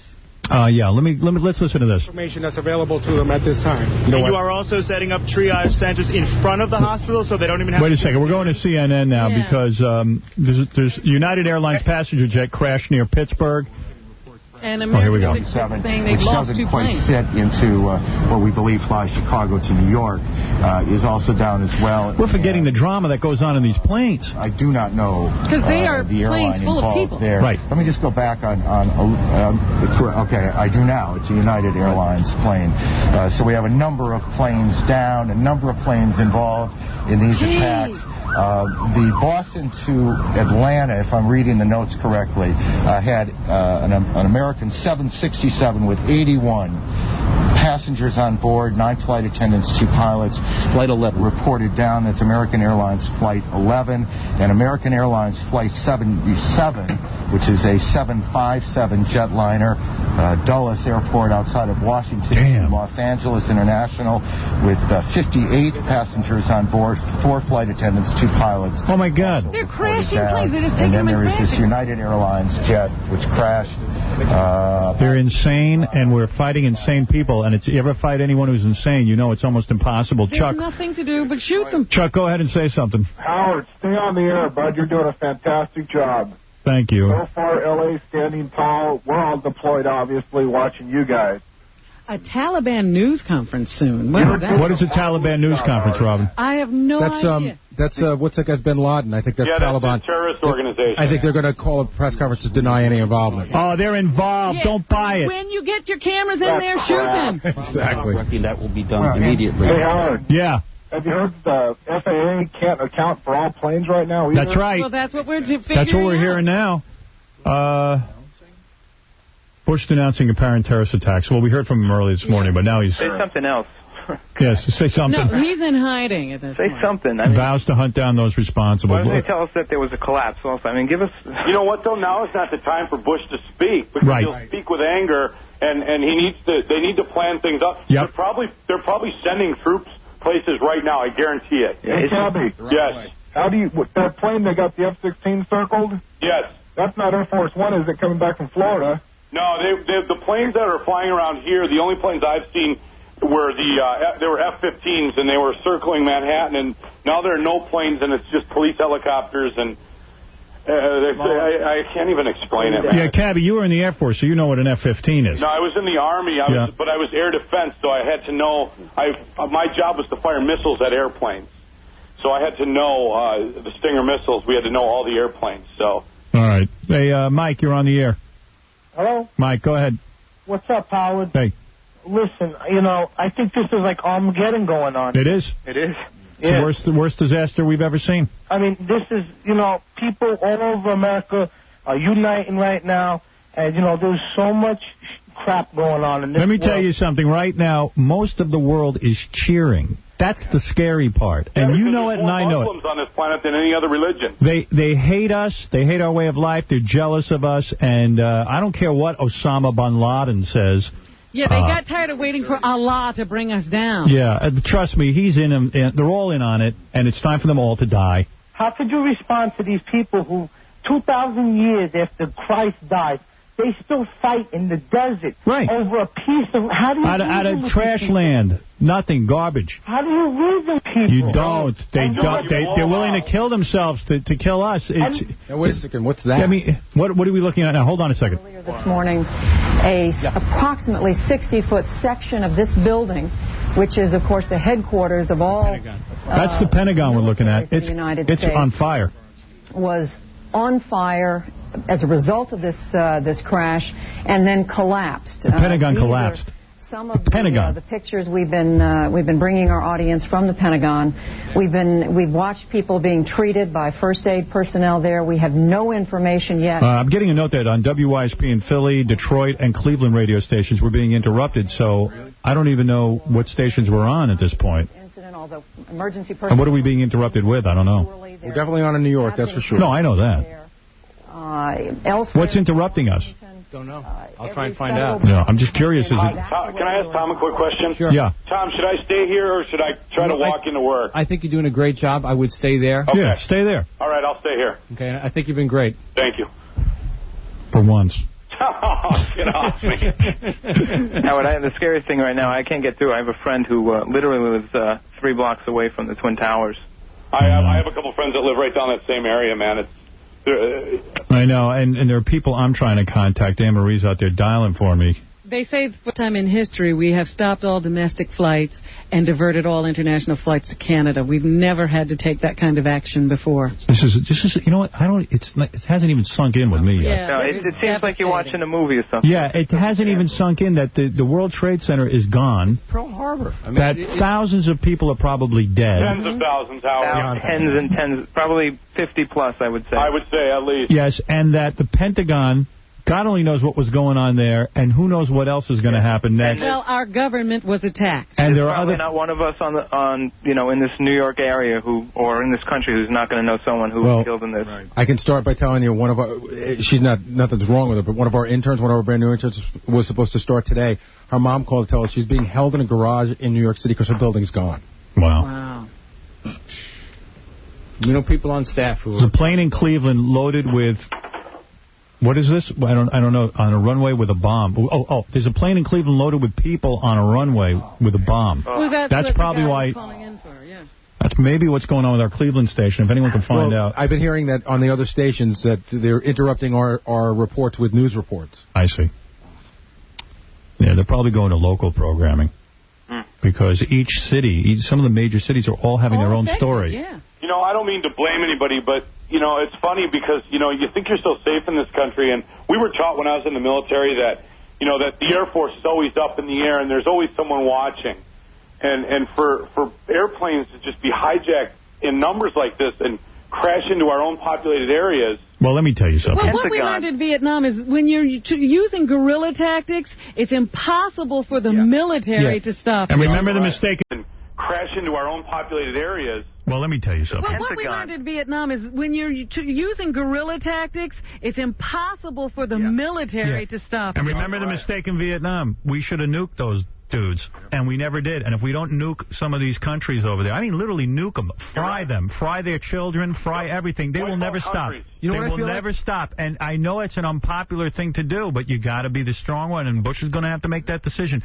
Target 3 countries over there and level them. Yemen is one of them. Disintegrate it. You know what it feels like now? It feels like almost like... remember when we fought the British? It's like we're the redcoats. Like we're standing... We're playing like idiots. Yeah, we're playing fair while guerrillas we're standing in line waiting for people to shoot us. Yeah, military action has changed. We're all about... U.S. Army general, I think, who's talking now. Okay, let me see. More trouble before all of this concludes. He's a retired Army general. Protect the American people first. We've got to look after those who are injured. We've got to deal with... Former NATO Supreme Commander Wesley Clark. That's underway, with a lot of responsible action by people everywhere. The damage at the Pentagon is unclear from all the news reports that I've seen. Who knows what's going on? One report that said it crashed into the Army side of the building. There are command centers in various places of the Pentagon, and there are many other alternate command centers. So I don't think there's really any issue about the command and control of the United States Armed Forces. I'm sure that's very solid right now. General well, you Clark, see what he's saying?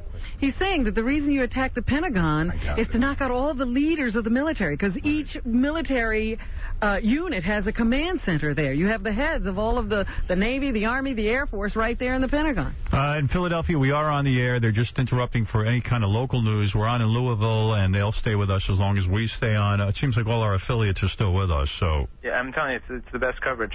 You have, access to 7 different networks here. I know. And if we hear anything, we just go right on the air with it. So we're trying to... we're just sitting here in shock. You know how you see the pictures from, like, the Gaza Strip when there's a car bomb? You see, like... but it never feels real enough. It's us. Yeah, now it feels real, right? It's the exact pictures you see from overseas that you just say, oh, my God, you can't even imagine that. This is us in New York City. As someone said earlier today, this is Israel every day. That's right. No, you don't take down different towers. I mean, this is worse. The only affiliate that's not with us is Cleveland because of the bomb report at the airport and the airplane with the bomb. They're probably going to local coverage. A lot of our phone lines are down. We do have people calling in. I'll keep going to the phones. People here, I know, just in our building, people in Manhattan are devastated. Everybody knows someone who works at the World Trade Center. Of course. And everyone knows someone who's involved with the financial community, which is where we were first hit sometime before 9 o'clock in the morning, a few minutes before 9. 18 minutes later, a second plane goes into the World Trade Center. We've seen the complete collapse of the World Trade Center. We've seen a plane go into the Pentagon, just crash right into it. That's the scariest thing of all. There are other planes now with bombs, and also they're saying there are terrorists with bombs not in planes, but are also running around. That's what we know. Doug, do you have that information on blood supply? Yeah, let me give that again. For blood, the main number is 1-800-933-BLOOD. 1-800-933-BLOOD. The website is nybloodcenter.org. And let me give those 4 locations that I know of. I'm sure there's more. We're all lucky to be alive. That's all I can say. Howard, can I give those 4 locations? Yeah, go ahead. Sorry. 53rd Street and Lexington Avenue in the City Corp building, 168th Street and Broadway, 150 Amsterdam Avenue on the west side of Manhattan, and 67th Street and 2nd Avenue. And if you can give blood, do it because, just imagine if this was you. Oh, my God. You're minding your own business, and this... Yeah, you're just trying to get to work. This nightmare happens. Howard? Yeah? We're getting reports. Someone in my building here said they saw on the news that the 2 hijacked planes that were supposedly headed towards L.A. are now being considered not a problem. Maybe they've been shot down. Yeah, we don't know. Or maybe they're legitimate. They're not supposed to be up there. Yeah, right. Yeah, Rob, how long ago was that? Like 2 hours Yeah, it was ago? a long time ago that they said no more flights in over domestic airspace. Yes. Colin, go ahead. You're on the air. Sorry to interrupt, Robin. I just wanted to say thank you, all of you, for staying on the air, and I just want to make it clear to stay on as long as possible because all the insanity you people bring me every day, this is the most sanity I have right now. I can't even explain to you what you guys are doing for me. I appreciate it. We're sitting here in shock, I'll tell you that. I was just out in the hallway for 5 minutes, took a 5-minute break, and I tell you something, it's just unimaginable what's going on. Right. I walked up to the deli just about the same time. People are in shock. We went on break, and there were people just wandering around just watching TV. The noise you're hearing is Crazy Cabbie's phone connection. He's right in the thick of it. He's seeing it, and you're hearing emergency workers running around. We saw military planes flying over New York. There's thousands of people on the Williamsburg Bridge walking into Brooklyn. The exodus from New York is just people on foot now. Everybody's leaving. Minutes before 9 o'clock, we were on the air, and when we first saw the report of the World Trade Center on fire, and even though there was a plane going into it, it almost didn't even, you didn't even know. Seem real. You didn't even think it was, you don't know what the hell was going on. And then another plane, then the Pentagon. It is the most organized attack you have ever seen. Unbelievable. How do you penetrate security at so many different airports and hijack planes? Well, here's Gary with something. Go ahead. On line 2, and I checked this out, so it's for real, is Congressman Gary Ackerman. He's from the 5th District of New York. Yeah, we know Gary Ackerman. He got a briefing from somebody, and he wanted to come on the air and talk. Hi, Congressman. Congressman? I don't think I have him. Congressman? Congressman? Yes. Oh, hi. Hi. What'd you hear? It's an absolute nightmare. It's an absolute nightmare. This is going to go down as Black Tuesday, and it's going to change each of our personal lives as well as our civilization forever. You're not kidding. The way we do business, who we do business with, our security precautions that we're going to have to take. I think this is driven home in the most dramatic way that anybody with a suit and a blue tie can get on a plane and do all kinds of damage almost at will. Congressman, were you briefed in any way on this? No, everybody who's supposed to be in secure places right now is there. We've closed down the whole Capitol. I'm in New York. I stayed here for the primary, and I was going to go down a little later. Right. And I just voted. Of course, the election's now been called off. Right. But our offices are all shut down. But you can surmise that the members of the Supreme Court, President's cabinet, and all officials who have to be are in the places they're supposed to be at. Where do you think the president is right now, and what's going on? Do you have any guess? He's not anywhere anybody can get to him. Well, right. we don't want to guess out loud, but he's probably right now in a very safe and secure place.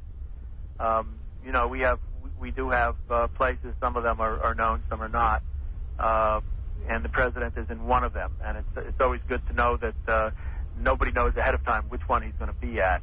But certainly there's a command post where he is, and regardless of any of our politics, we're all going to pull together. Yes, we are. Absolutely. We are all behind the president and waiting for his word, yeah. But, Congressman, isn't this an attack against the government? Without speculating recklessly on this, Howard, I mean, we know really of only one group that really has the capability and the resources to be able to pull off something like this. You bet. But they People did. They targeted. That happened in some of our embassies previously.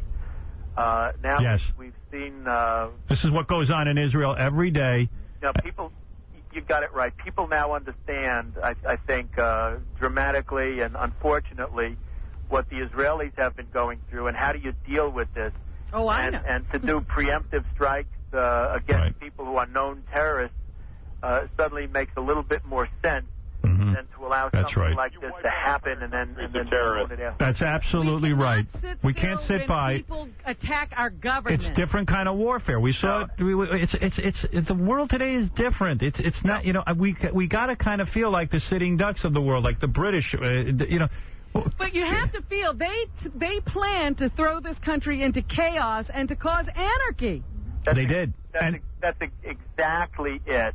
Didn't they done this in a startling and very effective way organized today? It's amazing they have to know that we are going to respond with the full force and might of the United States. Do you know when the president, Congressman, when you're dealing with a country. Congressman, do you know when the president will talk again?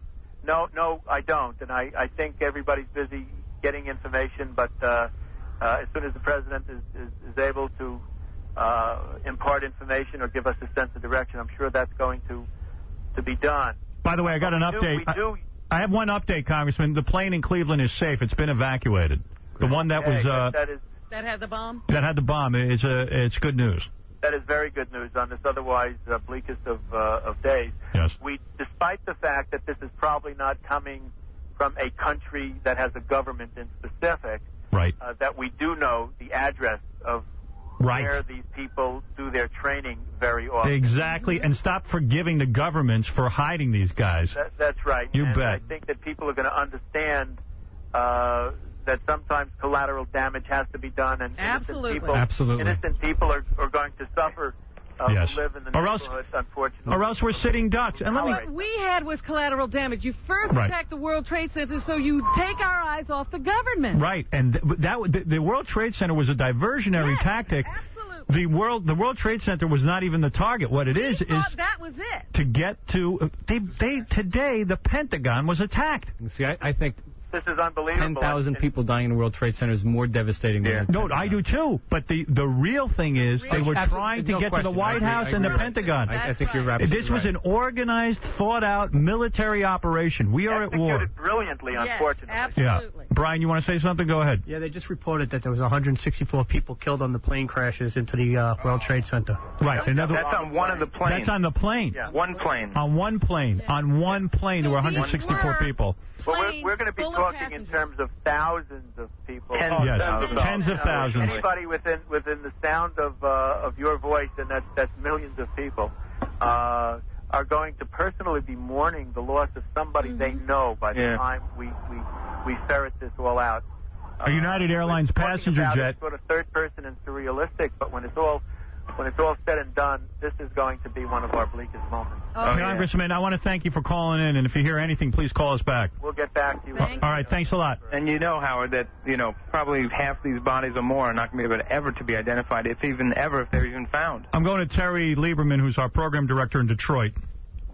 Terry, go ahead. Howard, how you doing? I wanted to let you know in Detroit, tensions are running very high. The largest Arab population outside of the Middle East is located in Detroit. That is true. So obviously tension's very high. Yeah, well, let me say something about that. I mean, listen, the people who live in Detroit, you got to understand something. The Arab population there, these aren't the enemy. It's the same way that the American Japanese were not the enemy during World War II. We know what's going on overseas. There are many Arabs in here illegally, and who come over here on student visas and things. Absolutely surreptitiously. right. We're not talking about the... This is not the enemy. Tensions are running very high. It's going to do us no good to start punching out taxi cab drivers. I did want to let you know that the Ambassador Bridge has been shut down, the Windsor Tunnel, so no one Everyone's can on go alert. out inside the United States or outside the United States from Detroit into Canada. Right, the Windsor Tunnel, of course, connecting Detroit and Canada. Yes. Right. GM World Headquarters shut down. That's the Wren Center. That is being evacuated. The Ford World Headquarters has also been shut down. So tension's extremely high. Yeah, I know. Yeah, Howard, I just got... they're watching another TV in the other room. Hold on, Terry, thanks. Thank you, Howard. All right, that's Terry saying Lieberman. that there's reports of Arab cab drivers being attacked in New York City. Yeah, it's quite not frequently cool. now. Again, this is exactly what these people would want to They want us to turn on each other. We They can't want us do to that. look like animals. Right. What is it, It's Gary? no big breaking news, but courthouses, city hall buildings, schools are being closed in almost every major city across the country at this point. Yeah, and right now, most of our affiliates are still with us. Phoenix, Orlando is with us. Atlantic City's with us. Detroit's with us. Philly called us. They just break in once in a while, but they're sticking with us. They love what you're doing. All right. Well, yeah, I'll stay on for a while longer then. They're showing shots on Fox right now. Just people down. Yeah, no, all over the strength. I mean, who the hell? I mean, where the hell are you going to go? It's just unbelievable. Rosemary, you're on the air. Good morning, Howard, or I guess it was a few hours ago.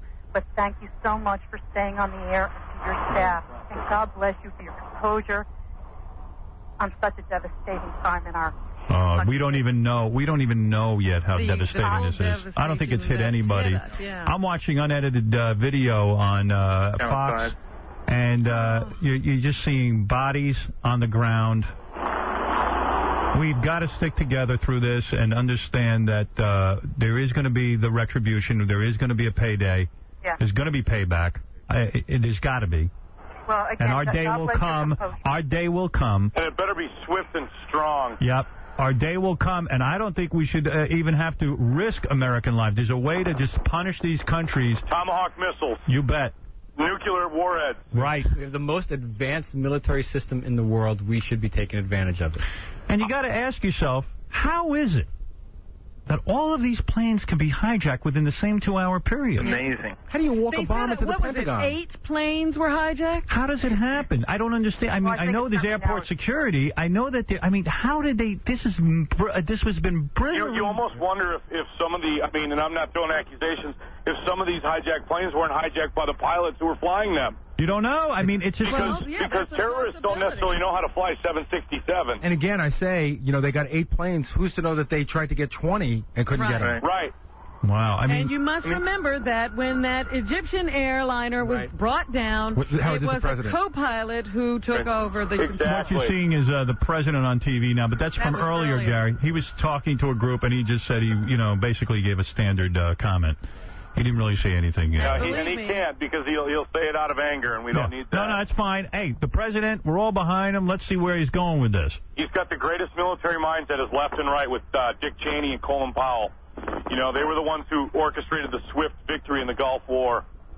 Well, Howard, you've been an incredible voice of reason this morning. The World Trade Center the first time, it didn't go right. They had five also bridges and let me to tell blow you up. something. You're absolutely right. We've been hearing that guys like Osama bin Laden have been planning an attack on New York and on the Pentagon. We've been waiting for him to do it so we can respond. There's no time to wait anymore. Well, you know, you also bring up we got real angry after the World Trade Center was bombed the first time, and we grabbed that guy, you know, the sheikh who we sent back to Egypt, and we broke up his cell. Right. And everybody then got comfortable And everyone got again. comfortable. Listen, the death toll now is in the thousands. That's confirmed. Tens of thousands. Yeah. I have 3 family members that are in that building, and I have no idea what's going on. I can tell you what's going on. It's Now, I'll tell you this. Wait a second. What do you see, Tom? There are 2 American airline flights unaccounted for. Right. Let me correct you. There's 4. We just got to report there's 4 unaccounted planes total. Right. When we had the chance and we were sitting down across the table with, what's his name? Thank you. I got to move on. I hear what you're saying, and you're absolutely right. Daryl, go ahead. Yeah, I know you're a humble guy. I know you're doing a good job and all that good stuff, but let me just get to the point. I'm kind of worried. There's a woman named Marlene who she works in that building as security. And World Trade Center? Yes. Go ahead. And I don't know what happened. My wife, Christina, might have went down there to find out what's going on or to get home by PATH train. I need to get a message out to Sean, who works at Audubon Payne, because I know yours is like the radio station that's going on right now. Give the name of the person, and maybe they can call you. Yeah, the cell phone is up, the phone is up, but AT&T won't let me make any calls. All right, so who are you looking for? I'm looking for Jesse and Samantha. I don't know what schools they go to. I'm out here in Jersey right now, and just to call me and let me know so I can go and find them. Thank you. All right, thanks a lot. Good luck. All right. Debbie, go ahead. Howard? Yeah. This is Debbie Schlossel from Detroit. I'm a political analyst here in the Detroit area, and I can tell you that with all due respect to Terry Lieberman, while most of our Arabic community are honest, decent, law-abiding American citizens, there are Hamas and Hezbollah cells here in Detroit in January. Absolutely. Customs and FBI arrested American citizens, the Boumohem brothers, who were trying to smuggle arms to Hamas and Hezbollah over our Debbie, border. let me be clear on that. I'm just saying for people to randomly go pick out cab drivers or a guy who owns a party store in Detroit and punch them out is not going to do us any good. I agree, but I just want you to understand, Howard, that there's plenty of support for these groups. That's how they succeed here. And unfortunately, these FBI agents and customs agents are hamstrung because of laws on profiling, I know. etc. Profiling. That's true. We are not allowed to racially profile, and we're not allowed to do. Our hands are so tied, and someone's going to have to untie our hands and realize we are now in a war. That there are people living here in this country. But one thing she doesn't point out, oftentimes these people also intimidate the other people who live in their community to get their support. They do. They're held hostage. Right, they make them feel guilty. That's Yep, and we've got to really sort of, I mean, what the hell do I know? I'm a friggin' disc jockey, but the fact of the matter is that it seems to me, it's like almost like when you raise kids, you can be so lenient. For so long that your kids start walking all over you. Now, you keep saying you cannot negotiate with crazy people. Right, and you got to really just kill them. You got to realize that's who you're talking And we got to make the world safe for us again. Debbie, thanks for the comment. You're right. Thank you, Howard. All right, Debbie. If, Howard, you go to any mosque here, they have speakers like Farrakhan who support attacking the U.S. government. And there's another guy, Farrakhan, talking about... Yeah, get rid of him, too. Let him live there. He wants to be somewhere else, doesn't he? You go to any mosque here in Detroit, you translate what they're saying in Arabic, and they are openly attacking the U.S. and Israel. And the problem is, when you negotiate with terrorists, when you force Israel to constantly negotiate with suicide bombers, and they aren't allowed to respond, this is what happens. Yeah, That's right. The World Trade Centers disappear. And what do you think? Israel has done nothing wrong. It's a shtick. These guys are carrying on. They're looking for reasons to attack. They hate the United States. It's not about Israel. And they want to get us, and now it's time to get them. Thousands and thousands and thousands of years people have been fighting over that part of the world. Right, I know. Like Syria. Syria is the worst. Absolutely. Syria is the worst. We've been coddling Syria. Our State Department has been coddling them. That's right. What purpose? You know what? With Hafez Assad. Syria is among the worst. Worse than Iran. Yep. Same with Yemen. There's a country called Yemen. Oh, absolutely. And the United Arab Emirates and you know, even countries like Saudi Arabia, who we helped in the Persian Gulf, house and hide terrorists. Right. Kuwait. I'm sorry. It happens all over there because when it comes a bigger issue, when it becomes the religion aspect. Nuclear devastation for that part of the world. You don't want to mess up the oil. No, in about 5 years, after they're all dead, we'll go in and take our oil for ourselves. Exactly. What the half-life of that stuff is. Really? It's all right. I'll tell you, car will run better with nuclear crap in it. I'm telling you. It'll sure go fast. Wire reports New York City officials say as many as 165 bodies now. There's got to be thousands. 165 Those are just the recovered bodies. That's what they were able to find. Have been recovered following planes crashing into the World Trade Center. That's just right off the top. And we don't know what else is doing in that building. But this is exactly like one of those situations in some far-off country where they have the buildings collapse in an earthquake. We now have to dig under rubble to try it's going to be weeks before we know the exact toll. Yeah, we don't know. We don't know what the devastation was. Yeah, and you see a building collapse. It's 3 stories of the rubble. This is one of the largest buildings in the world. Times 2. I'm getting a little bit woozy at this point. I don't know how effective I'm being. Howard, if you can get C-SPAN, you can see the Pentagon, the collapse. It's unbelievable. We've seen that. Yeah, we saw it. What's to say? Are planes still missing? Yeah, they said there were planes unaccounted for. I think 4 is what we just heard. Yeah. 4 planes. 4 passenger jets unaccounted for. Doug, announce the blood supply again. Anyone who is in New York who is able to give blood if you don't have a cold. I guess if you have a cold, if you're healthy. Yeah. There is such devastation that blood is needed, and Doug has the information. Yeah, Here here's it the is. information. The main number, and I'm not sure if this is a nationwide number because obviously other cities need help too, but the number I have is 1-800-933-BLOOD. The website for New York is nybloodcenter.org. The locations, again, are 53rd Street and Lexington Avenue in the City Court Building, 168th Street and Broadway, that's 168th Street and Broadway, 150 Amsterdam Avenue on the west side of Manhattan, 67th Street and 2nd Avenue, and that's for people in good health right now, age 17 to 65. I wish this was just a radio bit like War of the Worlds, but it's not. I'm going to go down and donate blood. Okay, Doug. All right, Doug. You know, they just Doug, I'm hanging up on you. Okay. All right, if I hear anything, I'll call you. Cool. Bye. All planes into L.A. are being diverted to Canada as a result of these attacks, and there were reports that some of these missing planes may be headed to Los Angeles. So Let me go to Tim. He has some new information. Let's see what's happening. Tim, go ahead. How you doing, Howard? Hey. We got they just did a press conference right now with the head of Massport. This is in Boston? This is in Boston. I'm watching it right now. He, obviously he's trying to answer the questions, but he's really sidestepping everything here. It's not nobody knows what's going on. He's not sure. He doesn't know what's going on. No one knows. He's asking, that people are asking questions about how he thinks that it's secure. Logan, obviously it isn't. I mean, 2 planes left here, fully armed. I'm still reeling from seeing the pictures of the World Trade Center completely disappear from New York. Yeah, there are no World Trade Centers anymore. Unbelievable. Unbelievable. I can't even tell you. how incredibly devastating that is. That's amazing. 2 of the biggest buildings in the world, the financial hub, World Trade. I mean, that's what it means. And they're gone. They're completely gone. It's unbelievable. And the fact is that, I mean, even Boston right now, Boston's shutting down. Boston, Cleveland, New York, Los Angeles, Philly, all the major cities are shutting down. Pittsburgh, they had their... Yeah, Pittsburgh had one of the planes. And the governor have all moved out to Framingham. There was a big state trooper caravan leaving on the Mass Pike. What are you hearing, Gary?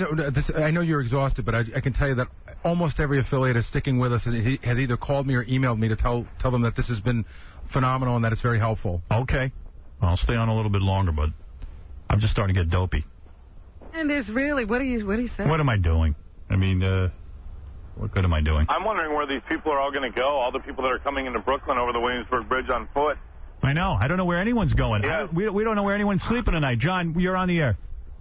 Hey, Howard, I just want to say you guys are still going strong in Albany. Yeah, I know. We're on. All of our affiliates are with us, but I'll tell you, at some point, I don't think I'm going to be effective. You're doing a super job. I'm getting a little distracted by trying to get in touch with my loved ones, so I don't even know that I can concentrate anymore about this. As far as how safe you guys are, for some of us that aren't familiar with New York City, where are you in relation to the World Trade Center? Would you say we're about 7 miles, 8 miles away? No, more like 4. We're about 4 miles from the World Trade Center. We're in the center of the island. That was down at one end. Yeah, we're closer to Central Park. Yeah, we're right near Central Park, and the World Trade Center is further downtown. Is that the southern tip? South, yeah. So we're about 4 miles from there. You got the best coverage, man. I appreciate what you're doing. All right, thanks. But be safe, too. Later. The World Trade was at the southern tip of Manhattan. Exactly. American Airlines is saying they have 2 flights unaccounted for. Yeah, I believe there are 2 planes unaccounted for, right, Brad? There could be more. Yeah, according to what the newscaster said, Howard, it said that the 4 planes, 3 of the ones that crashed into the buildings, and the other one was for the ones at the Pentagon, or the one in Pittsburgh or Newark, New Jersey. Brad, are they saying anything about how these planes were taken? In other words, was it like was it a passenger who stepped forward? Yeah, I can't. Does anybody know? What went on? You know, I don't want to sound like was this crew? I don't want to sound like a wuss, but this is hitting me like I can't even tell you. There's so many people. Like it's kind of like when you have an alcoholic in a family. There's so many more people affected. That so many thousands of people have dying. I know. And have died. And just multiply that times 5 to every person. And that's how many people are being affected. Yeah. Oh, forget it. We don't even know who's... You know what? I know I've lost people I love right now, and I don't even know who they are. Right. You know, and I want to say this is the worst way to possibly ever be to get on your show. But I'm really glad you guys are safe and that you're okay, and you're doing a great job, Howard. And I'm going to go because I'm really emotional. All right. Take care. Adam, you're on the air. Nothing Howard, wrong with being emotional. Adam calling from Brooklyn. I just want to voice my opinion of what's going on here. I don't know if you guys have access to televisions there. Yeah, we do. We're going to it every once in a while, but there hasn't been any new information that I've opened up to you. Yeah, they showed some video camera, satellite camera in the Middle East, I think maybe Palestine. And they're just celebrating in the street. Oh, I'm sure. Yeah, they're celebrating. They jumped out. Wreck their lives. Wreck their lives. For once, allow us... Whether you need Israel to do it or the United States to do it, I don't care which. You know, to me, that alone is a reason to bomb them. Allow us to bomb them. While they're out in the streets, throw a bomb on them right now. Bomb them now in the street. Howard, they have kids in the street, 5 years old, jumping up and down, celebrating. 5-year-olds. Those 5-year-olds will grow up to attack our children. They're showing it right now. Kill them. If you look at NBC Kill them for celebrating. Kill them. In their schools, at 5 Look, there they are. being indoctrinated. And God is great. People were thrown. They're all celebrating in the streets. Yeah, like they killed horrible. The Palestinians are celebrating in the streets, ladies and gentlemen. They're putting up the victory sign. Children are cheering. They're cheering. The parents have taught them well. Let them all live. Go ahead. Feel that the U.S. government... Go ahead, and more of us will die. With Israel. I think you know what Bush needs to do. I mean, he needs to grow a set of you-know-what. We all know what needs to be done. If Bush doesn't do it, he's gone. We have to get a new president. You got to get a new president. He hasn't said much, really, Bush, but waiting for him to come on and say, I mean, look at them celebrating in the street. This is why I say you cannot negotiate with these people. They are so happy. They're so insane. Unbelievable. Today, drop the nuclear bomb on them. There's no reason for those people. Teach them a lesson. Give them nuclear warfare. It's the only thing they understand. Like the bastard children they are. This is terrible. I can't even believe that. Name, but on behalf...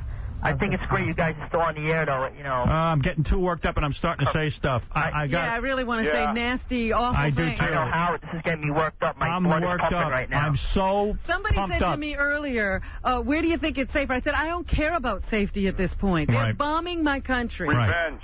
That's it. Revenge is going to be sweet. The thought that these people are celebrating the death of others, please do something. This is horrible. I'm sick of seeing it. It's one thing to strike military targets, but when you strike the heart of a city like New York, I'm sick of looking at them. I'm sick of looking at them celebrate. I can't imagine these little school kids. They probably don't even know what's happening. They're all celebrating. With their they flags are taught up in the to hate America at the youngest age. And they're going to grow up and kill our children. Yep. They're going to be worse than the parents. It's time to stop the madness now. They don't even have to. They do it in schools. It's organized. The teacher stands at the front of the classroom and says, this is a country and a people you should hate. Look at how good the Japanese behave now after World War II. They're on such good behavior. We stripped them of all their dignity, and it's time to do it again. We have the power. Now they just want to do business. This country has the power. It's time to show the power. Japanese now are playing by the book. Can't be soft anymore. The Japanese, they can buy up all they want. The Japanese can build stuff for us. They can be our servants. But we don't allow them to smile anymore because we burn the smiles off their faces. Yeah, it just goes to show how vulnerable, even we're vulnerable to this. You know, dun, dun, dun, dun, dun, dun, dun. Remember that? Boom. That's that song in Hiroshima. Oh. Yeah. Boom. Boom. You're not Pop goes the weasel. You know where George Bush is right now, don't you, Howard? Where is George Bush? George Bush is probably in Air Force One because it's considered the safest place to be during any type of attack. Because we can usually control the air, and I'm sure George Bush is flying in Air Force One with his advisors, and he's probably planning the attack right now. I would almost guarantee it by nightfall when those terrorists go to sleep. Let me go switch to this phone caller. Joe is in Michigan right now. There's rioting in Dearborn. Who is rioting? Joe. Yeah. Who is rioting? The Arabics. What are they doing? Billy, what are they doing? One of our friends, Maz, was leaving work, and all the cops have the streets blocked off, and everybody stopped. And I guess they're rioting in the east side of Dearborn. Why are they rioting? Are they pleased with this or upset? I don't know. I live on I would hate to be an Arab guy living in Michigan, law-abiding. They're not the target. They're not the enemy right now. And as that woman said before from Detroit, yes, there are groups sympathetic to the Hezbollah and all that, and we should weed them out.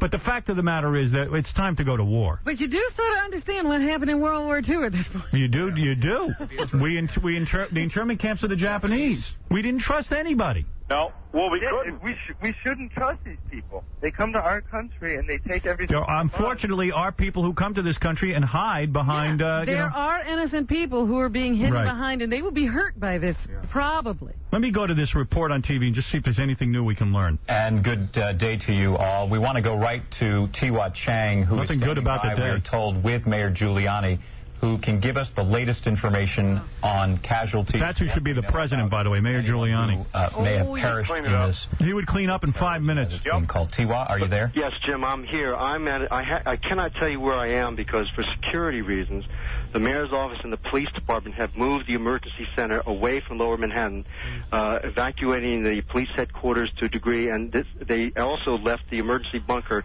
which is at 7 World Trade Center, right next to where the 2 Twin Towers were.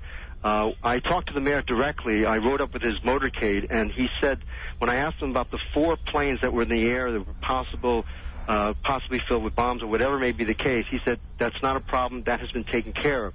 I don't know what he meant by that, but he said that is not a concern now. Ooh. I also ran into the fire commissioner, Mr. Von Essen, Thomas Von Essen, and I asked him how many casualties were there. He said, I know many firemen and police officers were in those buildings when they went down. I do not know the extent. Yeah. I can't even listen to this. Let me tell you something. The image now is circulating in my brain of the celebrating going on in Palestine, and I am sick. These police officers and firefighters and innocent victims were crushed in these buildings. You know, and the sad thing is that the initial plane crashes into those buildings brought down all of the emergency services workers, and that the secondary explosion killed them. Yes. Howard, the really disturbing thing about that footage of the celebrating in the streets, too, is the little kids holding up the peace sign. Yeah, the victory sign. It's a victory sign. That ain't no peace.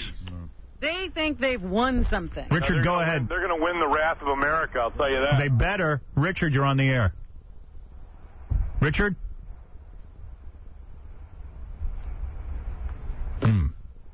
Will, he's with the military intelligence. Will? Yes, Howard. Yeah. I was just... I'm in the Army Reserves, right? Yeah. And I'm stationed in Staten Island. I have a lot of friends who work at the Port Authority. We have these air defense guns that can supposedly shoot down a baseball. If you could throw a baseball from Manhattan to Staten Island, it can shoot a baseball to 4 pieces and slice those 4 pieces into another 4 pieces. Now, I'm just wondering, why weren't these things used in place? I don't know. We don't have the answer to that. Todd, go ahead. What are you hearing? Todd.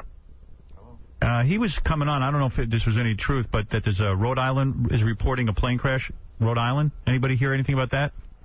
No. All right. I don't know if that's legit or not. Mike, go ahead. You're on the air. Hello, Howard? Yeah. My name's Justin, but anyway. Sorry, Justin. All right. All these Palestinians that you're saying, the terrorist ones, they're Americans. They're American Palestinians. They didn't ship them over and put them on planes. Yeah, Palestinian. There are many Arabs living in this country who are here on student visa that are part of this terrorist movement. I said these people had to be here for some time. Yeah. Oh, yeah. This shipped over. And we know that. But I'm saying randomly going in the streets and punching out cab drivers is not going to solve that problem. Why not? Why not? Because there's a lot of innocent guys there. You don't want to do that to them. You don't do that. That's exactly what they want us to do. That's right. They would love us to become Sarajevo or Croatia. And start to ethnic cleanse. I think what we ought to do, though, and we've been threatening this for years, Take them one by one who are in this country and any ties to any terrorist organizations, we get rid of. Anybody here on a student visa, get rid of. I don't need them being educated. You know what? We also should not let them immigrate into this country. Absolutely not. Come from countries like this. We don't want you. It's the truth. Public executions, man. Yep. Put them in camps like they did World War II. That's right. They absolutely should. Those camps were real wrong. Separate them, get rid No, they weren't. Yeah, they were. At the time we were at war, we didn't know. You know, retrospect is, you know, people say in retrospect, Harry Truman shouldn't drop an A-bomb. Oh, no. Harry Truman was right. He knew what to do. What is it, Gary? I'm just looking at this thing off of Reuters. It's saying that, I guess, an Arab journalist who has access to bin Laden interviewed him 3 weeks ago, and he warned of an unprecedented attack on the U.S. interest for support of Israel. And there you go. Yeah. But I thought, that's enough for me. They said earlier that he's saying had nothing to do with it. Oh, you think he's a brave man, Tom? No, clearly not. But this is a journalist who claims he interviewed him 3 weeks ago. It's off of Reuters. Pat, hi, you're on the air. You know what? Honestly, guys like Bin Laden say this all the time, and it doesn't necessarily ever come to fruition. And But the point is, I'm crediting him with this attack. No, totally. You know he did this. Yeah, Pat, go ahead. Yeah, hi, Howard. I was doing work on a rooftop in Jersey City, and we didn't see the first crash, but we saw the smoke, and as we were watching, I saw a plane coming in from about 3 or 4 miles out. Wow. And I had commented to the other guys on the roof. I'm sorry. But I commented to the other guys on the roof, and I said to them, you know, hey, look at this plane, you know, coming in pretty close, too. And I just said, oh, my God. I said, it's going to hit it. And as I said it, it just hit it. It hit the second tower. Well, you're never going to get that image out of your head. And it was, when it hit, you saw the fireball go past it. Awful. It's just awful, and it's just ridiculous. We've been too lenient with these people for way too long. We have. That is the truth. And that's the problem. You look at it our own backyard. I've been in radio 20 years. I've been screaming about that the chickens were going to come home to roost. Well, you look in your own backyard, what we do to our own people, and we just smack them on the wrist. These people don't even belong here, and we let them get away. Yeah, everybody. Our society has become too lenient. But we've also ceased to be amazed that people will actually launch an attack in which they know they will be killed. Yeah, Elizabeth. That is not amazing to us anymore. Yeah, we have to just level them all out. Elizabeth, you're on the air. Yes, I happen to be thanking my blessings right now in my grandparents' house. I was in my office when I saw the flying balls of fire and debris after a car crash. I worked in 2 World Trade Center. You were in the World Trade Center? Yes, in the 2 World Trade on the 35th floor. Well, you were on the 35th floor, and what happened when the plane hit? How did you get out? When the plane hit, it hit one, but we thought it was another building. We never had an idea that it was the World Trade Center. We only saw flying debris, glass, and balls of fire hitting our offices. At that point, we were told to go to the lobby, like for a fire drill, to evacuate the building. I was fortunate, for whatever given reason, somebody dragged me into the freight elevator, what happens to be right there at that moment. When we got in the freight elevator, the mechanic told the guy operating it, hurry up and push the down button, because this elevator is going to stop the minute there's a fire in here. Wow. And I was watching the floors coming down, 35, 34, until we made it to 1. I said, thank God. Opened the door. I ran out to the concourse, the World Trade Center concourse, and all I see was mobs of people running, and the cops telling us to be cautious, but go ahead and run out of the building. I kept on running out of VC Street all the way up to Chambers Street. Good for you. And then, because when I got to Chambers Street, good thing I work out, I'm very healthy. Right, you were able to run. I know. I heard a boom, and when I turned around, I said, oh, my God, there's my tower. That was 2 World Trade. Oh, my God. That got hit. At which point let me ask you something. How many people were at work on your floor? Let me tell you another thing. My floor, my co-workers are the actual victims of the first bombing. Oh. They were in B1 level when the actual bombing happened back in the 90s. So when you say you got out, there was a lot of people still on the floor, There was a lot of people because there was one space in the freight elevator. I don't know who pulled me in there. And usually the elevators stop because if there's a fire. They automatically stop. Well, you are real lucky. You have no idea. I have no idea how lucky I really am. Oh, my God. What was your job at the World Trade Center? I was actually the signs and the coordinator for all the signs and all the directories of the World Trade Center. I work for the Port Authority. You work for the building, the World Trade Center? For the Port Authority. Right. Oh, my God. You are so lucky. I tell you, I was about to call the secretary to see if she survived it because she survived the first one. Oh, my because God. Because she was in B1, the first bombing. She was in B1 level. So was my boss, everybody, all my coworkers. I wasn't there in the first bombing. I was only there now. I am so lucky to be alive and be able to say this. Well, I'm so devastated. The towers are gone. Everything's gone. I don't know what happens tomorrow. Well, there's got to be retribution. Not even retribution. For self-preservation, we must attack.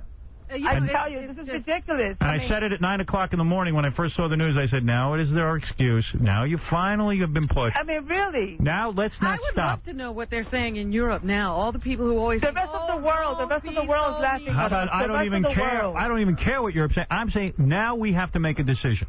Yes, we do. Yes, we know the countries that harbor terrorists. Don't wait to even find out who is responsible. Why even let them into this country? We should stop letting people in already. It's enough immigration.